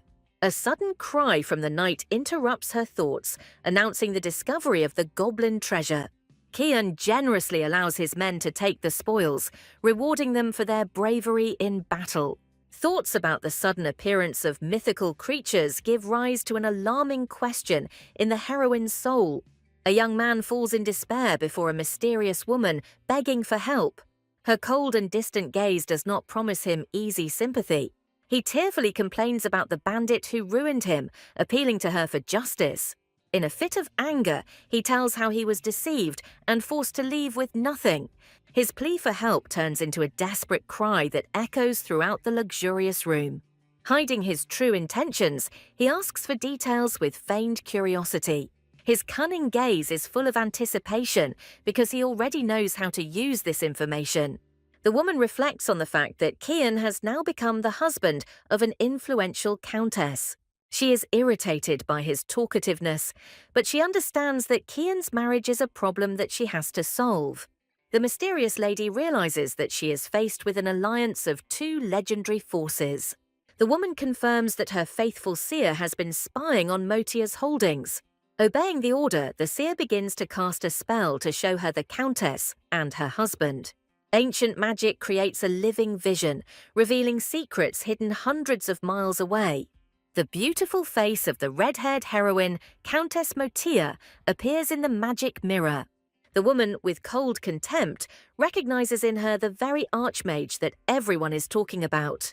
The sight of tender intimacy between the heroes in the vision causes a wave of shock and disbelief in her. At the same time, an atmosphere of happiness and home comfort reigns in the heroine's house. A simple treat, roasted chestnuts, becomes a symbol of her new, peaceful life. Memories of her difficult past make the girl appreciate her fragile happiness even more. The first snow becomes a sign for her that she can no longer postpone the fateful trip to the capital. She wonders about the coming winter with a slight smile, finding a fleeting peace in this simple question.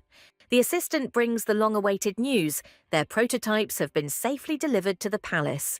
Her success as a businesswoman is confirmed, and she is excited to hear the reaction of an important customer. A bill for the work done falls into her hands, tangible proof of her growing influence. The huge sum of 200,000 gold coins becomes for her a symbol of triumph over the past, where she was powerless. Along with the payment comes a personal message, adding intrigue to her business success. The new order from a mysterious client is striking in its grandeur, a throne for the Golden Hall. A flirtatious postscript in the letter promises her eternal hospitality, hinting at a special relationship. She fondly recognizes his playful style, and this small detail warms her heart. She gives orders with confidence, preparing for the next big step in her business. Her business acumen is growing stronger, and she is already planning to expand her production in the future. The assistant whispers to her about the results of the secret investigation, adding to the intrigue. The information she gathers about the mercenaries becomes the key to her next, more risky steps. She gives the order to continue surveillance, and her faithful assistant accepts the task with a bow. Looking out over the snowy landscape, she eagerly anticipates the meeting that will change everything. It's not just people who are traveling, but also valuables, and the stakes on this trip are high. A tense silence falls over the carriage, and she tries to break through his reverie.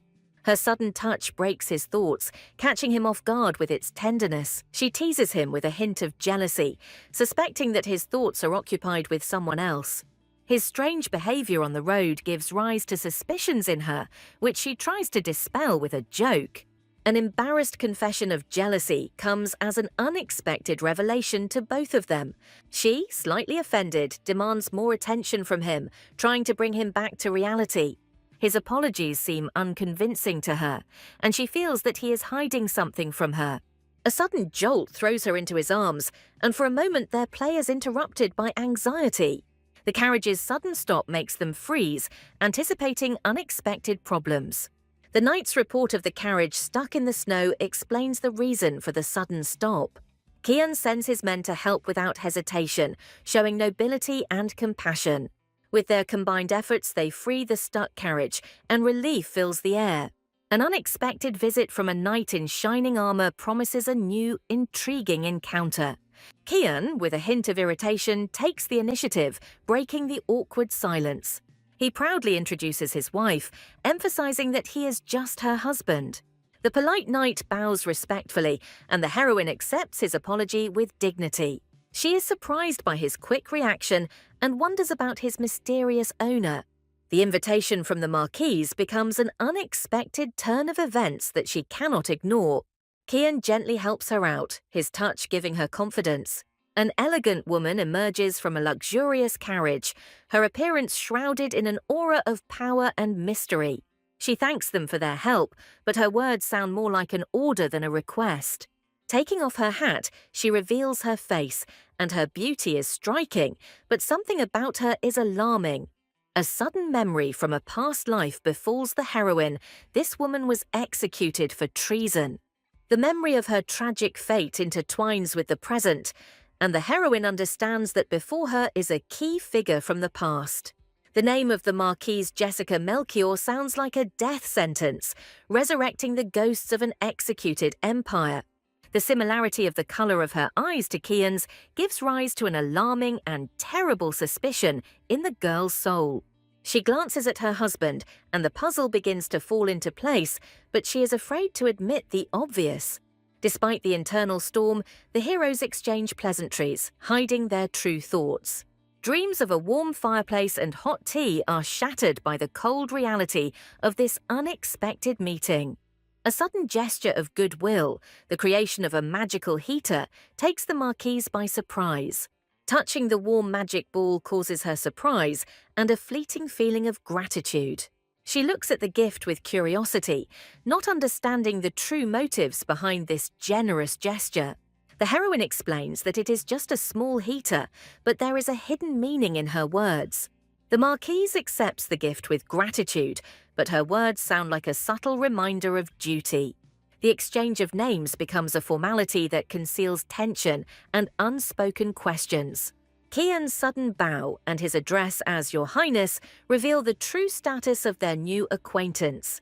With a disarming smile, Jessica begins her game, trying to find out the true purpose of their visit. She cleverly manipulates the situation, taking the heroine by the hand and complaining about her loneliness in the capital. Her invitation to her mansion sounds like a royal decree that cannot be refused. The heroine finds herself trapped by etiquette, realizing that refusal would be tantamount to an insult. With a satisfied smile, the marquise takes her silence for consent, leading them into her carriage. The luxurious mansion creates an oppressive impression, reflecting the cold grandeur of its owner. A formal invitation to tea becomes a prologue to a decisive conversation where the stakes will be high. The luxurious reception seems excessive to the heroine, but she is forced to play by the hostess's rules. She is struck by the guess that the marquise knew about their meeting in advance and arranged the whole thing. Jessica's sweet smile and kindness conceal cold calculation and dangerous intrigue. The exchange of pleasantries turns into a subtle game, where every word has a double meaning. The marquise hints with slight irony at her high position and universal adoration. The heroine accepts her game with dignity because she knows who she is dealing with. Over a cup of tea, she reflects on Jessica's status, trying to unravel her true motives. Memories of the marquise's tragic fate surface in her memory, adding dark colors to their meeting. Kian's distant demeanor adds further tension to the already tense atmosphere. She wonders about the reasons for his coldness, feeling that something important is slipping away from her. His restrained gesture of respect, devoid of any warmth, leaves the heroine perplexed. Kian's cold gaze and direct question about her name escalate the situation to the limit. Jessica, with feigned innocence, notes his resemblance to the famous swordmaster, continuing her game. He confirms her guess with dignity, but his words sound like a reminder of the past. The marquise mentions his new role with a slight smile, subtly hinting at political gain. Her kind offer to have tea becomes a test that the heroine cannot avoid. The girl takes the cup with apprehension, realizing that too much is at stake in this game. Her sincere praise of the tea defuses the situation, and for a moment the tension subsides. Suddenly, a strange voice sounds in her mind, warning her of the danger hidden in the drink. Kian quietly reassures her, letting her know that he foresaw everything and took precautions. His sudden revelation about his knowledge of poisons makes the heroine shudder, but he is only sharing his experience. She smooths over the awkwardness by apologizing for her husband's ignorance and takes control of the situation. The Marquise accepts the apology with a slight smile, but her eyes tell her she hasn't missed anything. With feigned concern, the heroine offers her husband a rest, trying to take him away from her gaze. His quiet warning to be careful becomes a sign to her that the game is getting even more dangerous. The Marquise's sudden laughter breaks the tense silence, and her reaction seems unnatural. She comments on their relationship with feigned admiration, but her words are full of hidden mockery. Jessica subtly notes the unusual nature of their union, where the wife publicly reprimands her husband. Her words make the heroine think about the social norms that she so easily violated. With feigned delight, the Marquise pronounces the word love, turning it into a poisonous weapon. Behind the Marquise's feigned laughter, the heroine senses cold calculation and a hidden threat. Jessica admires her frankness as she talks about her feelings so easily. She continues her game, hinting that she has managed to win the heart of the impregnable swordmaster. The revelation that first there was fidelity and then love takes the Marquise by surprise. A sudden question about the importance of the swordmaster's oath changes the tone of the conversation, making it dangerous. The Marquise, with a cold smile, announces that the heroine made a mistake in underestimating her. The girl parries the blow, returning the conversation to the channel of empty chatter and friendly smiles. The exchange of barbs reaches its peak, and the heroine finally reveals her true goal. The admission that it was all just a show shocks the Marquise, destroying her confidence. With a triumphant smile, the heroine puts an end to their duel, proving her superiority. The heroine explains with a smile that she only wanted to test how much the Marquise values her as an ally. Her frankness forces Jessica to admit that she truly sees her as a valuable figure. The Marquise tries to regain control of the conversation by questioning the heroine's self-confidence. Her hand trembles as she realizes she has been led in this subtle game from the very beginning. With icy calm, the girl hints that their meeting was far from accidental. The direct question about the arranged meeting takes the Marquise by surprise, depriving her of her composure. The heroine no longer hides her suspicions, declaring that she knows who is behind all this. She throws the accusation in her face, calling her a nameless sorceress and tearing off all the masks. The sudden appearance of the Marquise's faithful servant, Irene, becomes living proof of her words. Jessica is horrified to realize that her deception has been exposed and her most loyal spy has been exposed. Irene bows and apologizes, but her submissiveness seems forced and unnatural. She introduces herself with pride, emphasizing her loyalty to the Marquise Melchior. Jessica speaks with feigned tenderness of her affection for the nameless maid. Irene's slight smile conceals a storm of emotions and hidden resentment towards her mistress. The Marquise's sudden fit of rage destroys her image, revealing her true, cruel nature. Despite the threats, the heroine decides to act, not wanting to remain on the sidelines of what is happening. The chaos and disorder on the streets of the capital leaves her confused and anxious. Amidst the carnage, she sees the lone figure of Irene standing over the bodies of the slain. A terrifying realization hits her. This fragile girl is the cause of all the chaos. With a cold challenge in her eyes, Irene meets her pursuer, ready for the decisive battle. Her crazy appearance and words about her being a simple mercenary only increase the heroine's suspicions. With a cold smile, Irene confirms that she is an outsider among the royal mages. The sudden question about the lady takes the heroine by surprise, giving rise to anxiety. Irene speaks of her mistress with pain in her voice, and her devotion seems fanatical. Ignoring the danger, the heroine shows her the way to save the Marquise. She sends her away, feeling that something terrible is about to happen today. Anxiety about one's own fate gives way to concern for the mysterious savior. The memory of meeting Irene in her past life flashes through her mind, explaining her power. Memory paints a cruel picture of how the emperor paid a high price for her capture. She understands that the fates of Irene and the Marquise are inextricably linked and decides to intervene. A powerful wave of mana emanating from Irene becomes the key to unraveling the past for the heroine. Memories of the bloody massacre and the fall of the Empire explain to her the origins of the current chaos. She greets Irene with a cold smile, preparing for a crucial, high-stakes conversation. The Marquise, with feigned disappointment, notes that she expected more insight from the Archmage. Her satisfaction that the heroine has lived up to her expectations conceals a dangerous interest. The girl accepts her praise with a touch of irony, continuing her subtle psychological game. Jessica speaks with disdain of her brother, for whom judging others is a waste of time. Despite the obvious hostility, the heroine is confident that there is no open conflict between them yet. The Marquise makes her move, confirming rumours of her feud with the Crown Prince. Her words paint a cruel picture of a world where her brother divides people only into useful and useless dogs. The Marquise admits with cold frankness that her life depends on her usefulness to her brother. The heroine does not succumb to her manipulation, maintaining her inner independence and strength. Jessica's attempt to sow doubt in her heart is shattered by her unshakable confidence. The Marquise bitterly admits that her plan to win the heroine's trust has failed. She decides to change tactics and openly offers her an alliance based on a common enemy. A direct question about the reasons for her confidence forces the heroine to reveal her cards. Jessica understands that sooner or later she will have to bend the knee to her brother. With a cold smile, she warns the heroine that she will become the Crown Prince's next target. The girl accepts this challenge with dignity because she knows about the prince's desire to obtain her power. But the Marquise reveals the true, darker reason for his interest. He wants her not only as a magician, but also as a woman.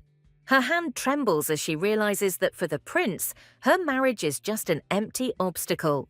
Memories of the depraved emperor and his illegitimate children surface in her mind, explaining the mores of the court.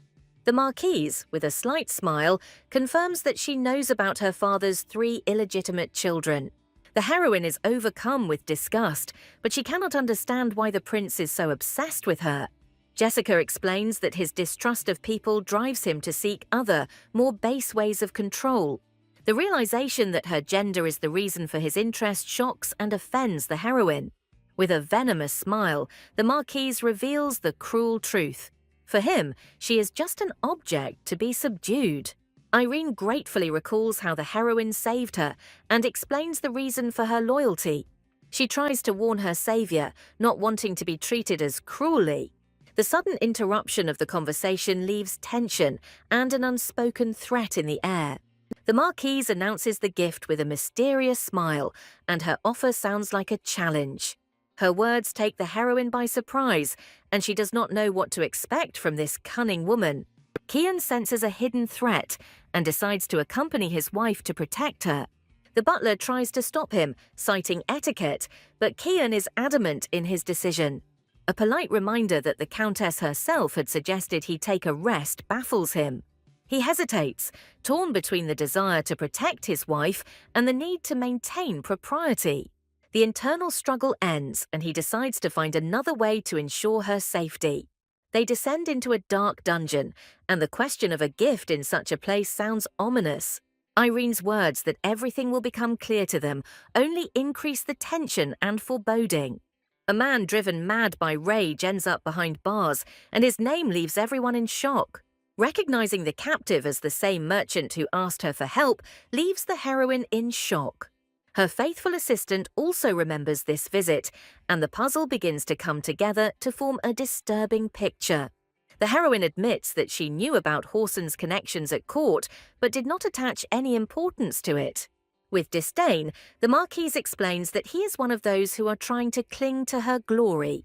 Her unexpected defense and words about how she didn't believe a single word he said surprise the heroine. At this moment, a fragile trust is born between them, based on a common enemy. The story of how she was kicked out without paying causes a wave of righteous anger in the girl. Memories of Whoreson deceiving her stepmother flash through her mind, explaining his motives. The realization of how cruelly he treated her in response to her mercy enrages her.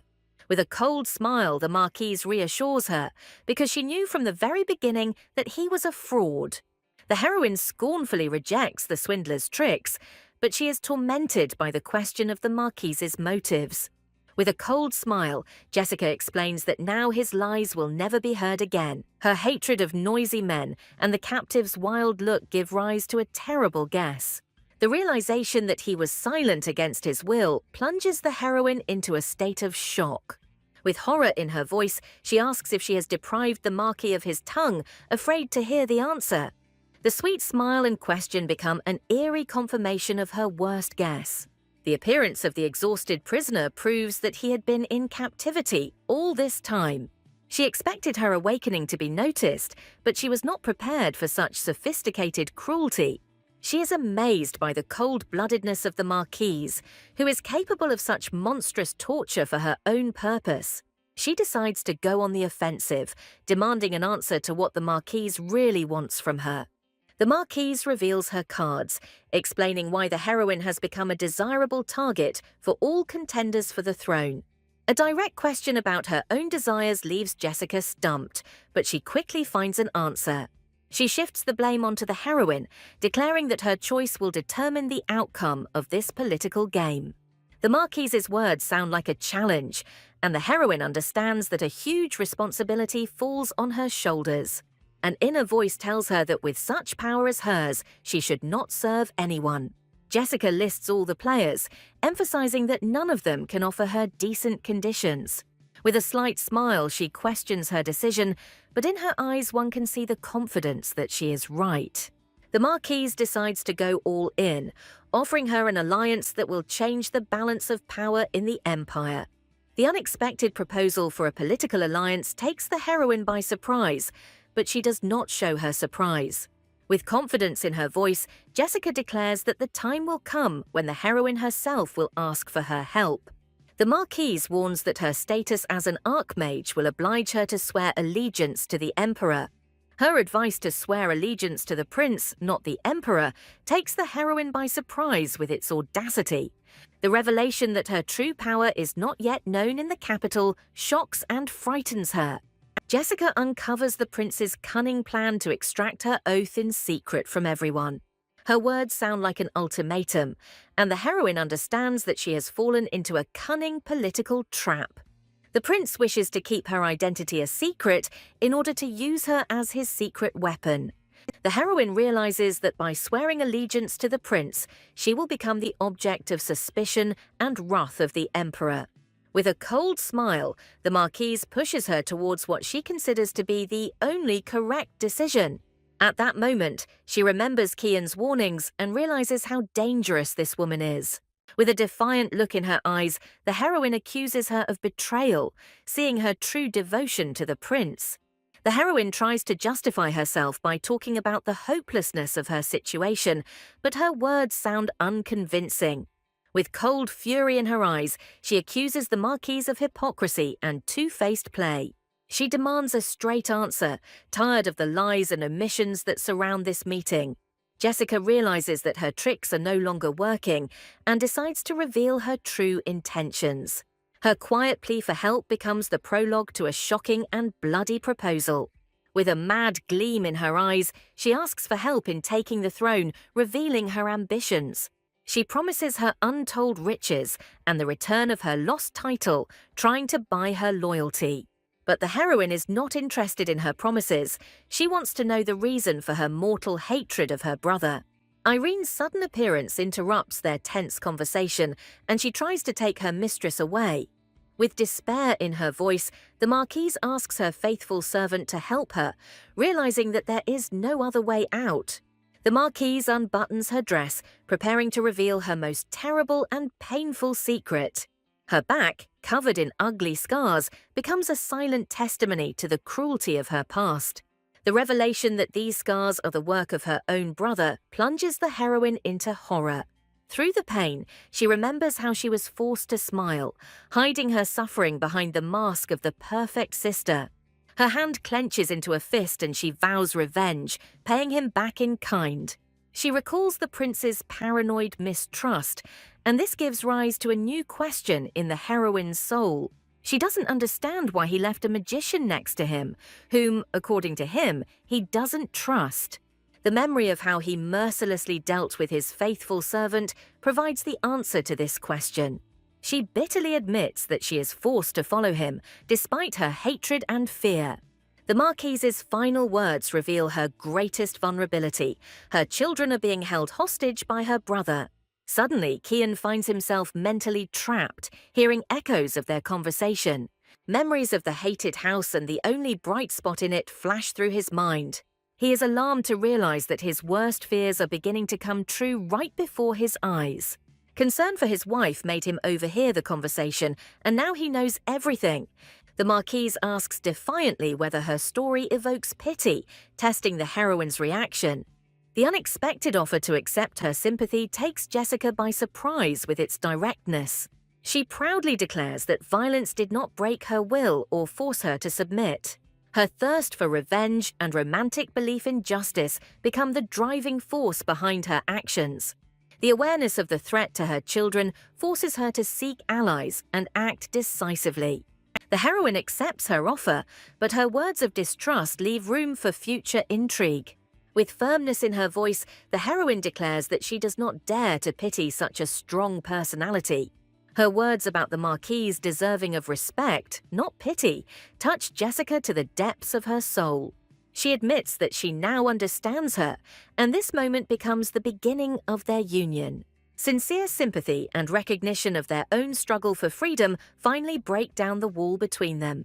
They seal their union with a handshake, and in that moment, a dangerous but powerful alliance is born. With joy in her voice, the heroine accepts her as her new and reliable ally. Returning to her husband, she informs him of her decision to enter into an alliance with the princess. Her attempt to engage him in conversation is met with his detachment and thoughtfulness. She notices with slight offense that he is not listening to her at all, and her cheerfulness gives way to bewilderment. His strange behavior and evasive answers make her suspect that he is hiding something. She can no longer ignore his strange behavior and demands a direct answer. His excuses seem unconvincing to her, and she feels that he is hiding the real reason. Irritation at his evasiveness gives way to determination to get to the truth. With hope in her voice, she promises to believe him if he finally opens up to her. His admission that he was born in this house shocks her to the core. He explains that his disrespect for the princess was due to her resemblance to one of his family members. This news becomes another discovery for her because she knew nothing about his family. The realization of how little she knows about her husband leaves her with a feeling of bitterness and resentment. His clenched fists and the pain in his eyes indicate that the word family is a source of suffering for him. With a bitter smile, he admits that his existence has always been a shame for them. His words about being not just abandoned but cursed reveal the depth of his pain. She sympathetically understands that his hatred of the capital is actually a fear of the past. With concern in his voice, he asks if the truth about his dark origins has disappointed him. She tenderly thanks him for his frankness, breaking down the wall he had spent so long building.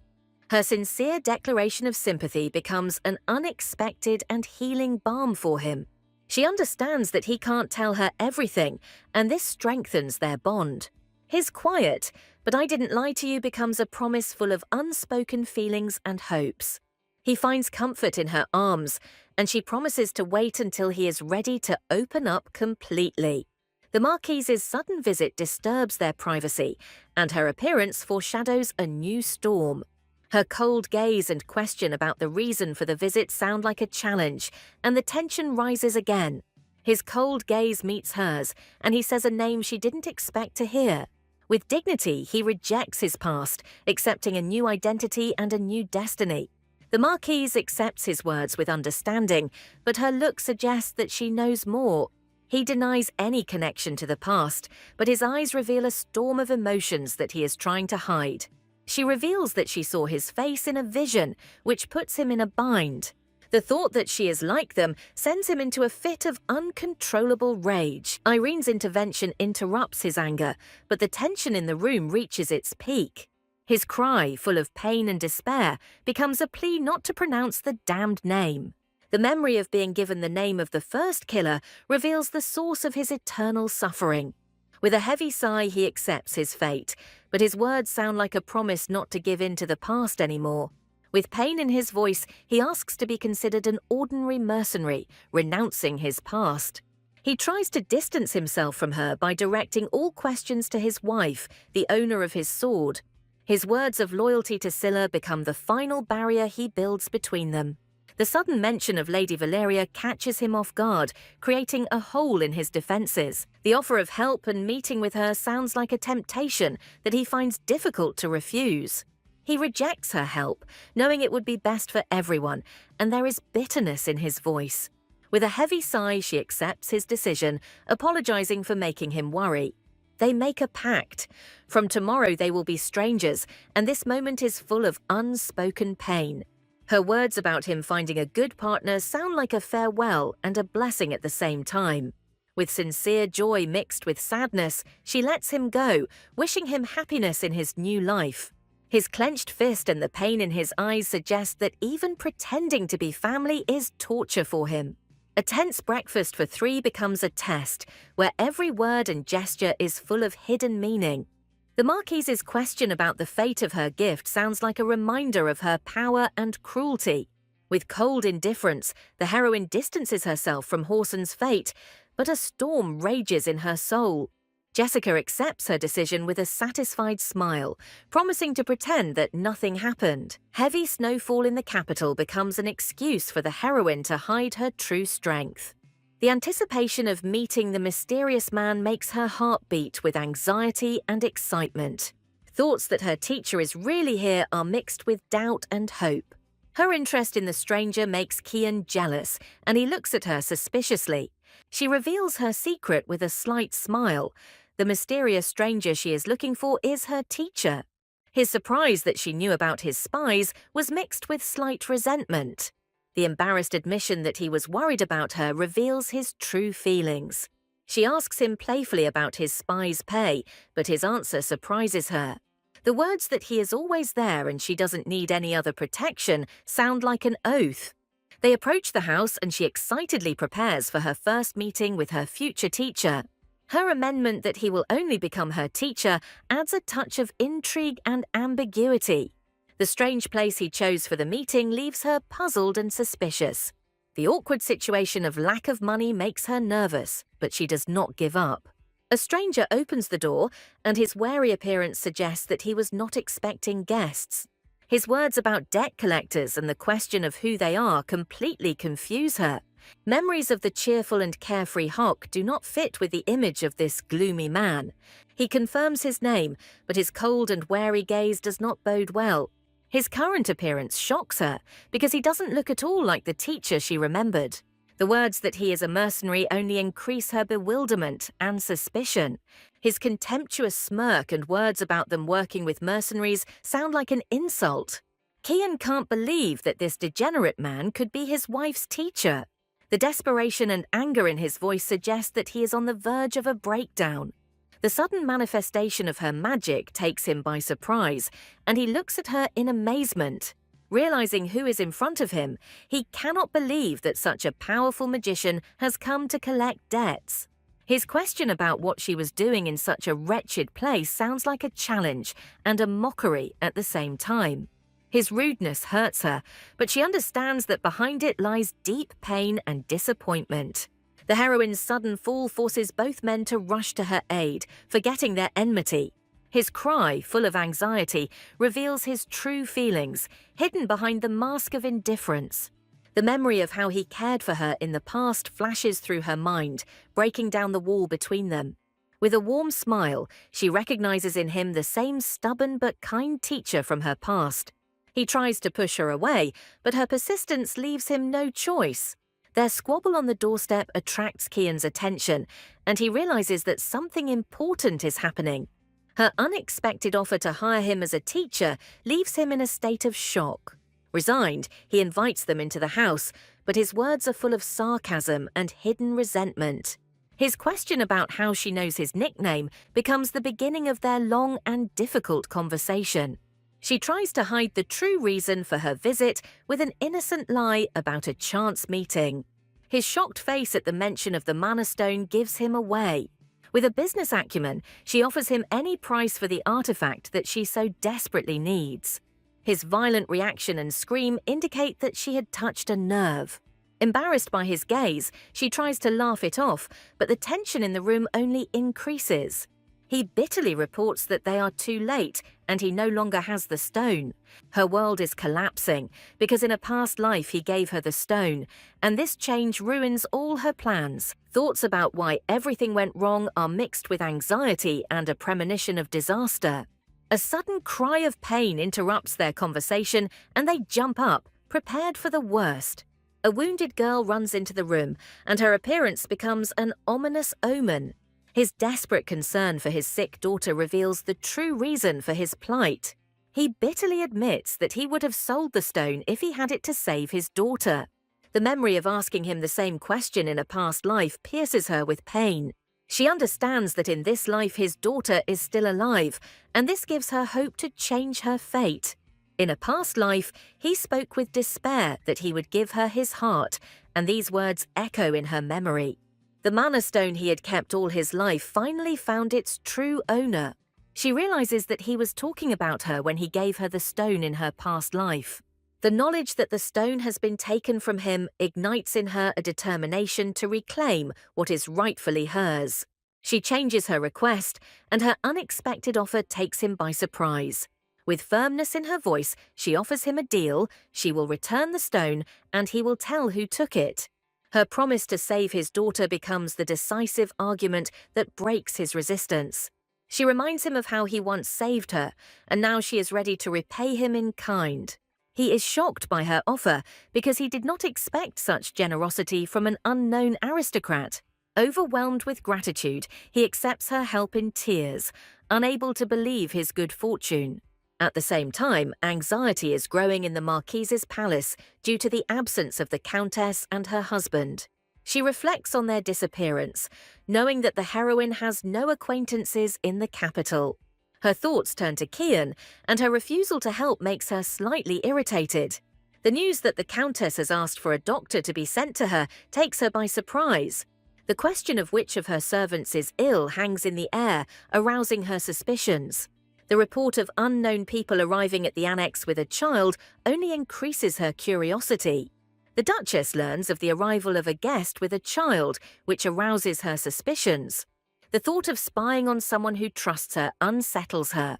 She decides to show hospitality, suppressing her desire to control everything. With the help of magic, she creates an atmosphere of comfort for her guest. The red-haired girl is enchanted by the meeting, unaware of the hidden motives. She is confused by the intense gaze, in which an incomprehensible interest can be read. The guy can't understand why the noble lady is so kind to him. He blames himself for allowing the mana gem to be taken from him. His sister's condition is worsening, and he is desperately looking for money for medicine. The only thing he had left was his last valuable thing. His friend looks at him in surprise, not understanding what could have made him sell the last one. Curiously, he asks to look at the mysterious pendant that he always carried with him.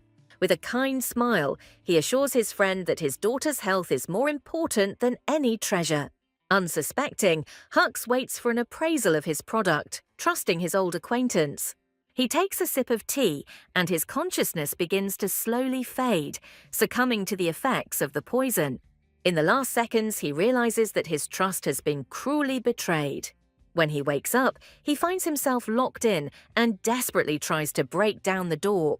With a venomous grin, the merchant says that the stone was ordinary and he did him a favor. Threats against his daughter and demands not to disturb him anymore infuriate Hux.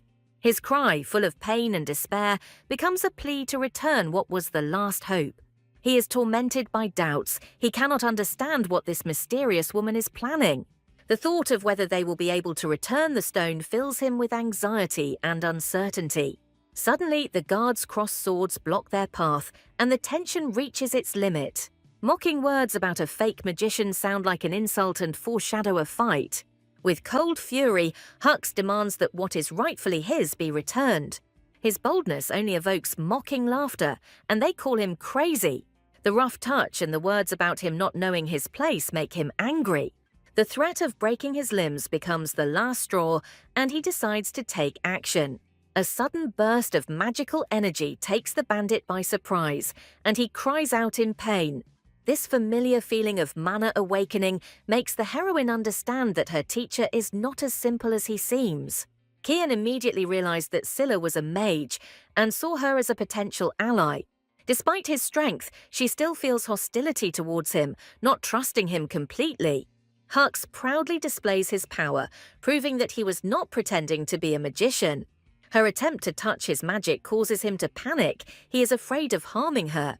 She recognizes this energy, and her calmness frightens him even more than the magic itself. Kian's inner demon is bursting out, and he fights the urge to kill the one who is threatening his wife. The sudden appearance of armed men interrupts their tense conversation, and the stakes are raised. Kian stops her, saying that she doesn't need to waste her mana on these weaklings. With lightning speed, he rushes into battle, incapacitating the enemy with one kick. His incredible speed and strength amaze Hux, but he can't understand why he jumped from his shoulder.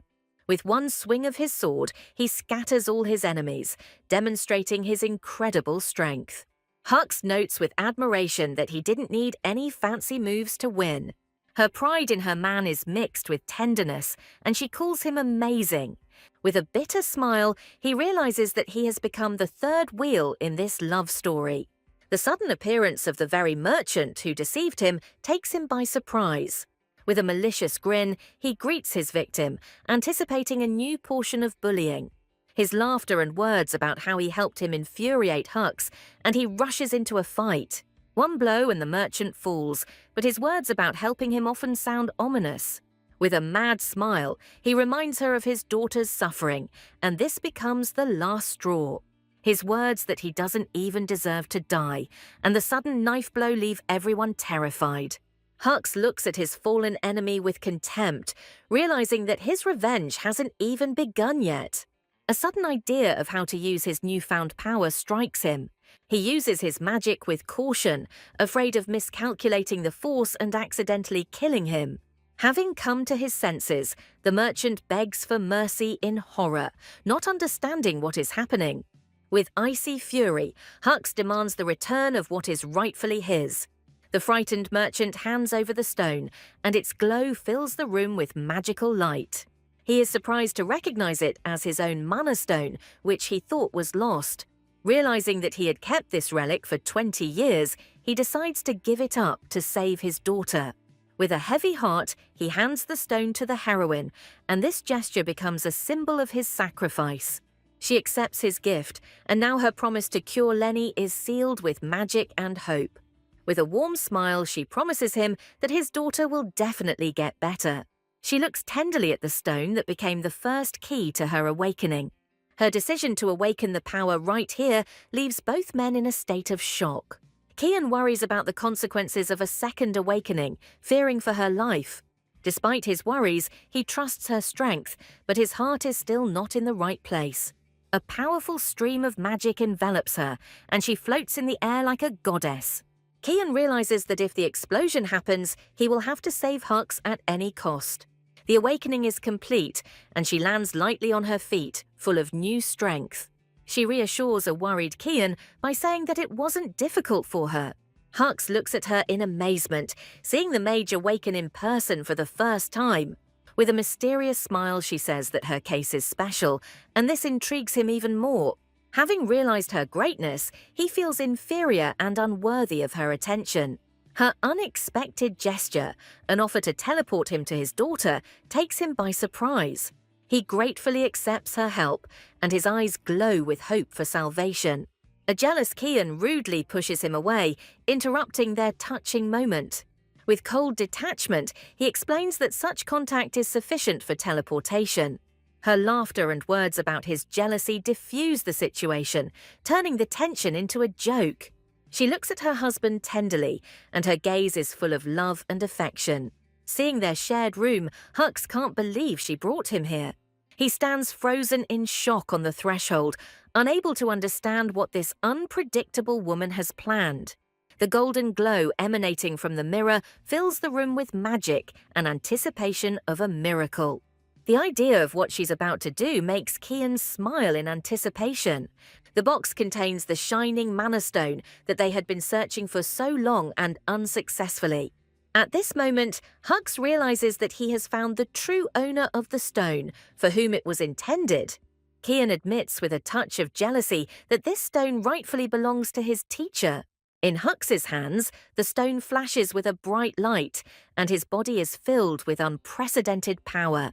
A sudden tremor in the ground makes the Marquise wary, and she feels a familiar energy. She realizes with horror that this is the awakening of the power she so feared. A powerful wave of mana nearly knocks her off her feet, and she struggles to keep her balance. Her faithful servant explains that teleportation at the moment of awakening could lead to disaster. They arrive at the place, and the words "we are there" sound like the beginning of the final act. A bright flash of light illuminates the room, and the figure of the awakened magician appears in it. Her ability to create a barrier at such a moment leaves Irene amazed and amazed. She admits that using magic during someone else's awakening is incredibly difficult. Comparing his strength with hers, she realizes that he is still weak and inexperienced. A hunch flashes in her eyes. The heroine can develop the magic of the great Taralin in him.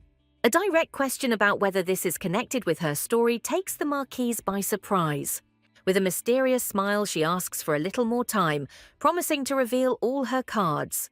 She reminds us of her main request, to save her children, locked in a golden cage. The heroine confirms that she remembers this, and now their union is sealed by a common goal and a secret. Her confusion about why she needs another magician becomes the key to solving the Marquise's mystery. The legend of the great magician Taralin and his gift to the first emperor comes up in conversation. She understands that the traces of this magician in the palace are not an accident, but part of a great plan. The Marquise tells of the secret rooms created by Taralin to protect the royal family. These rooms served as a refuge during times of war and rebellion, keeping the secrets of the empire. The key of Taralin, passed down through royal blood, grants access to these secret chambers. With horror, the heroine realizes that the Marquise's children may be locked in these invulnerable rooms. With fury in her voice, Jessica recounts how her brother took advantage of her weakness and kidnapped her children. Irene's words, full of remorse, confirm her story, adding tragedy to their story. The heroine listens silently, her determination to help them growing stronger with every second. The certainty that the children are alive becomes the last straw for the Marquise to cling to. Irene explains that her unique magic allows her to sense them despite the distance. However, she admits that Taralin's power is on a completely different level, beyond her reach. With despair in her voice, the Marquise begs the heroine to save her children because she herself is powerless. Fear of Taralin's magic and the risk of being accused of treason make her hesitate. With cold calculation, the heroine asks what she will receive in return for such a dangerous service. The generous promise to give her everything after ascending the throne becomes the price of their union. Despite her mistrust, the heroine likes the idea of one day becoming empress.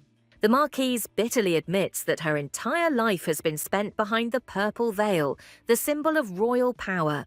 She dreams of a bloodline of purple glory that will give her the right to the throne and freedom. Her words about being glad not to belong to their family sound like a challenge and a mockery. With firmness in her voice, she promises to help her in exchange for the fulfillment of one of her wishes. She explains that only the emperor can fulfill her request, and this intrigues the Marquise. The heroine makes an oath on her magic stone, and her promise becomes unbreakable. This oath, given on stone and crown, promises to shake the entire continent and change the course of history. A sudden burst of magic interrupts their conversation, and everyone looks at the source with concern. Irene disputes her words, saying that her own awakening took more than a day. She explains that the time of awakening depends on the power of the magician, and in this case, too little time has passed. The idea that Hux could have used the Force before awakening dawns on the heroine. The magic stabilizes, and they realize that the awakening was successful and without complications. Fear for his life makes her cry out. She fears that the stone has swallowed his consciousness. She shakes his shoulders anxiously, trying to shout to him through the veil of magic. His return to reality brings her great relief, but he is still disoriented. He looks at his hands in amazement, feeling the enormous power that now flows through him. With a warm smile, she congratulates him on his awakening, sharing his joy and surprise. He finally understands that she brought him here not by chance, but following a great plan. Her question sounds like a reminder that every action has a reason. Memories of the past and how she received her first magic stone come flooding back to her. She explains that this stone is not right for her, but it has its rightful owner.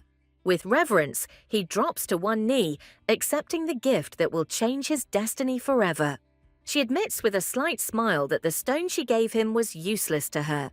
His surprise at her generosity is mixed with admiration because she gave up an entire fortune. Embarrassed, she admits that she didn't even think about money, and this disarms him. The sudden question about her name takes her by surprise, and she realizes that she has not yet introduced herself. The memory of him calling her Scylla in her past life flashes through her mind. She remembers asking him to call her that when she was a simple mercenary. In this life, she decides to change everything and introduce herself with her real name. She reveals her name, Priscilla Motia, and this moment becomes a turning point in their relationship. Their names, Priscilla and Scylla, echo each other, weaving their destinies together. With reverence, he drops to one knee and gives her his soul, vowing eternal fidelity. His vow of allegiance leaves her in shock, as she did not expect such a turn of events. He explains that for a magician, his soul is his power, and he gives it the most valuable thing. She cannot understand why he gives her his soul so easily, and she is tormented by doubts. The idea of her teacher taking an oath from her seems absurd and impossible to her. In a panic, she tries to refuse because she only wanted to help him and his daughter. He cannot accept her help because it will upset the balance between teacher and student. She tries to object, but her words about not helping for this reason sound unconvincing. With firmness in his voice, he declares that this is his choice and his oath as a knight. She feels she has no right to accept such a sacrifice, but he leaves her no choice. Even though they met for the first time, she feels that their destinies are inextricably linked. His sincere gratitude and recognition that she is the first person who helped him touches her deeply. He says that accepting his oath will be his highest gratitude, and she cannot refuse. With firmness in his voice, he declares that he is not used to being a debtor, and his pride does not allow him to back down. His insistent request and the glow of the stone in her hand leave her no choice, and she accepts his oath. She realizes that she has changed her teacher's fate, and their relationship will never be the same. With a heavy heart, she accepts his vow, and this moment becomes a turning point in their lives. A new reality crashes down on her, and she realizes that she is now responsible for his fate. The doctor's diagnosis of Lenny's advanced lung disease comes as a terrible blow to Hux. With desperation in his voice, he asks if she can be cured, clinging to his last hope. The doctor's words that there is hope, but the treatment will be long, become both a salvation and a test for him. The doctor suggests another way, to turn to a priest with divine power, and this sounds like a miracle. With desperation in his voice, Hux begs the Marquise for help, because finding such a person is almost impossible. His hope is rekindled when he realizes she might know someone in the temple. With a satisfied smile, she agrees to help because she cannot refuse him. She easily adds that she would be glad if the awakened mage was indebted to her. The heroine is surprised to realize that the Marquise knows the princess, and this makes her even more mysterious. A sudden explosion of magic and destruction makes Hux realize he can never repay. The Marquise's words about him not having to pay for the repairs sound like a mockery. With a sly smile, she declares him her debtor, and he realizes that he has fallen into her net. The heroine decides to hide the truth about his awakening, giving him time to prepare for a new life. She thanks the Marquise, but she only waves her hand, saying that this is payment for her rudeness. With a sly smile, the heroine realizes that Hux's awakening has not gone unnoticed in the capital. She realizes that she now has two powerful allies on her side, a swordmaster and an awakened mage. The thought of the prince learning of her growing power makes her blood run cold. She realizes that she needs a plan and that she must be prepared for anything to protect herself and her loved ones. While she ponders, the two men shift awkwardly from foot to foot, waiting for her decision. Hux's question about what she usually does sounds naive, but there is genuine interest in it. Telling her she's amazing sends a wave of irritation through Kian that he tries to hide. The direct question about their relationship takes him by surprise, and he can hardly contain his anger. With cold fury, he declares that they are married, and his words sound like a warning. His awkward attempt to avoid unnecessary contact only makes Hux smirk. Kian's words about them not being alone sound like an open threat. The butler respectfully offers his services, promising to restore her bedroom by tomorrow. Exhausted by the long journey and the stressful day, she sinks down onto the bed, exhausted. Finally left alone with her husband, she is surprised to notice his strange detachment. His silence and reluctance to take initiative make her uneasy and confused. She touches his forehead with concern, trying to understand the reason for his bad mood. The lack of temperature only increases her confusion. She cannot understand what is wrong with him. A sudden and passionate kiss comes as a complete surprise to her, taking her by surprise. He falls into her arms, his quiet mutterings suggesting that something serious is troubling him. His passionate kiss takes away her breath, and she tries to pull away, but in vain. She pushes him away with a playful smile, a mischievous sparkle in her eyes. Her question about his experience catches him off guard, and he looks away, embarrassed. She complains with feigned resentment that she is the only one who is nervous in their relationship. His attempt to avoid answering makes her laugh, and she demands that he not dodge the question. The words that he is glad that she likes him sound like a confession of deep feelings. He admits that he was afraid that she was forcing herself to be with him, and his words are full of tenderness. With firmness in his voice, he declares that she is the only woman in his life. The memory of the mercenary's wild life flashes through his mind, but he rejects that past. With an oath on his sword, he confirms his loyalty, proving that he is not like others. Her question about whether he is the only man in her life takes him by surprise with its directness. The memory of an arranged marriage in a past life flashes in her mind, but she pushes it away. She decides to test his feelings and defiantly says that she has been interested in another man for a long time. His shocked look makes her regret her words, but it's too late to back out. With pain in his voice, he admits that he will be upset, but he will not be able to change anything. She touches him tenderly, saying that he is her only husband, and there is no lie in her words. With a warm smile, she admits that her first love is just a memory that cannot compare to him. He is happy with her words, but admits that he could not bear it if she had another man. His firm no to the question about hatred becomes the best declaration of love for her. With a playful smile, she offers him the role of lover, and his shock is mixed with relief. She tenderly reassures him, promising that her gaze will always be directed only at him. Her provocative question about what he would do if she had someone else makes him think. He admits that he never thought about it, and there is confusion in his voice. The memory of how he already killed for her flashes through his mind, and he realizes what he is capable of. With quiet fury, he admits that he would hate anyone who dared to come between them. She asks in surprise why he is so depressed, sensing his inner struggle. A distorted memory of Hux holding her hand comes into his mind. Realizing that he is jealous, she cannot contain her surprise and laughter. He explains that he saw the way she looked at her teacher. His words about her gaze being full of longing reveal the depth of his jealousy and love. She admits that he is right, but feels that he has misinterpreted her feelings. His question about whether she is disappointed in him sounds like a cry from the heart, full of uncertainty.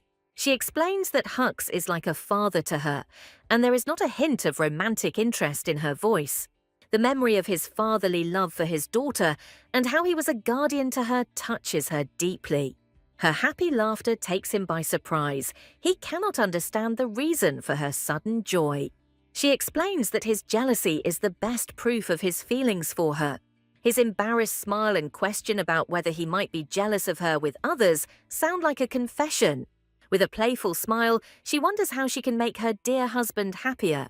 Her bold offer to spoil him all night takes him by surprise with its audacity. With hope in his voice, he agrees, and this moment becomes the beginning of their new, passionate chapter. Her promise not to stop sounds like a challenge, and he gladly accepts it.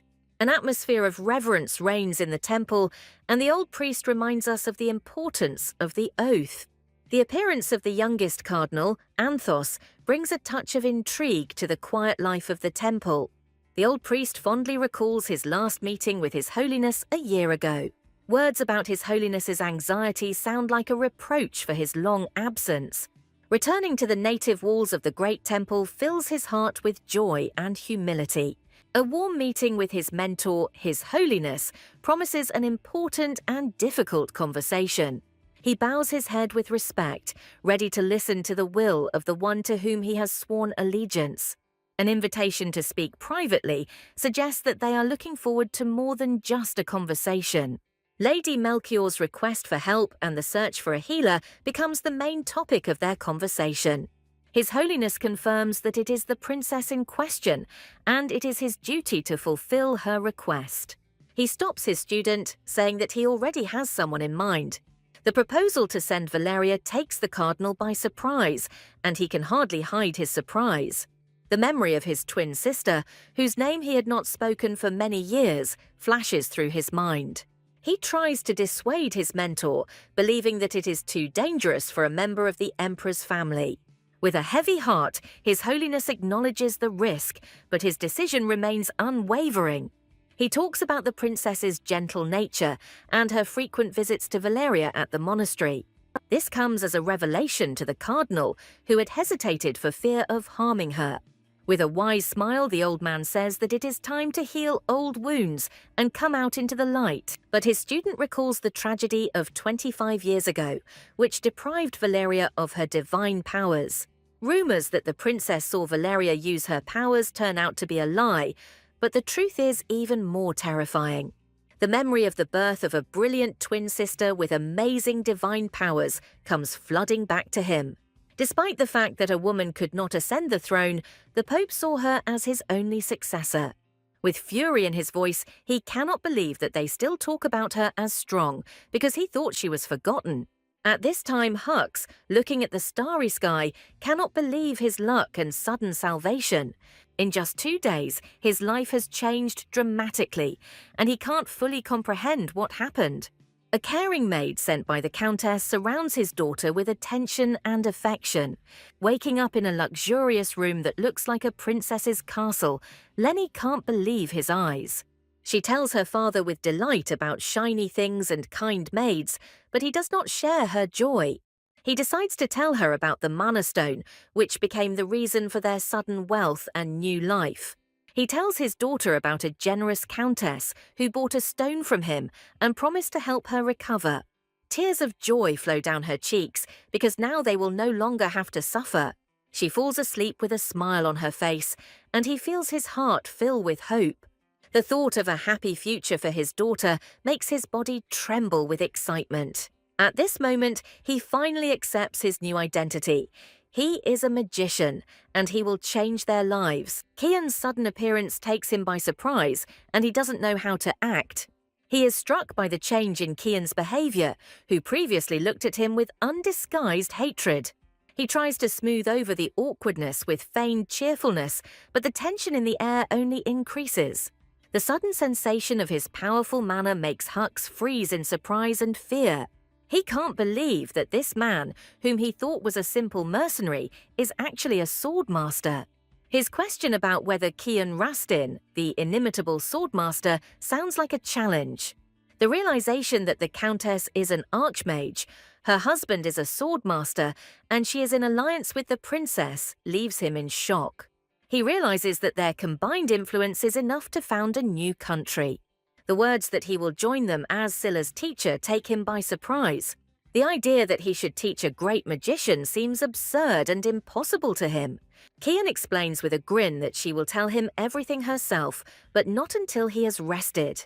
He cannot understand what he can teach someone who already possesses such incredible power. A direct question about the reason for his sudden change in attitude makes Kian think. His apology and words about him just being curious defuse the tense situation. Scylla's words calmed him, and now he is ready to accept his new role and new destiny. His words about her being the mistress of his body and soul sound like the most sincere oath. The joke about him being a loving husband becomes a compliment for him, which he gladly accepts. The awkward atmosphere at dinner makes her wonder about the strange relationship between the two men. The news of the invitations to the reception being sent out becomes the first step in her big political game. She gratefully accepts the Marquise's help, realizing that she cannot cope alone. The Marquise's good appetite and her relaxed manner at the table surprise the heroine. The question of mistletoe furniture becomes a subtle test, and the heroine passes it with dignity. She promises to prepare a gift for the princess, and this intrigue adds tension to their relationship. The words about the gift surprised the Marquise. She did not expect such a gesture from her. Hux's sudden appearance and request to speak interrupts their conversation, promising a new twist. The young man realizes with trepidation that the past has been completely erased from this house. The guy timidly tells the girl that her husband invited him to become her teacher. The heroine is confused by the unexpected proposal, but it ignites a spark of interest in her. The young man is struck by her magical aura and feels unworthy. The girl, confused, recalls that she valued her mentor not for his power. The tragic memory of the man who gave her magic still hurts. In her heart lives gratitude to the one who opened the world of magic to her and became everything. The heroine desperately clings to the past, not wanting to betray her teacher. The guy tries to convince her of his own greatness, but she doesn't hear it. His words about the nature of magic only hurt her devoted heart more. The heroine's inner voice screams for determination, even when her mind admits it is right. Her heart is pounding with excitement because she feels that this is her only chance. The girl sees hidden potential in him, which makes her forget about everything. She begs the boy to become her mentor, feeling an inexplicable connection between their powers. Her eyes shine with happiness because he agreed, and now a new path awaits her. Rejoicing, the heroine leaves with her husband because now she again has someone who can be called a teacher. The young man is in a panic, unable to believe that they are about to meet his father himself. The girl radiates confidence because her debut in high society is just around the corner. She anticipates her triumph, preparing to present to the world something that will change everything. The tension in the room is growing as the princess's delay ruins someone's secret plans. Poisonous rumors about the princess's secret chosen one began to spread throughout the hall. A sudden shout and a pointing finger pierces the roar of the crowd, capturing everyone's attention. The appearance of the heroes is like a bolt from the blue. Their aura makes everyone fall silent.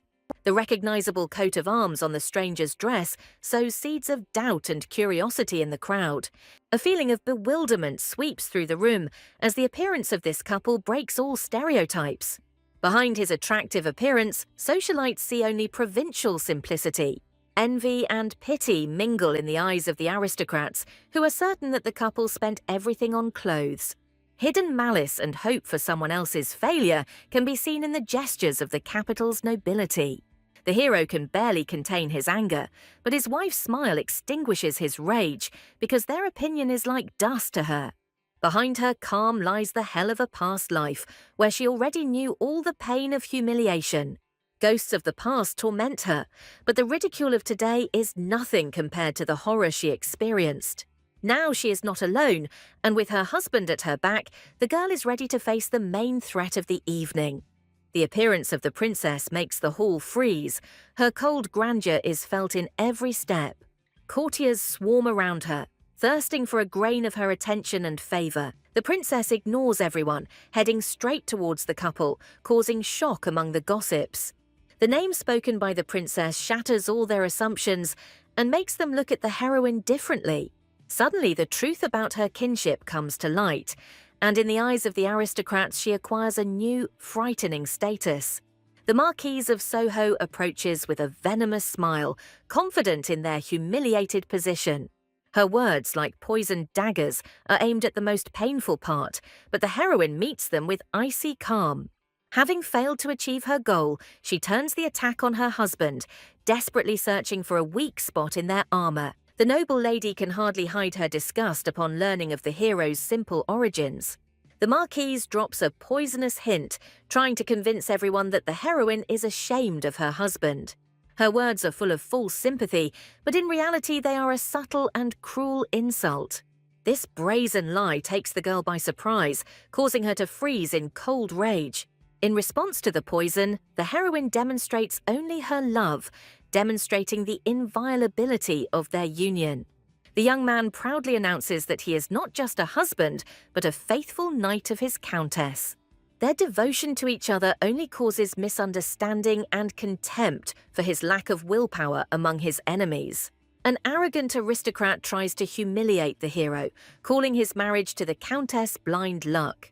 The young man parries the attack with icy calm, pointing out to the count his own ignorance. The hero's slight grin speaks of complete victory as he has silenced his opponent. The hero coldly puts the impudent man in his place, demanding respect for the status of the countess's husband. With an icy smile, the guy hints at a duel, turning small talk into a deadly threat. He mercifully spares his enemy, but this mercy is more humiliating than any blow. Humiliated to the limit, the count explodes in a hail of insults, trying to save the remnants of his honor. The princess's commanding word cuts short the argument, and the air in the hall instantly freezes. She gently but firmly calls everyone to order, showing who is the real boss here. The offenders instantly bow down, their arrogance evaporating in the face of royal power. Her sweet smile hides a will of steel because she skillfully manages this ball. Suddenly, the princess turns to the instigator of the quarrel, and his heart stops in anticipation of the verdict. Behind the princess's polite words lies a direct order, and the count realizes that he has crossed the line. The princess generously places the decision in the hands of those who have been unjustly wronged. His tender vow to avenge her makes the count shudder at their ostentatious love. The hero offers his enemy a way out through a simple apology, but there is no forgiveness in his eyes. Blind pride does not allow the count to see the abyss into which he is stepping, renouncing the world. The boy accepts the challenge with cold determination because blood speaks louder than words to him. The count laughs at the stupidity of the commoner, not realizing that he is mocking his own death.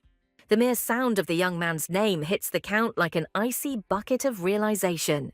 A whisper of horror runs through the hall because the legendary swordsman turns out to be the husband of a modest countess. The realization of whom exactly he has insulted paralyzes the count with fear in the face of a living legend. Rumors of his incredible power and fame only add fuel to the fire of general shock. The young man, with a charming smile, extends a glove to the enemy, offering him a last chance for salvation. His gaze becomes steely, and his words become a sentence, demanding an apology to him and his wife. A chilling horror grips the count, and he, broken by the aura of death, babbles words of apology. The hero coldly redirects his repentance to his wife, since it was her honor that was offended. Utterly humiliated, the count bows before the heroine, who graciously accepts his pathetic apology. The girl turns her gaze to the marquise, and in her eyes one can read a silent question, full of threat. She openly declares her love, and this tender moment becomes the final blow to their enemies. Her words about her love for her knight completely break the marquise's face from anger and powerlessness. The humiliated marquise furiously seeks protection from the princess, unable to bear her defeat. The princess puts an end to this dispute by coldly reproaching her own aunt for her unworthy behavior. The marquise, broken and humiliated, is forced to bow her head before the one she despised. Behind her malice lies a dark envy of red-haired girls who always stole everyone's attention. The memory of past humiliation still burns in her soul, reminding her of the times when she was defenseless. With a poisonous sweetness in her voice, the heroine accepts the apology, making it clear who now holds the power. The princess's keen gaze notices a shadow of worry on the girl's face, hidden behind a polite smile. The heroine cleverly avoids answering. Her words are just a screen for the mysterious plan she is preparing. The girl seizes the initiative, promising the princess a gift that will become the culmination of the evening. A mysterious veiled object is brought into the hall, and the air fills with thick anticipation. The princess sits on the throne, her calm a mere mask in the face of the unknown. Her words about the lavish presentation are full of curiosity because she feels that something grandiose is about to happen. The young man excitedly presents the treasure grown in their lands. With a sinking heart, he pulls back the veil, revealing a family heirloom to the world. The princess coldly evaluates the gift, and the heroine searches for at least a spark of delight in her eyes. Her polite smile hides her indifference, because this gift is ideal only for public display. The girl smiles mysteriously because the main show hasn't even begun yet. He hands her a small box, and this sharp contrast makes the princess wary. Inside the box lies not just a gift, but a key to something incredibly important. She looks with admiration at the feather made of the rarest material, understanding the true value of this gift. But the real shock comes when she picks up the seal and recognizes something impossible in it. The coat of arms of the imperial family Melchior on the seal blinds her, because this gift is real treason. In her hands is not just a seal, but a symbol of power that can change the fate of the entire empire. The heroine's sly smile is a bold statement because she has chosen whom she will serve. Every detail of the gift is imbued with magic and luxury, worthy only of a future ruler. The princess, with a touch of irony, admits that her first impression was deceptive and superficial. The girl is relieved to realize that her daring plan worked and she did not disappoint the princess. The princess accepts this gift as a promise that she will keep until the day of her ascension. Even the princess, accustomed to luxury, is amazed by the unearthly beauty of this masterpiece. The girl gives away the treasure with ease because her true goal is not wealth, but power. The princess is intrigued by the unique material, which seems alive and warm to the touch. With one final gesture, the heroine prepares to reveal the main secret of her gift, which will amaze everyone. The young man proudly reveals the secret of a unique material available only in their lands. The miraculous properties of mistletoe, which does not require processing, sound like real magic to the sophisticated public. The princess points to the pattern in bewilderment, not believing that it is also made from this magical tree. The secret of the crimson color hidden in a special type of mistletoe only enhances the admiration of this masterpiece. The princess, with a glint in her eye, hints at a connection with a master from a hostile empire playing a dangerous game. The story of a master who found inspiration in their forests intertwines their fate with that of a powerful prince. Confirmation of the crown prince's visit becomes the final chord, raising their county to unattainable heights. In the eyes of the princess and her guests, Motia County is transformed from a remote province into the empire's treasure trove. She is sincerely touched because this gift is not just a thing, but a symbol of loyalty and enormous potential. The girl can hardly contain her jubilation because she never thought that her gift would cause such a sensation. Her triumph at the ball instantly turned her into a legend, whose name is now on everyone's lips. Far from the bustle of the capital, within the walls of the monastery, a new, no less important drama is brewing. A desperate mother, whose last hope is fading, seeks salvation at the walls of the holy monastery. The cold rules of the monastery become an insurmountable wall for the mother's grief. Belief in a miracle and rumors about the saint make her beg because her child's time is running out. The noise of despair breaks through the silence of prayer, awakening the one they so long to see. Her appearance, like the revelation of an angel, gives the crowd a glimmer of saving light. The cries of the suffering, full of pain and hope, greet the saint at the threshold. Behind her divine strength lies a human fragility that worries her mentor. Her calmness and divine aura amaze even those who have seen her power more than once. Her fast seems inhuman, but before her stands a prayer that could break even a saint.